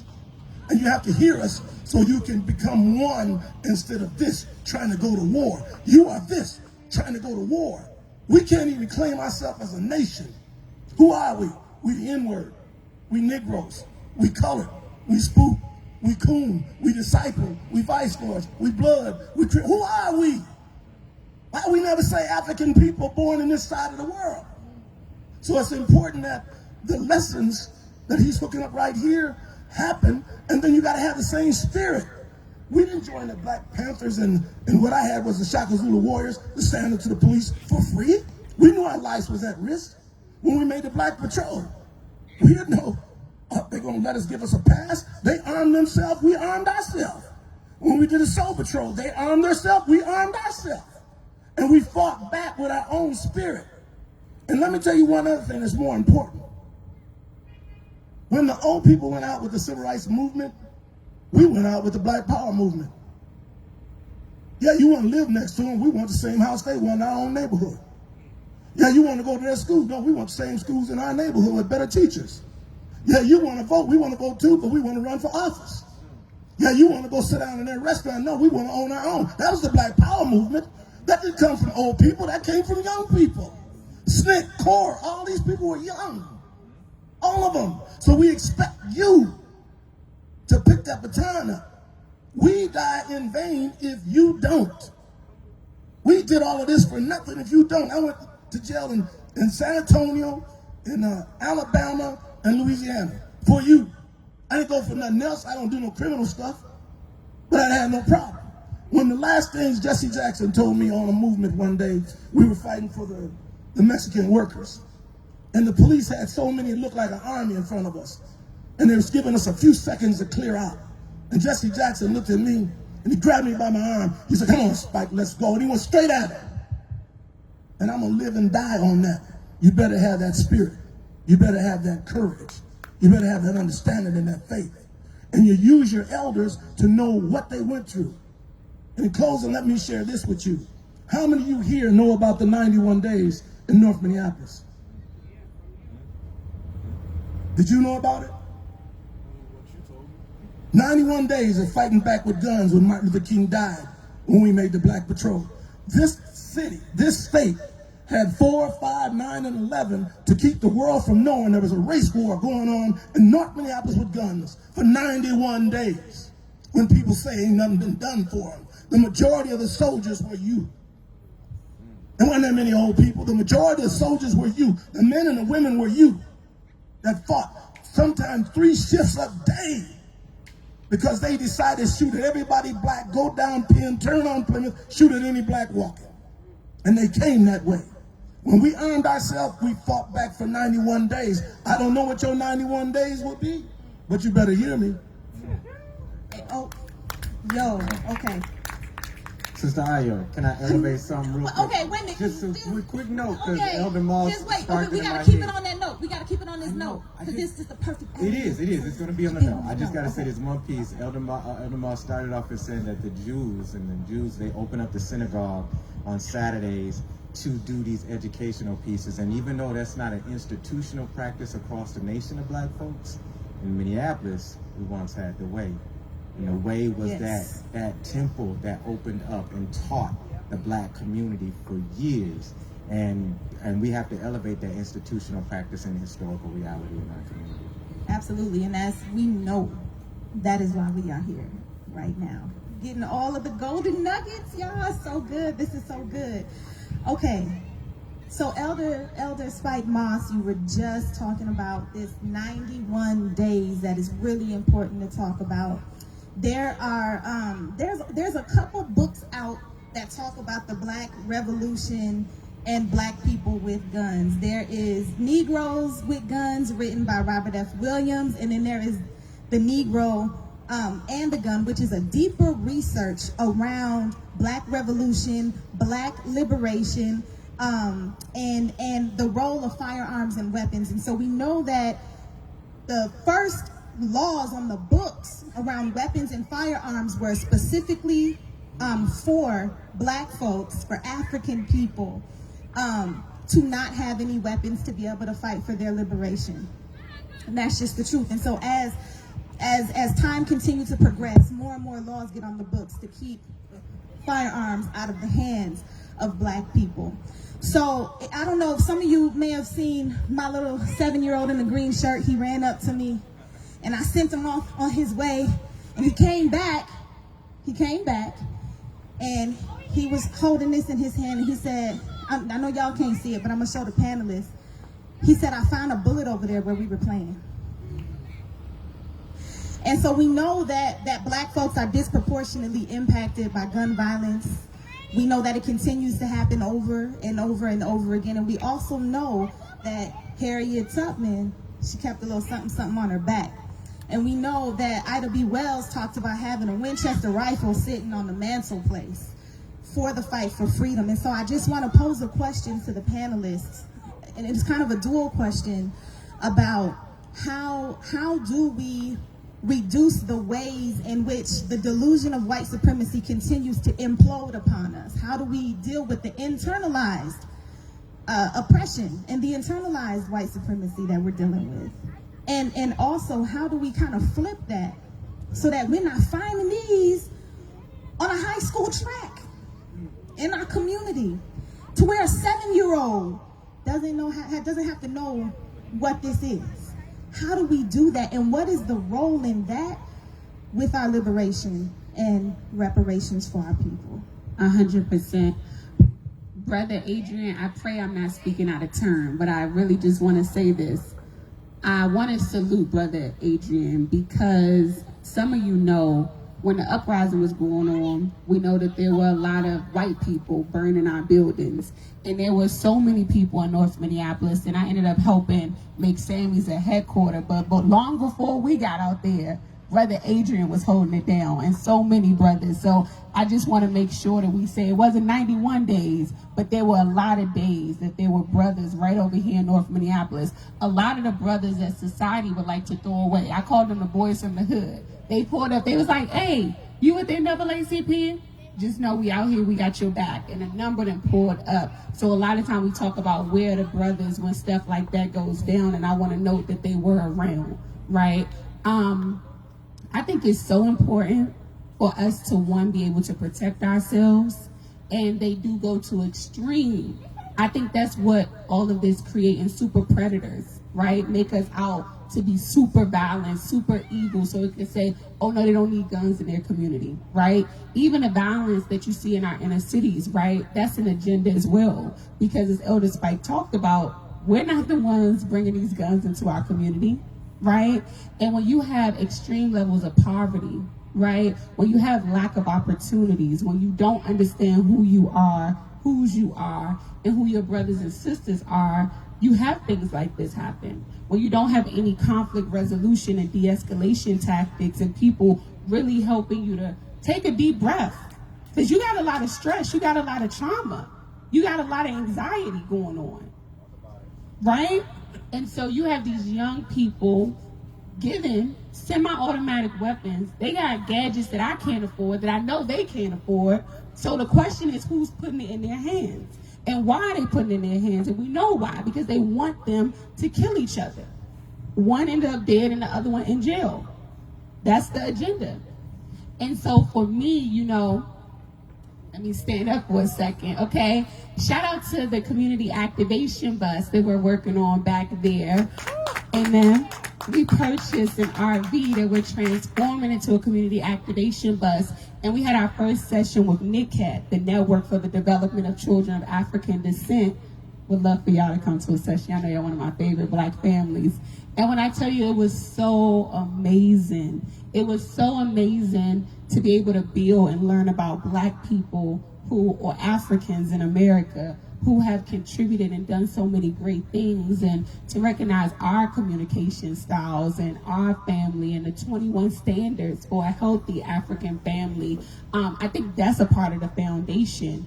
And it was so beautiful because as we were sitting out there, it was like 10 kids from the neighborhood that was playing on the basketball court and that came over and was able to build with us. And I think it's about bringing that village back, right? To pour into our communities, to love each other. And we need resources. We need the way. It's not a coincidence that the way was turned into the 4th precinct, right? They completely get away from our community centers that's pouring into the community and then create these militarized police officers and precincts and then wonder why we're in the situation we're in today.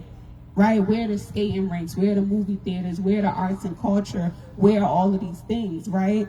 And so I think we have to hold politicians accountable. We have to hold ourselves accountable, but with grace. Because one thing we're good at is pointing a finger at each other and blaming each other. And I often say, you know, these kids that grow up playing with these guns are the children that we failed, right? There's always a window of opportunity for young people to go left or to go right. And so we have to continue to pour into the next generation. We got to continue to love our brothers and sisters and remind ourselves that we are kings and queens, right? And that we can do anything that we put our mind to.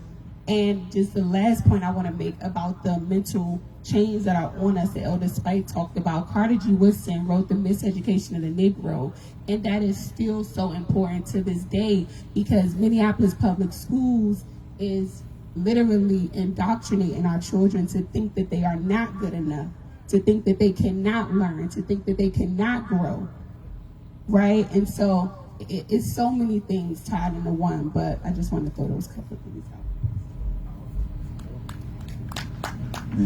That's you know,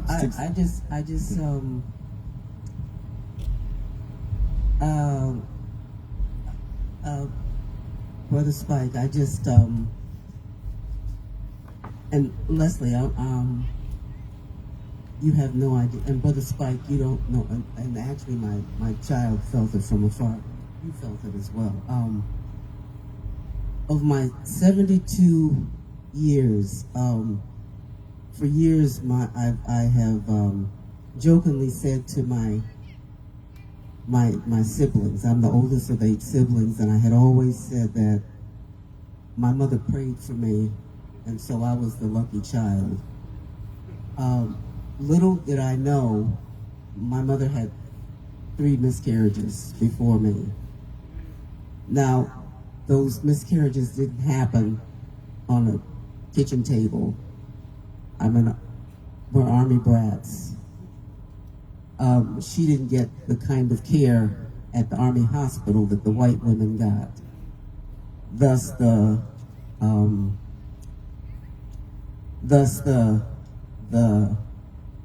care that the white women didn't get. She died about 10 years ago. And when you touched me, there was something from her that I felt from time to Seasway. And when anyway, for years now I've said that I had no trauma, I had no pain, I've learned how to deal with white folks, and anyhow, obviously I've got some trauma, I've got some pain, I've got some stuff I gotta deal with, so thank you, etc. Alright, Miss Dom.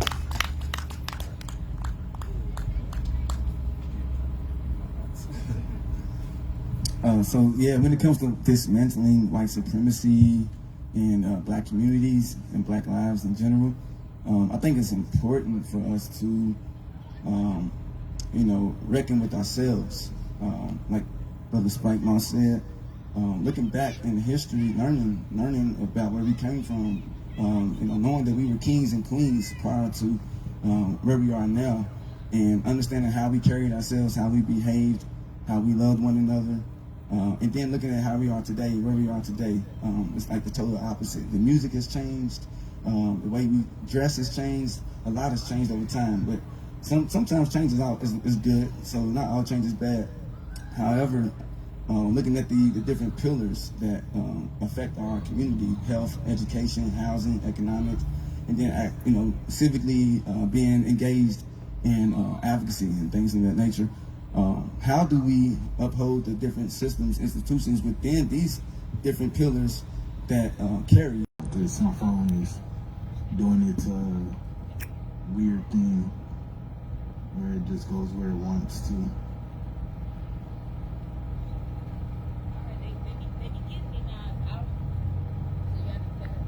Alright, here we go. So we had asked the question, I'll see you later. We had asked the question,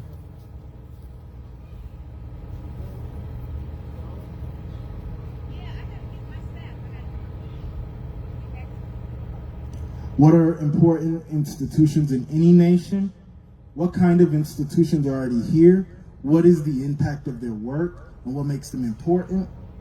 What opportunities do you wish you had access to but haven't because of systemic barriers?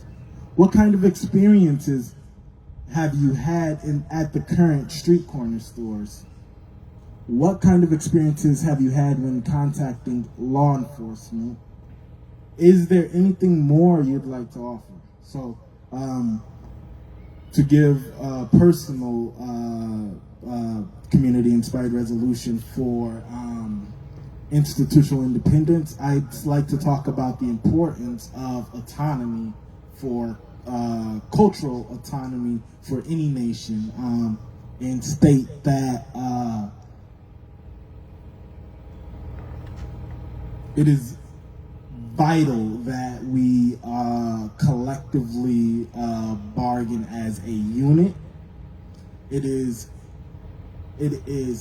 super important that we are owners and civic participants and partners for some of the infrastructures like public schools, like hospitals and banks and the whole nine, because that is where all of our opportunity comes from, whether it goes towards our education, whether it's accessing our holistic health, or even being in space where creativity happens and ingenuity prevails. So I think that what I would pose as this very, very first community-inspired resolution for institutional independence and integrity is to establish the process that we would use to select folks and organization leaders onto that Black City Council that I had mentioned earlier when talking about political infrastructure, for the purposes of instructing and guidance for sustainability, as well as transformative opportunities for the youth and young folks that come up under us. Because I'm 24, next person to come up here and do something might be 20. After them, maybe 16. And we need to make sure that we're creating that framework that Brother Louis was talking about, so that we can carry the purpose forward with intention, like Sister Kenya just said. So at this time, I think we got another community-inspired resolution. I'm gonna let Brother Izzy come up here and read off that response. Thank you.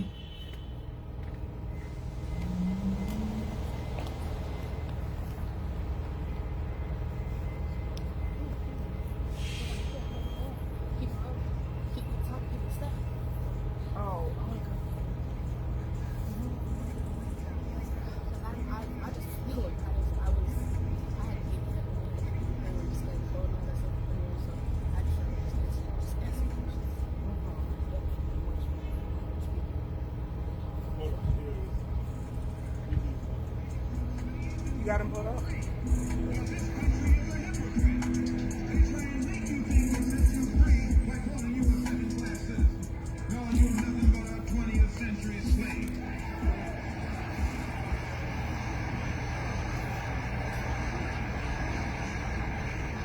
Just as it took nationalism to remove colonialism from Asia and Africa, it'll take black nationalism today to remove colonialism from the banks and lands of 22 million. Okay, so we have several questions here. One is, what are some important institutions in any nation? And I'll read off several responses. We have Department of Defense, ICE, and Border Security, hospitals, schools, banks, grocery stores, farms, rec centers, family, government, economy, education, religion, schools, hospitals, courts, So we have, what kind of institutions are here already? What's the impact of their work and what makes them important? So we didn't have too many responses here. I will try my best to answer this question. Institutions are everywhere around us. You know, we have a lot of institutions that are detrimental to certain communities in particular, as we know. For example, the prison system, the prison institution, disproportionately we know we don't make up a large fraction of the population, but we make up a large percentage of the population of people that are incarcerated. And this is important because this separates a lot of us black men and black women from our families, and it doesn't make communities any better. The practice of locking people up for years, and granted with exceptions, but you know, there are people who just can't be in society. But next question is, what opportunities do you wish you had access to but you haven't because of systemic barriers? One good response we had here was business loans, home ownership. We have another answer that said funding for business. And I agree, yeah, funding for businesses. A lot of these banking institutions, and we were talking about institutions earlier, have it set up so, you know, we don't get many of the business loans that other folks may be able to get. And so we're not able to grow as a community and create those businesses.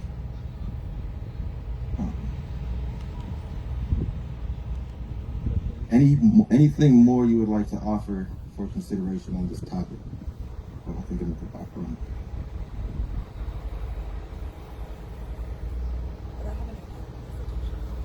No. Yeah, that's it. Thank you. Yes. Yeah. By the way, our next speaker, please give it up for Brittany Posey. You want me to ask you questions and then you respond? Yeah, you can.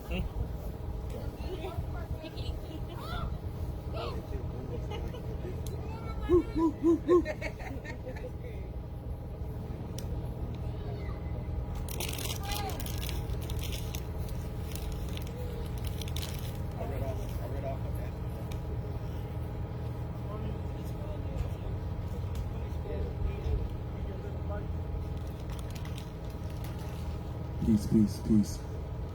So for this framing, for this part, we are going to ask the questions to two community members, Brittany and Bree. So tell me when you are ready. I'm good, boss man. Sounds good. So the first question, and thank you for coming up and being willing to share your thoughts and your wisdom with us. The first question: what are some important institutions that we have here already? Yep. What are some important institutions in any nation? I specifically wanted to speak about schools, especially here in Minnesota. Sounds good. And that just being because growing up in a smaller part of Minnesota, you know that there's not that much diversity. So in order to get that diversity, you've got to come closer to the city. So a little bit about me is that I have a mantra where you got to be who you needed when you were younger. And something in the schools that I would say that is definitely needed is some like an organization bringing forth information and knowledge and support specifically to the not just the black children but the children of color that are in these schools that are predominantly white and they don't fit in and they don't feel like they have a home and they're having trouble adjusting or they're getting bullied and they're getting called racial slurs every day.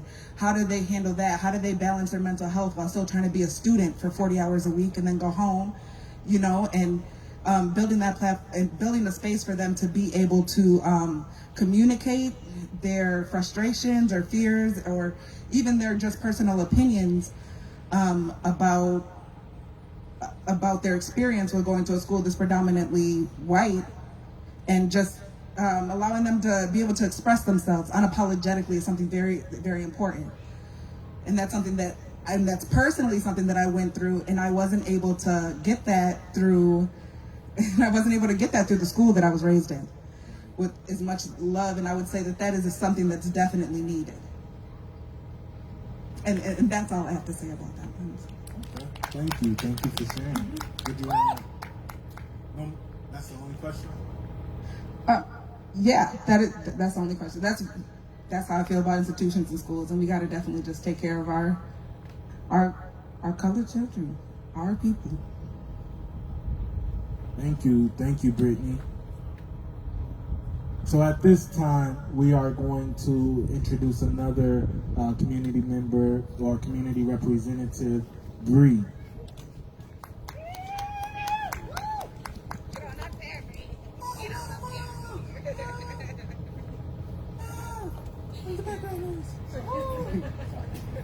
Okay, it's up to my height now. This is good. This time we ain't gotta adjust nothing or nothing.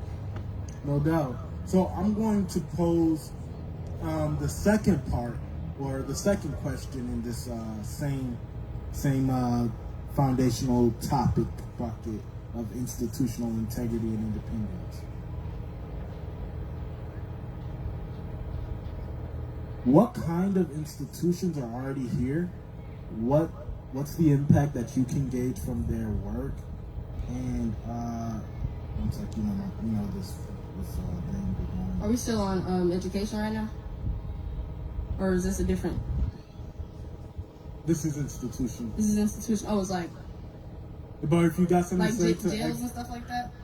Institutions as it pertains to, so yes, our the judicial system, all this different stuff. Rehabilitative services. Okay, now that I got the context, okay, do a question. Okay, cool. So the question is, what kind of institutions are here already? What's the impact of their work, and what makes them important? This could be a group, it could be individuals, however you want to interpret and respond.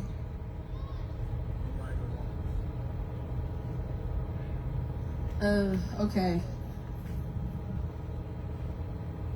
So depending on, are you talking about in general, like as far as United States? Like, or just like just in the United States, or POCs, like separately, or just United States as a whole? As a whole, okay, so that last one's definitely a loaded question if we're talking about United States. So, which ones do we have? Huh? Let me put this e-stick down because I like to talk with my hands. And let me kick these shoes off real quick. I don't be cussing a lot, but the institutions that we have as far as just our judicial system and where it stands today, I mean, call a spade is bullshit. Like,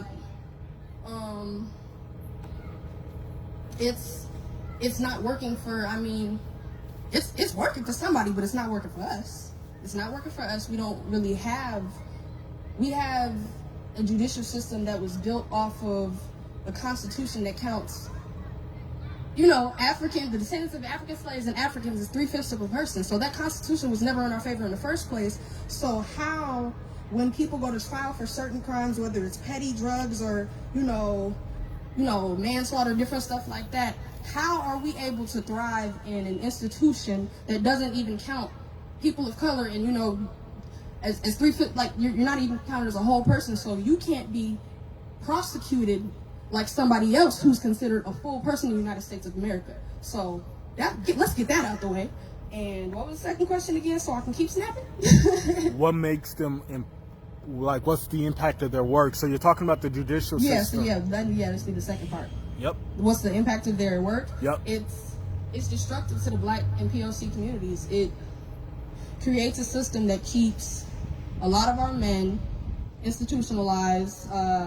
You got women going to jail for not putting their, the fathers of their children on child support. You got stuff like that going on. So it keeps POC communities down because you put men in jail, you put women in jail, and then when they get out, depending on the severity of their charges, there's no way for them to rehabilitate back into society. So it creates a cycle that we've been in. This ain't new to us.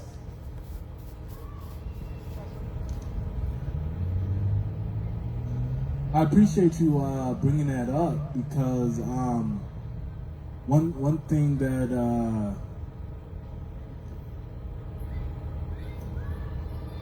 I said that in there. one thing that I find very that I personally find very peculiar is the fact that we don't talk enough about how there's literal incentives to destable the black family. And so if we were talking about creating Oh my God, I can see something. if we were talking about creating a system in which we can may direct and control the outcomes of and the opportunities that are given to our young families to stabilize them, how would that look differently than how it is now? Well,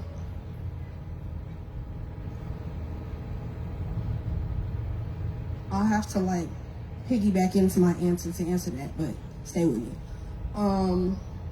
Well, first of all, it would, okay, so you know how there's that stereotype about how black fathers don't stay in the home like with their kids? That's not based off of like real statistics. That was based off of censuses in the 50s, where if black men weren't married to the mothers of their children, even if they were living as a single household, they were counted as separate households. So that's a stereotype that's constantly perpetuated, and that's what created the system of having, black and brown families on welfare and making it so that if the parents weren't married and you're on assistance, you have to put that man on, child support. So the way, us having, what we need today would change that is, one, it wouldn't keep black men who may or may not have certain charges down. So like when they're trying to rehabilitate back into society, they're not able to because now they got this child support, because if they don't, the state's going to take benefits away from the mother of their child. But you've already created a system where you've taken that man out of the family in the first place. So it will create a system where we're just able to thrive and we don't need nothing from you. We got our own everything. If we didn't have it, like I said, if we had our own governments, our own officials, we had all this different stuff, we wouldn't have to worry about things like that, but we do. So I just feel like it would just create so much, like we're constantly talking about wealth, would just create a lot of wealth within the, black and brown communities. Like I said, just like the lady was talking about earlier, we don't, the black dollar don't even stay in the community for that long. I knew that already, and that's why I was fired up when she was talking, like all this stuff. It's literally us not having our own. So the change would be like super drastic. Like it's like one of those things you can't anticipate. Like there's not a word I can give you for how much that would change, just the status of evolution and revolution in the black and brown communities. Like it would be beautiful. That's all I can really say. That's the only word I can think of right now. So if that's the last question, or I don't know, this is, you just walk away, or is that the last one? Okay.